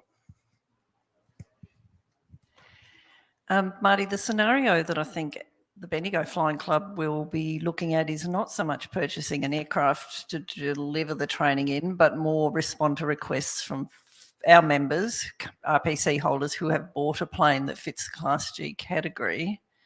So is that something that we can set ourselves up for? that's going to be a big need, because there's probably going to be a lot of people out there that won't want to actually purchase an aircraft to operate that aircraft, but you want to be able to facilitate the need for those that come through with 150 Tomahawk or an experimental built aircraft that they've built up, correct? All right, so yes, there will be provisions for that. You won't need to actually have an aircraft at your school. If we're got an aeroplane that's 800 kilos, can we re-placard it to 760? Okay, I will kind of hand over to Jared, but the quick, simple thing, no. Jared might be able to speak better to this. Yeah, it's been made very clear in the CAO that the 760 is a ceiling weight, so especially for type certified aircraft. So if the type certificate is 800 kgs, then it will not be eligible. But for a amateur build experimental, there is that formula that I discussed yesterday, be empty weight plus 2 POB at 86 kgs plus 60 minutes of fuel. And in that circumstance, if it's 2 seats, you're not going to do that calculation with 1 seat at 86. Okay, because the aircraft is going to be, registered first, and then it may have 5 to 10 owners, and down the line they may want to use that second seat, and therefore the aircraft wouldn't be eligible. So no, 760 is the ceiling, and there won't be any creep at all. So just a couple of questions or comments rather from Jill Bailey, who is actively watching us in the background and checking in. She would like to clarify. So consider it a new application for Group G, a new flight training school, a new Group G aircraft, CFI candidate, instructors, etc., beginning with CASA approved personnel. So they will be the top of that pyramid. As Marty said, the ones who are currently doing it in that world, in those aircraft, already hold the qualifications experience, will be the start of that pyramid. These CASA dual qualified personnel will then complete the ops manual processes for recommendation of a Group G RPC, so that's a new RPC issue, then ratings and approvals, etc., after we launch that new manual. No Group G aircraft online, no Group G flight training school approval, no Group G training. So there will obviously, the school will also have to be accepted to conduct Group G training as well.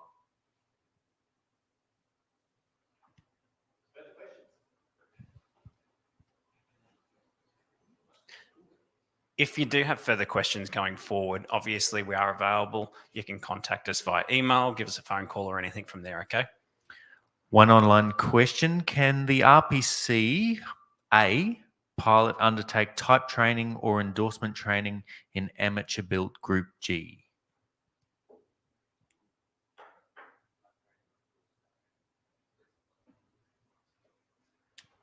It will be an endorsement. So if someone is to do an endorsement training, that can be, if they're the owner, they can't do a training towards the RPC if they are just the owner, unless, of course, they were the builder. And that follows the normal 95-55 that we all are aware of. I think it's 8E2.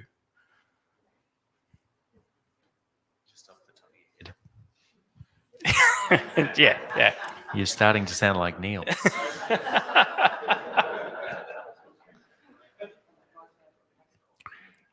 Any other questions on Group G from the room? How do you get in if you are not coming from the CASA side? How do you get in if you're not in the CASA? So in other words, you are solely RAOs. You will need to go to a school that delivers it.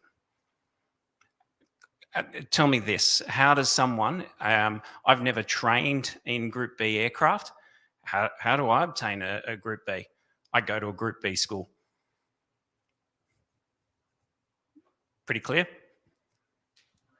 Essentially, think of Group G just the same as it would be from going from Group A to Group D. It's a new certificate that's being issued for a new group of aircraft.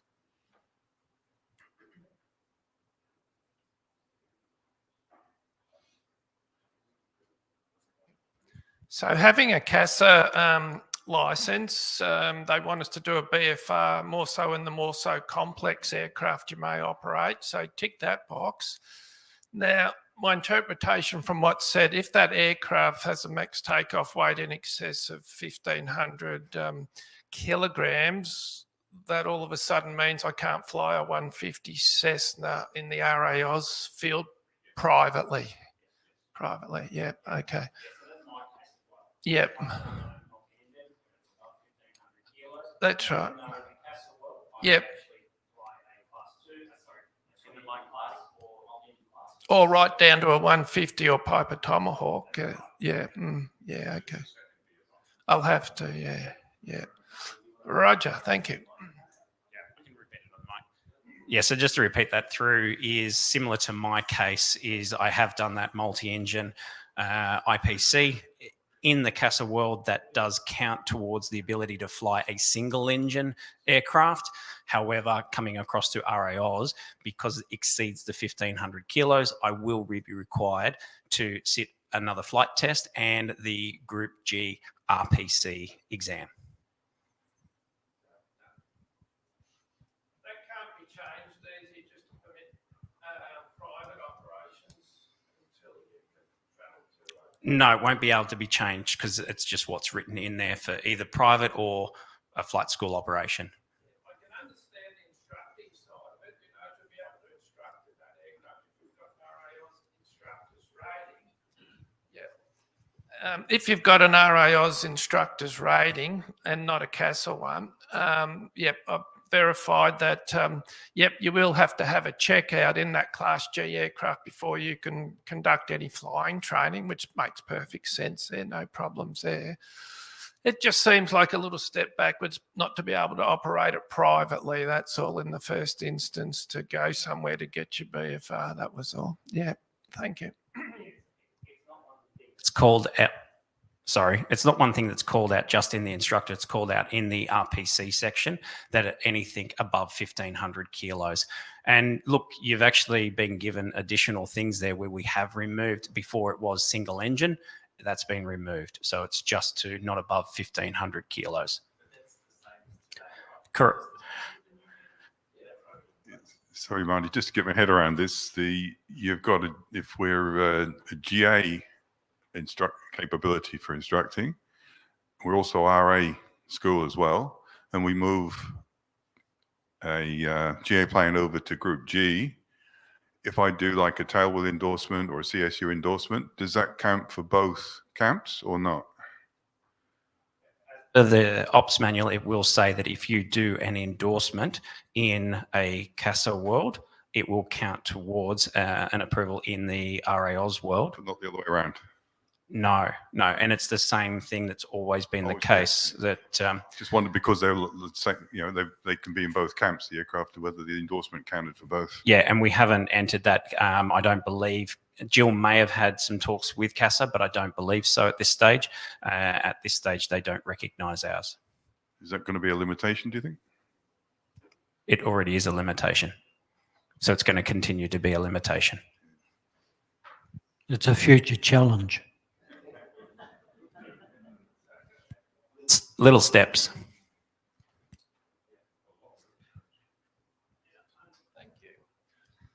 Sorry, just coming back the other way, I did do an instructor renewal in a non-Class G aircraft, RAOS registered one. That won't cover me in the 150 either, will it?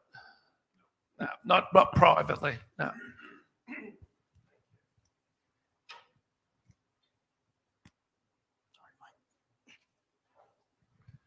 Another good call out. Who in the room's gone on and had a look at the FAQs that we've actually already put on the website?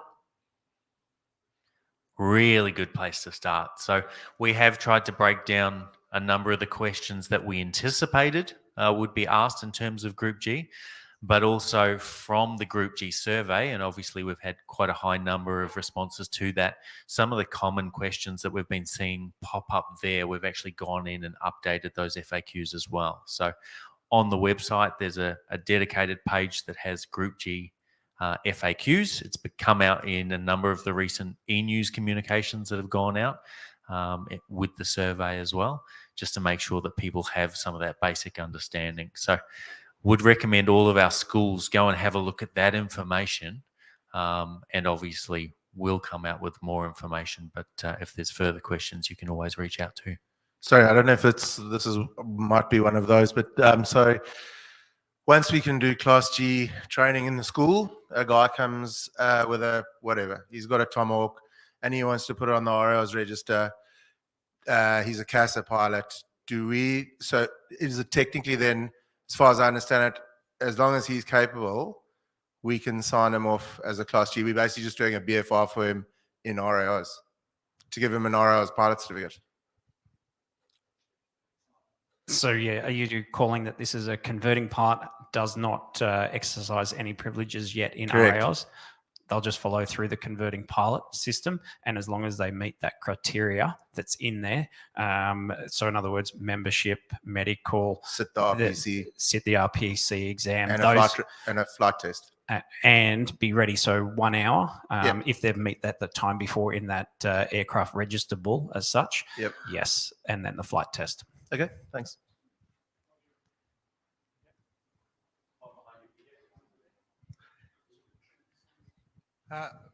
This isn't really much of a question, it's more of an observation, but if we're having this difficulty with the weight increase to 760, it doesn't seem to bode well for this Mosaic project where we're going to introduce 4-seat aeroplanes going faster.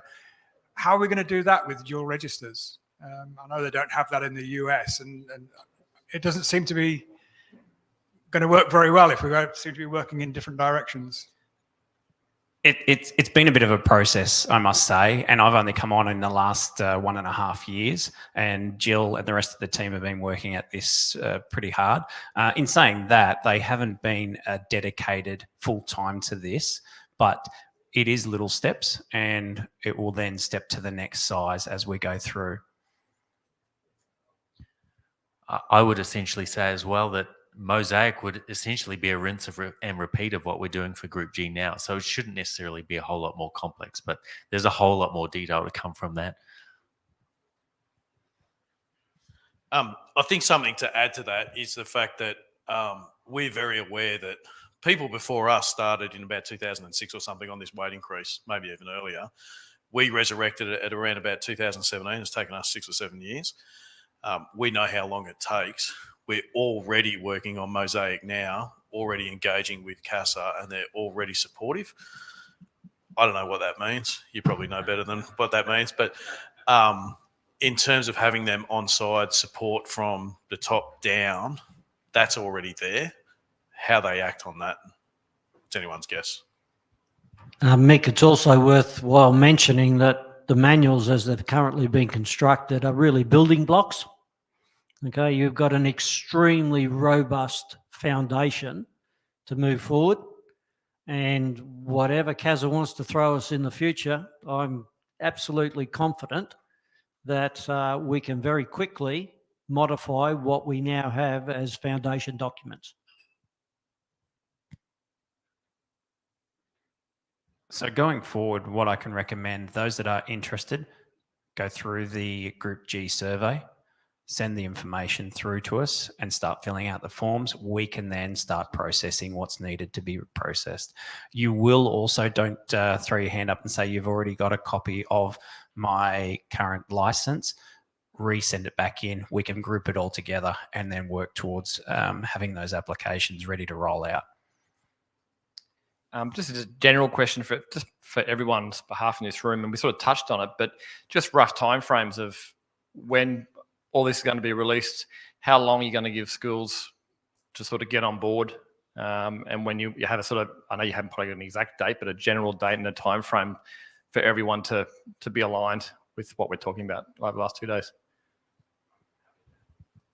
So essentially at this stage, what we've gone out with is said that we're aiming for a date of the 25th of March to release the new manuals. Now, there is still a huge amount of work that needs to be done in the background. Obviously, one of those things is to ensure that the likes of yourselves are informed as to what this means and what the new processes are. And part of this conference is one of those tick boxes in achieving that outcome.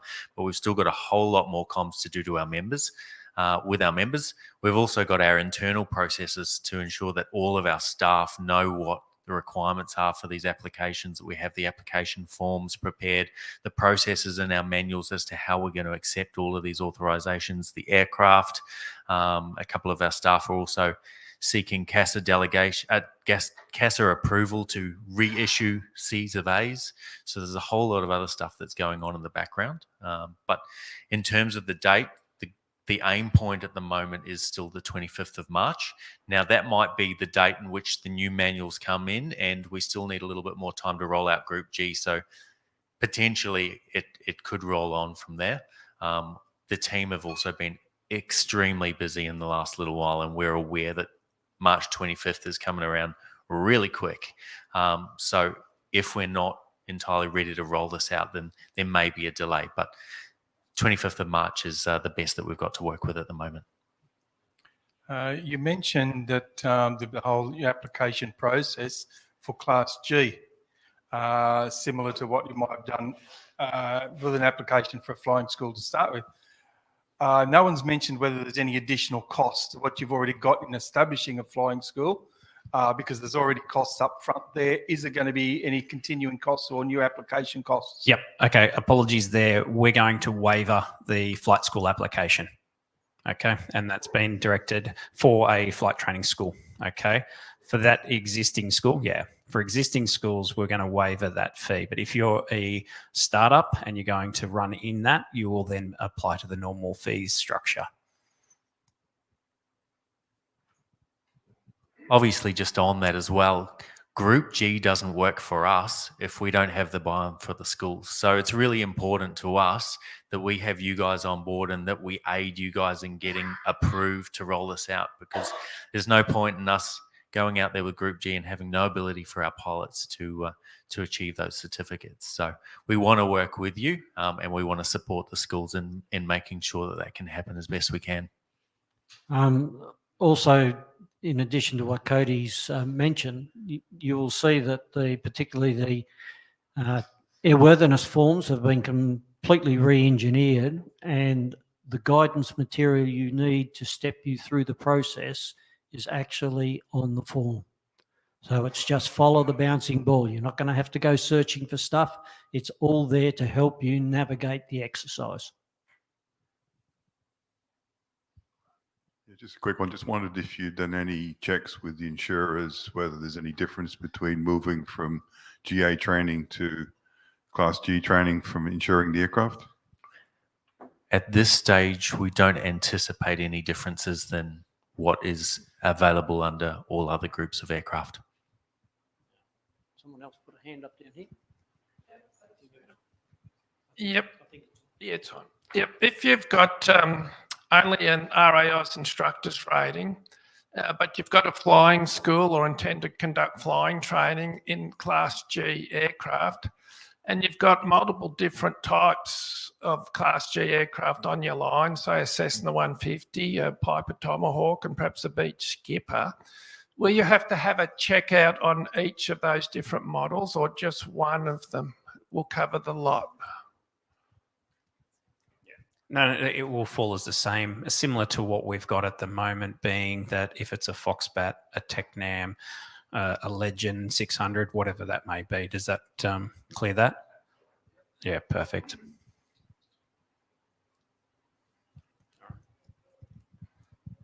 Just from the aircraft point of view, on the 25th of March, we will be contacting those 35 applicants that put interest in operating a lightweight airplane in the school. Because as you would have seen, there were 464 responses for registering a lightweight airplane, and we're not going to be able to deal with 400 applications in a short period of time. So, of course, we want to ensure that the school's aircraft are registered first, and then we'll move on to the rest of the membership. So if you haven't completed the survey and requested to be updated on Group G matters, then yeah, I encourage you to do so. And we'll make sure that that link is on the website next week. I was looking and it's actually not on there at the moment. We did send it out through the e-news, but we'll make sure it's up there. And also, if you are, absolutely keen to get online as a Group G school, then also send an email through, and the ops team will make sure that you're definitely on that list. But we will be using that Group G survey as a really good starting point as well, because we've asked for that data.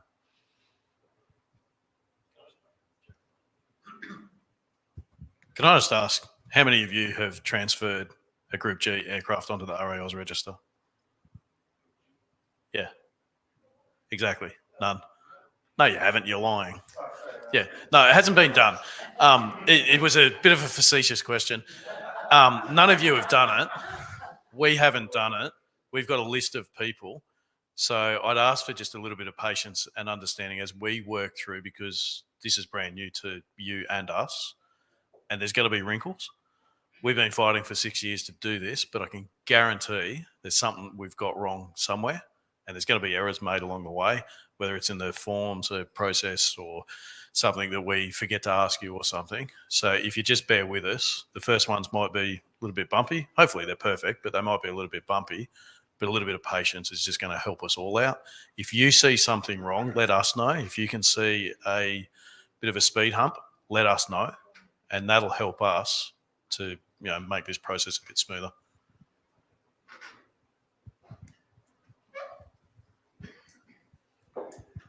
I think also what this conference has hopefully raised is that whilst the new Ops and Tech manual are being rolled out with Group G, they're not just changes in relation to Group G.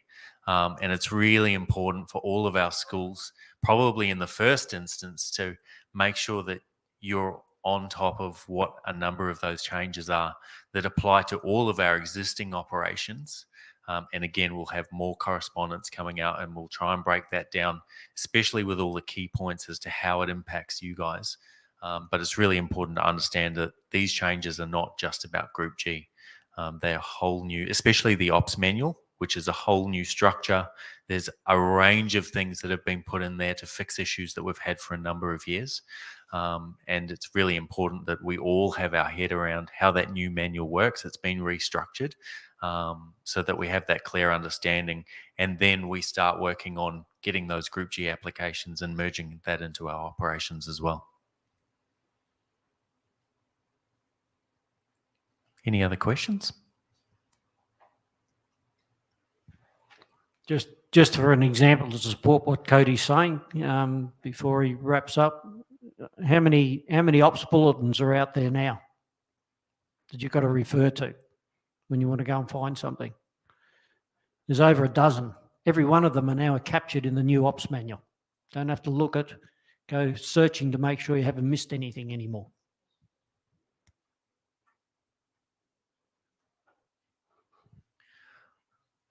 Well, on that note, we might wrap up the Q&A. If anyone has anything specifically for Marty, he is going to be exiting the building in the next 15 minutes. So do grab him now if you've got any other questions. Otherwise, we're only a phone call or an email away after the conference. But our next session is an in-house session only. So for those joining online, we will be going offline.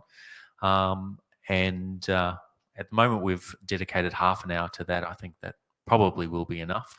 But if we need more time, then the online stream will be delayed slightly. And then we'll come back for a general Q&A if anyone's got any questions. So for those joining us online, if you do not wish to return for that general Q&A and you don't have any questions that you want to lodge online, then thank you very much for attending. And yeah, we appreciate everyone, both in person and online, who have attended, obviously. But a couple more sessions for those in the room. Thank you.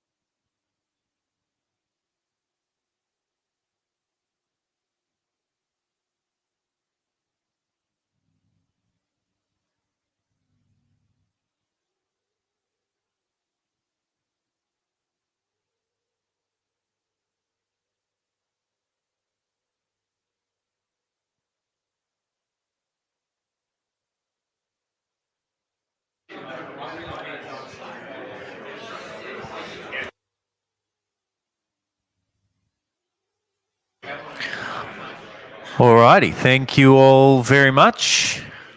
I think now we're going to hand back to Paul, and you guys can fire the shots at us and let us know what you've discussed while we're out of the room. And then the plan for the rest of the afternoon really is just to answer any further outstanding questions while you've got some of the RAO's team here. And then we'll look at wrapping things up for the day. But we'll hand over to you guys to brief us. All right, one of the first things that came up, and I totally agree with this one too, is that for a family that owns a 19 registered aircraft, the use of that for their license training should extend to the family. It's already being done in CASA, everything else like that. So if mum, dad and the kids want to learn to fly in their 19 registered aircraft, that should be something that we should look at. There's a few on your plate, Jared. We want to run a campaign to educate and promote that we're actually an industry as well. So for flight instructors to be able to have a career, in the past, they may not have thought of doing that. They might be colorblind and can't get into CASA land, but with RAOs, they can have a career as a flight instructor. So somewhere we get into educating people about that it's actually a job, not just a hobby or a sport.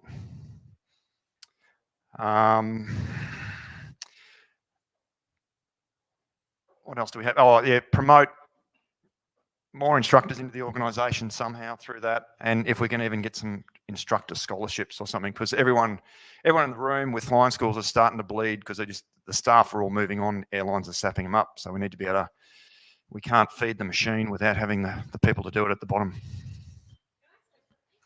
Yes.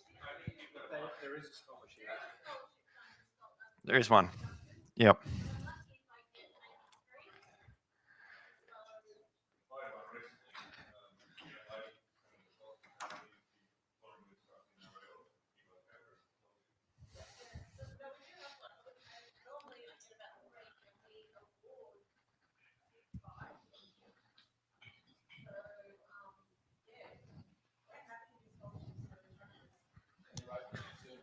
Yeah.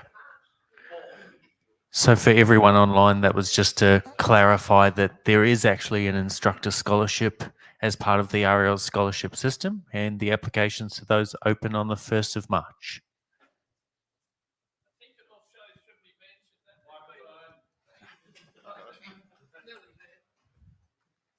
I think it also should be mentioned that there's been a reduction in the medical requirements to be an RAOS instructor.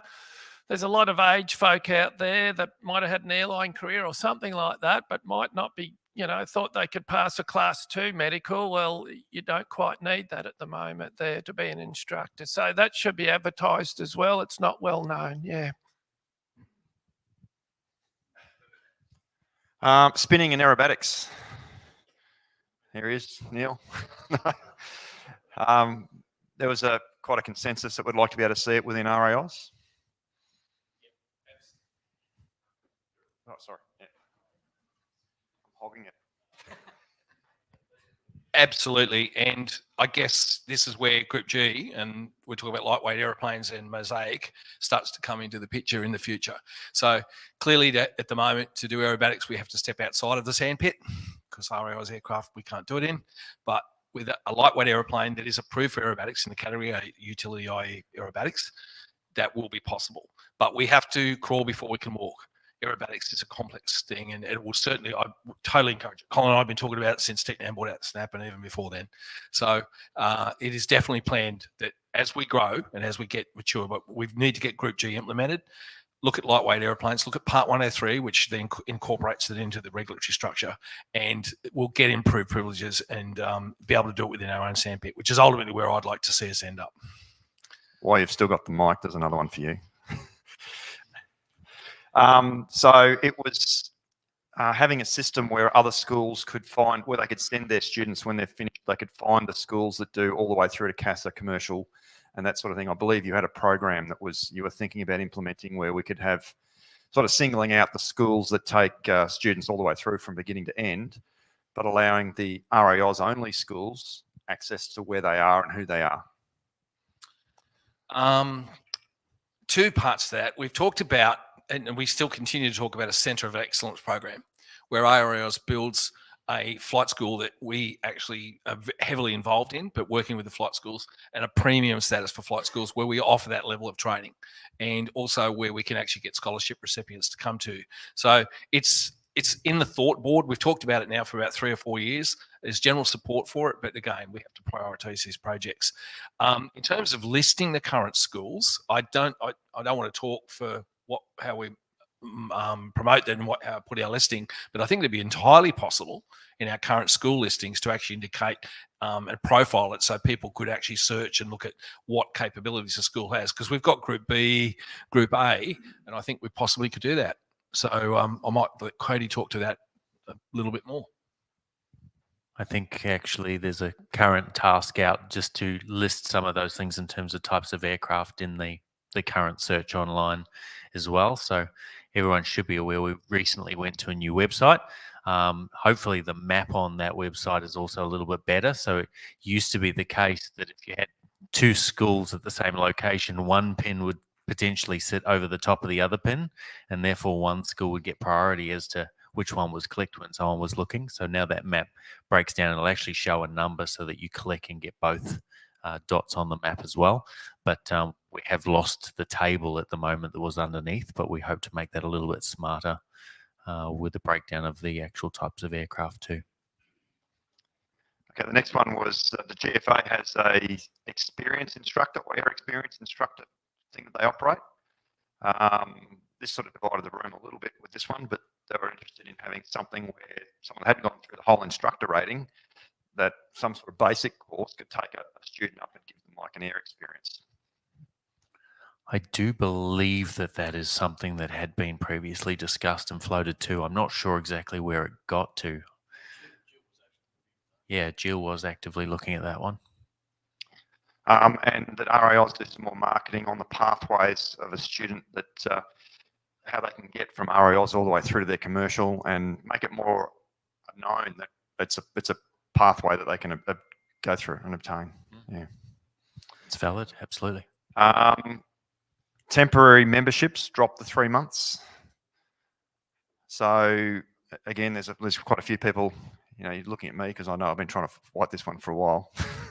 But yeah, the school programs are getting bigger and bigger, and the schools are actually paying for the kids to go do flying. But if they're doing it in year 10, then year 11, then year 12, we can't renew the temporary membership.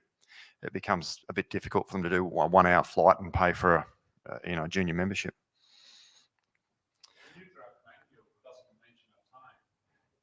Okay. That is actually an internal decision rather than a mandated requirement. So it is something that we have the ability to shift as a policy change rather than a submission to CASA. Memberships and certificates or training, etc., are 2 separate items.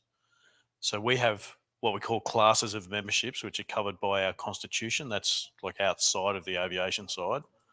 And then we've got the 3 hour thing, which is a training thing in there. So we can actually be flexible on that membership thing.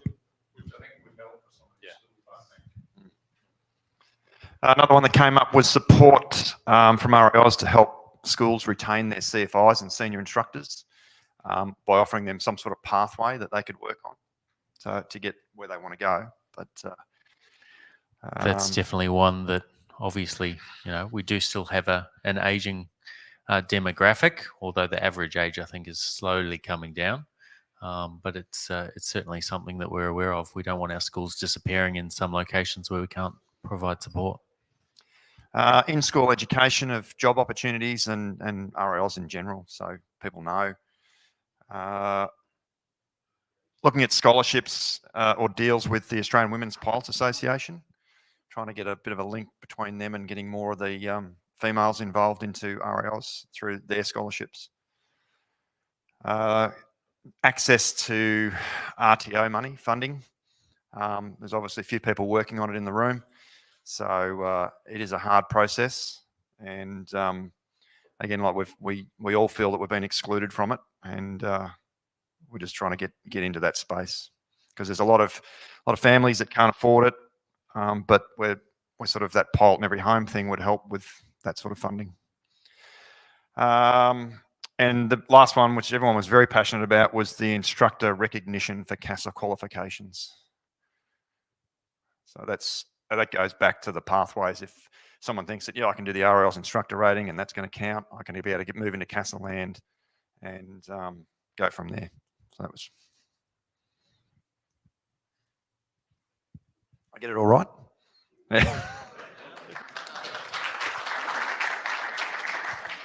Yeah, thank you all very much, and obviously we'll take all of that feedback and take it back and review it as part of our team as well. Alrighty, so I think that brings us basically to the end of our formalities or formal presentations.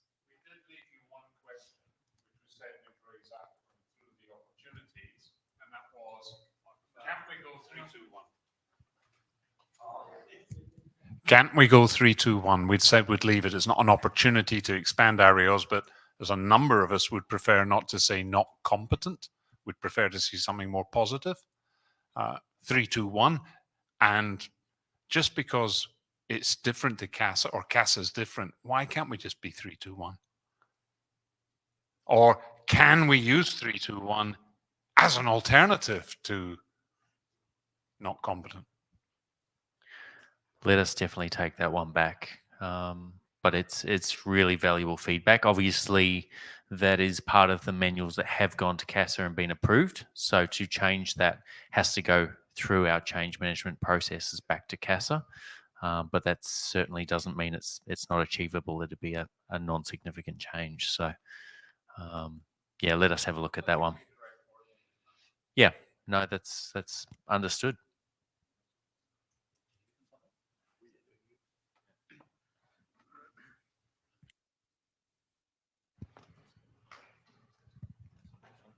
So how many of you in the room would be interested in using an Ammann-built aircraft for flight training purposes? Yeah. Yeah, they're not too sure about it actually being an airworthiness matter about that. It's about accepting the risk of the operation. But you look at what kits are available out there now, the vans, of course. I mean, Jabiru kits, Sling 2. Yeah. Savannahs. I mean, there's a number of them, and they would be more than suitable for flight training purposes. So I really like that idea. I think, yeah, we'll take that away and see what we can do with it. For sure.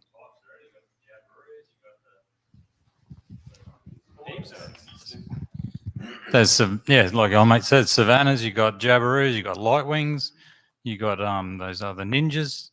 There's a whole truckload of them, and they're all sitting there, and all their kids are just like flying around, Dad, and they're not going to pay $5,000 for me to teach them in my plane. They want to go and give Dad a couple of gallons of fuel, mow the lawn, and pay me just me time. That's the go.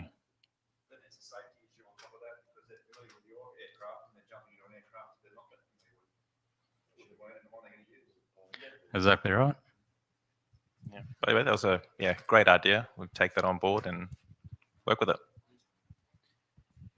Yeah, I think there's sort of a principle there that RAOs have got to have in front of CASA all the time. If it's okay in their rules, it should be okay in ours. We seem to have a number of things that are okay for CASA to do, like train in experimental aircraft, etc., but we can't. I think it just should be a general principle.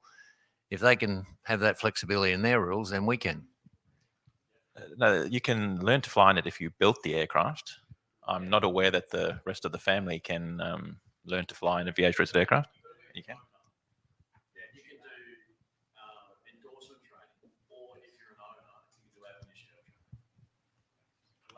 Yeah, which is that those are the same rules for RALs. So. Yeah, it's the same. So your kid can't learn in it. Yeah, but that correct. So, but are you saying that's different, Paul? Are you saying that that's different? No, the rule is you can't do any licensed training in an experimental unless you're the owner. But you can do everything else. Yeah, but how is that different to RALs? You're saying that they could do it with a VH registered aircraft, they couldn't do it with an RALs registered aircraft. No, I'm sorry. It looks like the audience was saying that there was something that you could do with an experimental in the VH register that you couldn't do with an RALs aircraft. I'm not sure that's correct.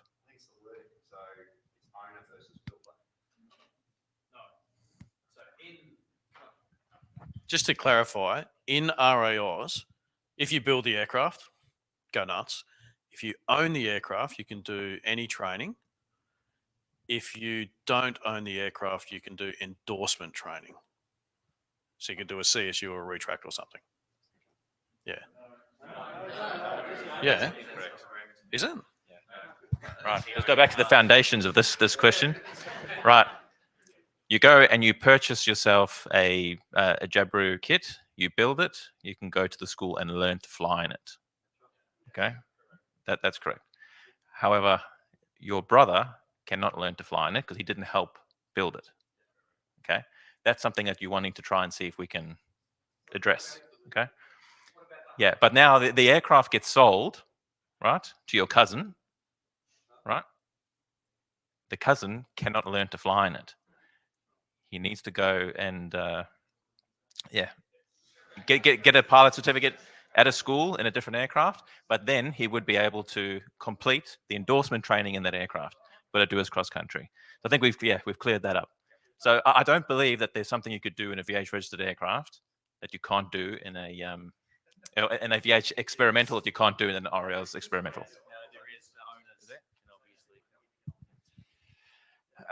There actually is. I went and had coffee with CASA. So this sounds really dodgy, but it was their idea.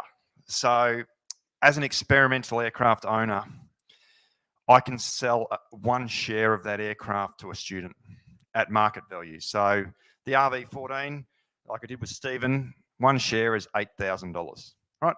Pays $8,000. He's then an owner and he can do his entire pilot license in that aircraft and everything. Once he's finished, I don't want my share anymore. He sells it back to me. And so that is a loophole. It sounds really, really weird. CASA said to me, don't go selling them $1. It's got to be something that you can say in court they actually owned a share. So look at the value of the aircraft, divide it by 100 shares, and you buy one share. And it... Can we take this offline? Because I actually believe that is the case with RALs, but it seems like there's a bit of differing understanding here. So No, well, see, you can't do your RPC because you're not the builder.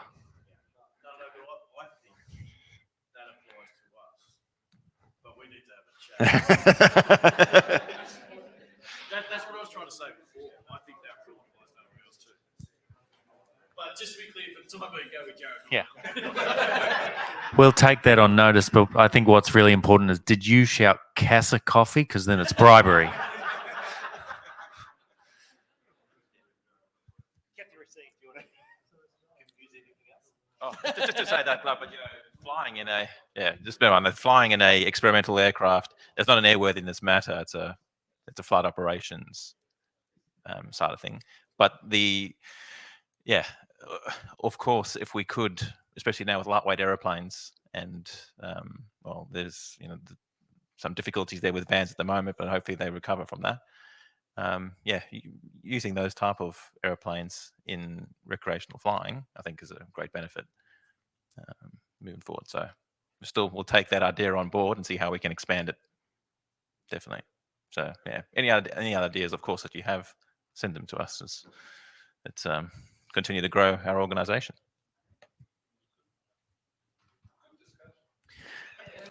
There were just a couple of comments online as well. One said perhaps we could consider for the next seminar a topic on how to keep your flight school financially viable. There's been a focus on compliance and regulation this conference, but we also need schools to be profitable. We did actually intend to have a presentation from our business development manager on marketing your flight training school. Unfortunately, she was unwell and wasn't able to make the conference, but that was part of the original scope. But we can certainly take that on notice. And another question, is the school fee going to be on some kind of pro rata system? The school fee, again, as we discussed earlier, has been dropped. It's no longer in place at this point in time.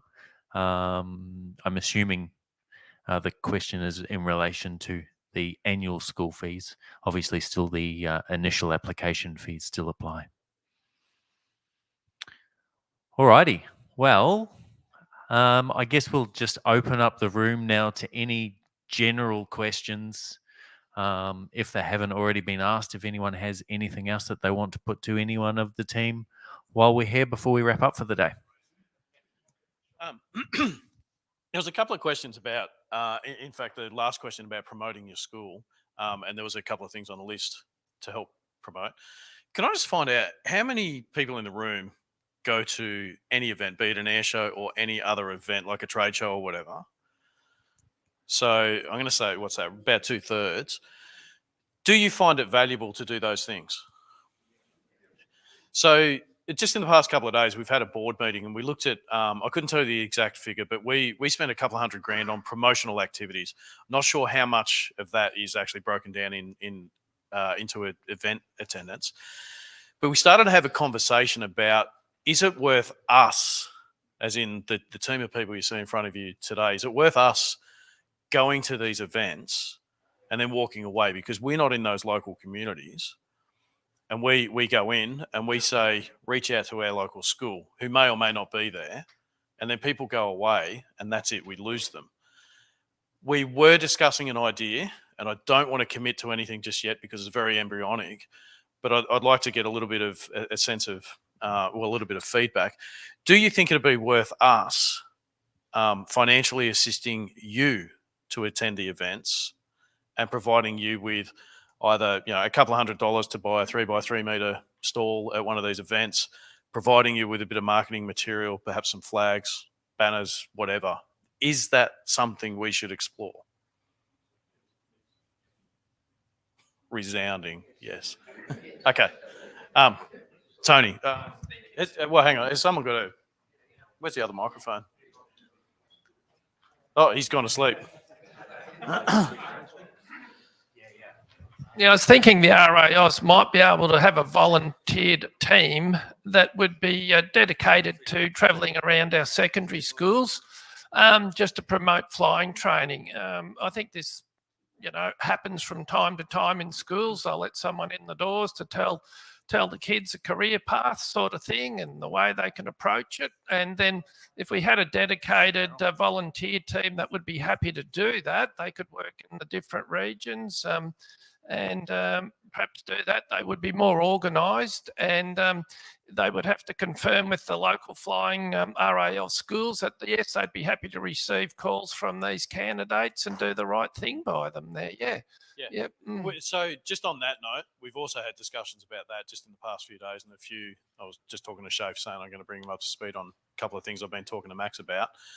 There will more likely than not, be some movement in that space. I don't want to say too much now, not because I'm trying to hide anything, but just because it's very embryonic and we don't know what that is. More than likely, that wouldn't be a volunteer-based thing. That would be something that we coordinate in-house to get the schools on board, but then we would encourage them to feed their students into the local flying community, i.e. you guys.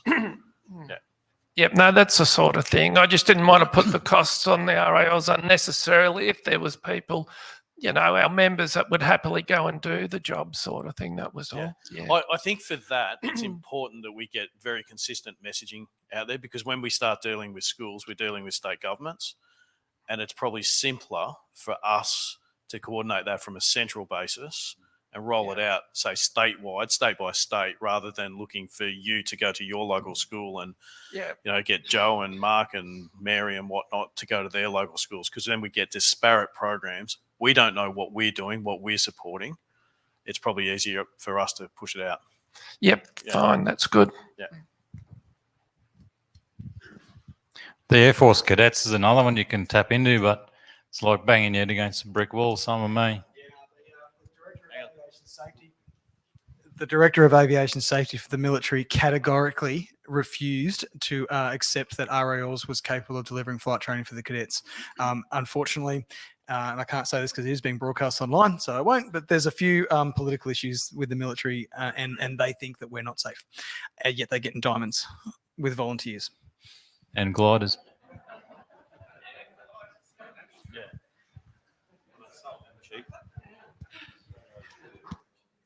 Any other general comments, questions? Everyone wants to go home. They've all had enough.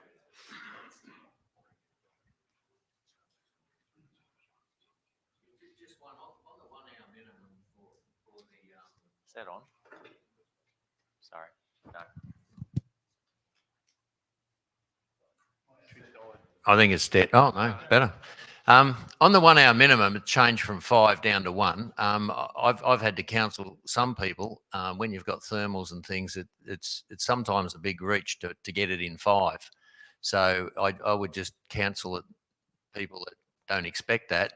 The other thing is about 2 years back, we arbitrarily sort of took the minimum hours for a instructor rating from 75 up to 100. And it just seems to me, I didn't see that as being totally necessary. And I certainly don't see going 5 down to 1 as necessary either. I don't think it's a problem, but from the people that I've converted lately, I think there would be 2 ag pilots that would make it in the 1 hour, and that's about it. Yeah, absolutely. I think the key there with that change is definitely with us moving towards trying to achieve more of a competency-based training system. So we do still expect that in most situations, the 5 hours you're still going to need and exceed. But there are just some frustrations historically where you've got people who have flown inappropriate aircraft, they've got the skills, and then they're just flying around the 5 hours for the sake of it. So we tried to reduce that, but from the competency-based system and the requirements are still exactly the same. They still need to be competent. So absolutely, fair point. The point of view of sending a student that's converting to just do laps of the training area just to get an hour requirement, we didn't see a safety case for. So think of it really your general competency 61385 type level of conversion. When you're happy with them, then you can start that process to sign them off. PJ, is it still 2 hours for the passenger endorsement? I can't remember.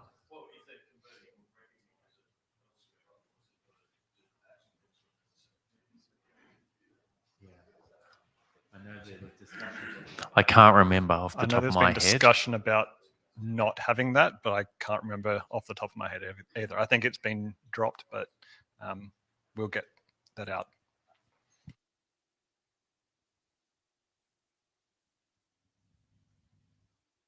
Any other questions?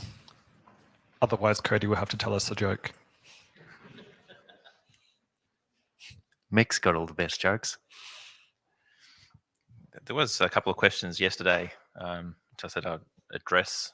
2. So remember, there was a question about a subsonics jet. You remember that? Why can't RALs register that machine?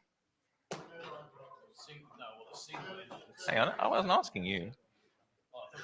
Wasn't asking you. No. Yeah, we're trying to just find out. Did anyone remember that question? And there was a definition. So in 9555, there's a definition of ultralight aeroplane and lightweight aeroplane. It's in that definition. So it said single engine and yeah. So it doesn't have a propeller. That's why we wouldn't be able to register it. And yes, we don't have an ability to train for it. Well, that would be permissible. Single engine, single propeller. So we would be able to register it. But then how many of those are under 600 kgs? I believe TL Ultralight's just releasing a turboprop. So that would fit under the category. Single engine and propeller. Yeah. Well, then under the CAO, we'd be able to register it. So there was the other question about an experimental LSA. If you made it experimental, could it operate at a higher weight? So we've been looking at following the bouncy ball with that, right? And this is where things get a little bit complicated. It's probably why the regulation is where it's at, right? Because they keep on trying to, plug holes in it. Okay. So we try and follow that. There's a definition of light sport aircraft in the CASR dictionary, which stipulates 600 kgs, 45 knots, 2 seats, etc. But there's no definition for experimental light sport aircraft. But in our new rule set for lightweight aeroplane, it says an experimental certificate issued under regulation 21.195A. And that's the same regulation that an experimental light sport aircraft is registered under. So it's not entirely clear about whether that's yes or no. And yesterday, I said I wasn't sure about that because our first approach is not to say no, right? We want to be able to ensure that there's a reference to point out why we can't do something. So that's still not 100% answered. But once it is, then we'll let you know. I think we've got all those details there and confirm why that is. Mosaic's going to go go a long way to making a lot of these problems go away. The TL Ultralight Spark, I think, 750 kilos. Yeah, right here. Okay. Some of these aircraft won't be eligible because of weight, and a lot of the turbine, and I've seen a couple, I can't think off the top of my head, but there's a couple of other turbines out there, but they are up around 800 or 900 kilos because they've got to carry a bucket load of fuel. But Mosaic, these manufacturers, a lot of them are getting ready for Mosaic. So once we get that, I'd say the floodgate's going to open. 1 hour must be in a 2-seat aircraft. Right. But, okay, let me talk about it. I'll explain it. But it was 2 hours. So the answer is yes. That's been dropped. Yeah, the answer to the question is the 2 hours being dropped is yes. But there's a little bit more background to it. And we try to align it with what CASA does. And if you get a recreational pilot's license, you're automatically got a passenger endorsement for the aircraft that you've been trained in or you've done your flight test in. In the debate over this, and there was quite a fair bit of debate and constructive debate, the question was raised, what's the difference between a passenger and an instructor in terms of the aircraft performance? Obviously, the instructor's got knowledge and other capabilities, but in terms of carrying somebody in the other seat, you got the same outcome with the performance of the aircraft. So the position we finished up with and what's written in here is that you must have 10 hours in an aircraft, of which 1 hour must be as pilot in command of a 2-seat aircraft. And you must do a flight test with an instructor for the issue of a passenger endorsement. Does it make sense? 10 hours in command of the aircraft as pilot in command. And 1 hour must be in a 2-seat aircraft. That's obvious. And you have to still do a flight test. So to pass the flight test, you've got to have some instruction, and you also got to do the exam for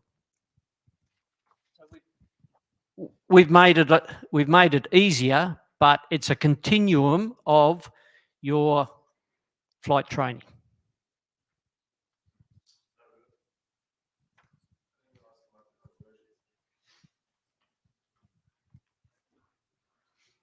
So I'm not sure if I got that wrong, but for the conversion from GA to RAA to carry passengers, when you do that conversion, is there any requirement there? Just that 1 hour solo. Just the 1 hour. Yeah. So there'll no longer be people who then have to go Another one more hour to carry a passenger. to get the sign off of Yeah. the passenger, which I know has been a frustration. Okay, thanks. Any other questions? Does anyone have any comments about how you've found the last 2 days, or more in particular, maybe feedback in terms of what we could do better? More food?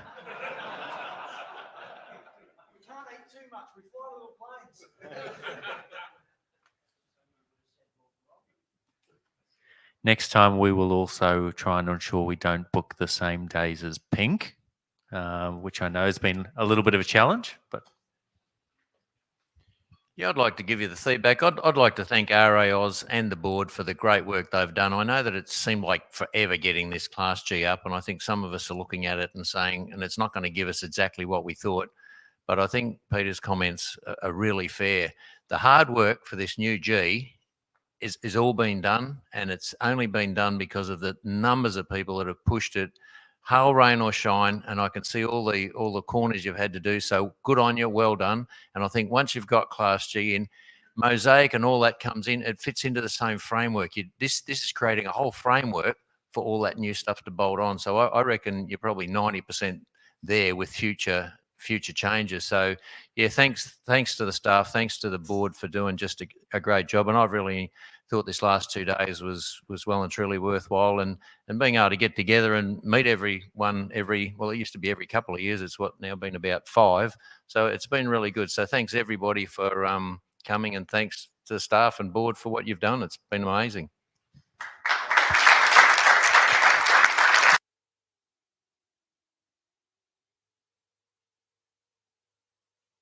thank you. And one other thing I would say on that as well is, I have no doubt that CASA will be watching how we roll out this Group G. And at the end of the day, it's only another 160 kilos. But it's important that we do this properly, and that we roll it out, and that we can demonstrate that we're able to roll it out, and that we don't introduce more issues.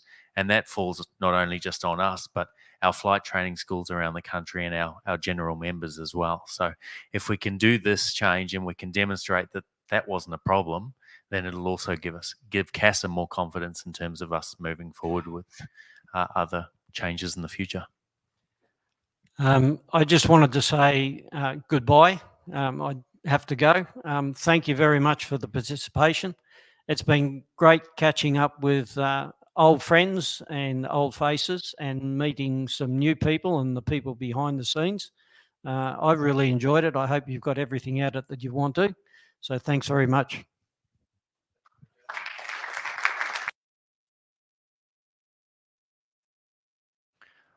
Well, on that note, I will hand over to Maxine in 1 minute.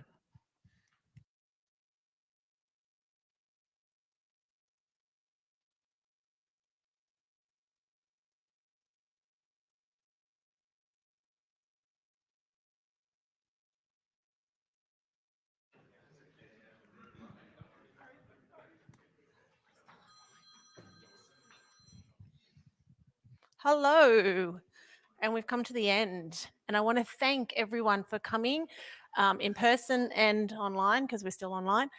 I hope you enjoyed the 2 days. I hope it was a benefit to you all. It was lovely to meet you all. Hopefully I'll get to see, well, some of you I do know. Hopefully I'll get to see you again soon. Now we're back out and moving around. I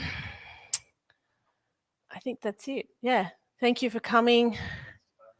Oh, thanks to Bose. Sorry. I've got to thank Bose again for our sponsor for the headset. I hope you enjoy that, Ken.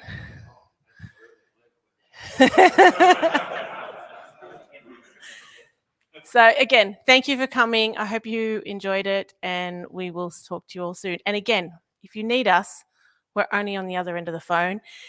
And if you want me, just email the CEO. All right, thanks.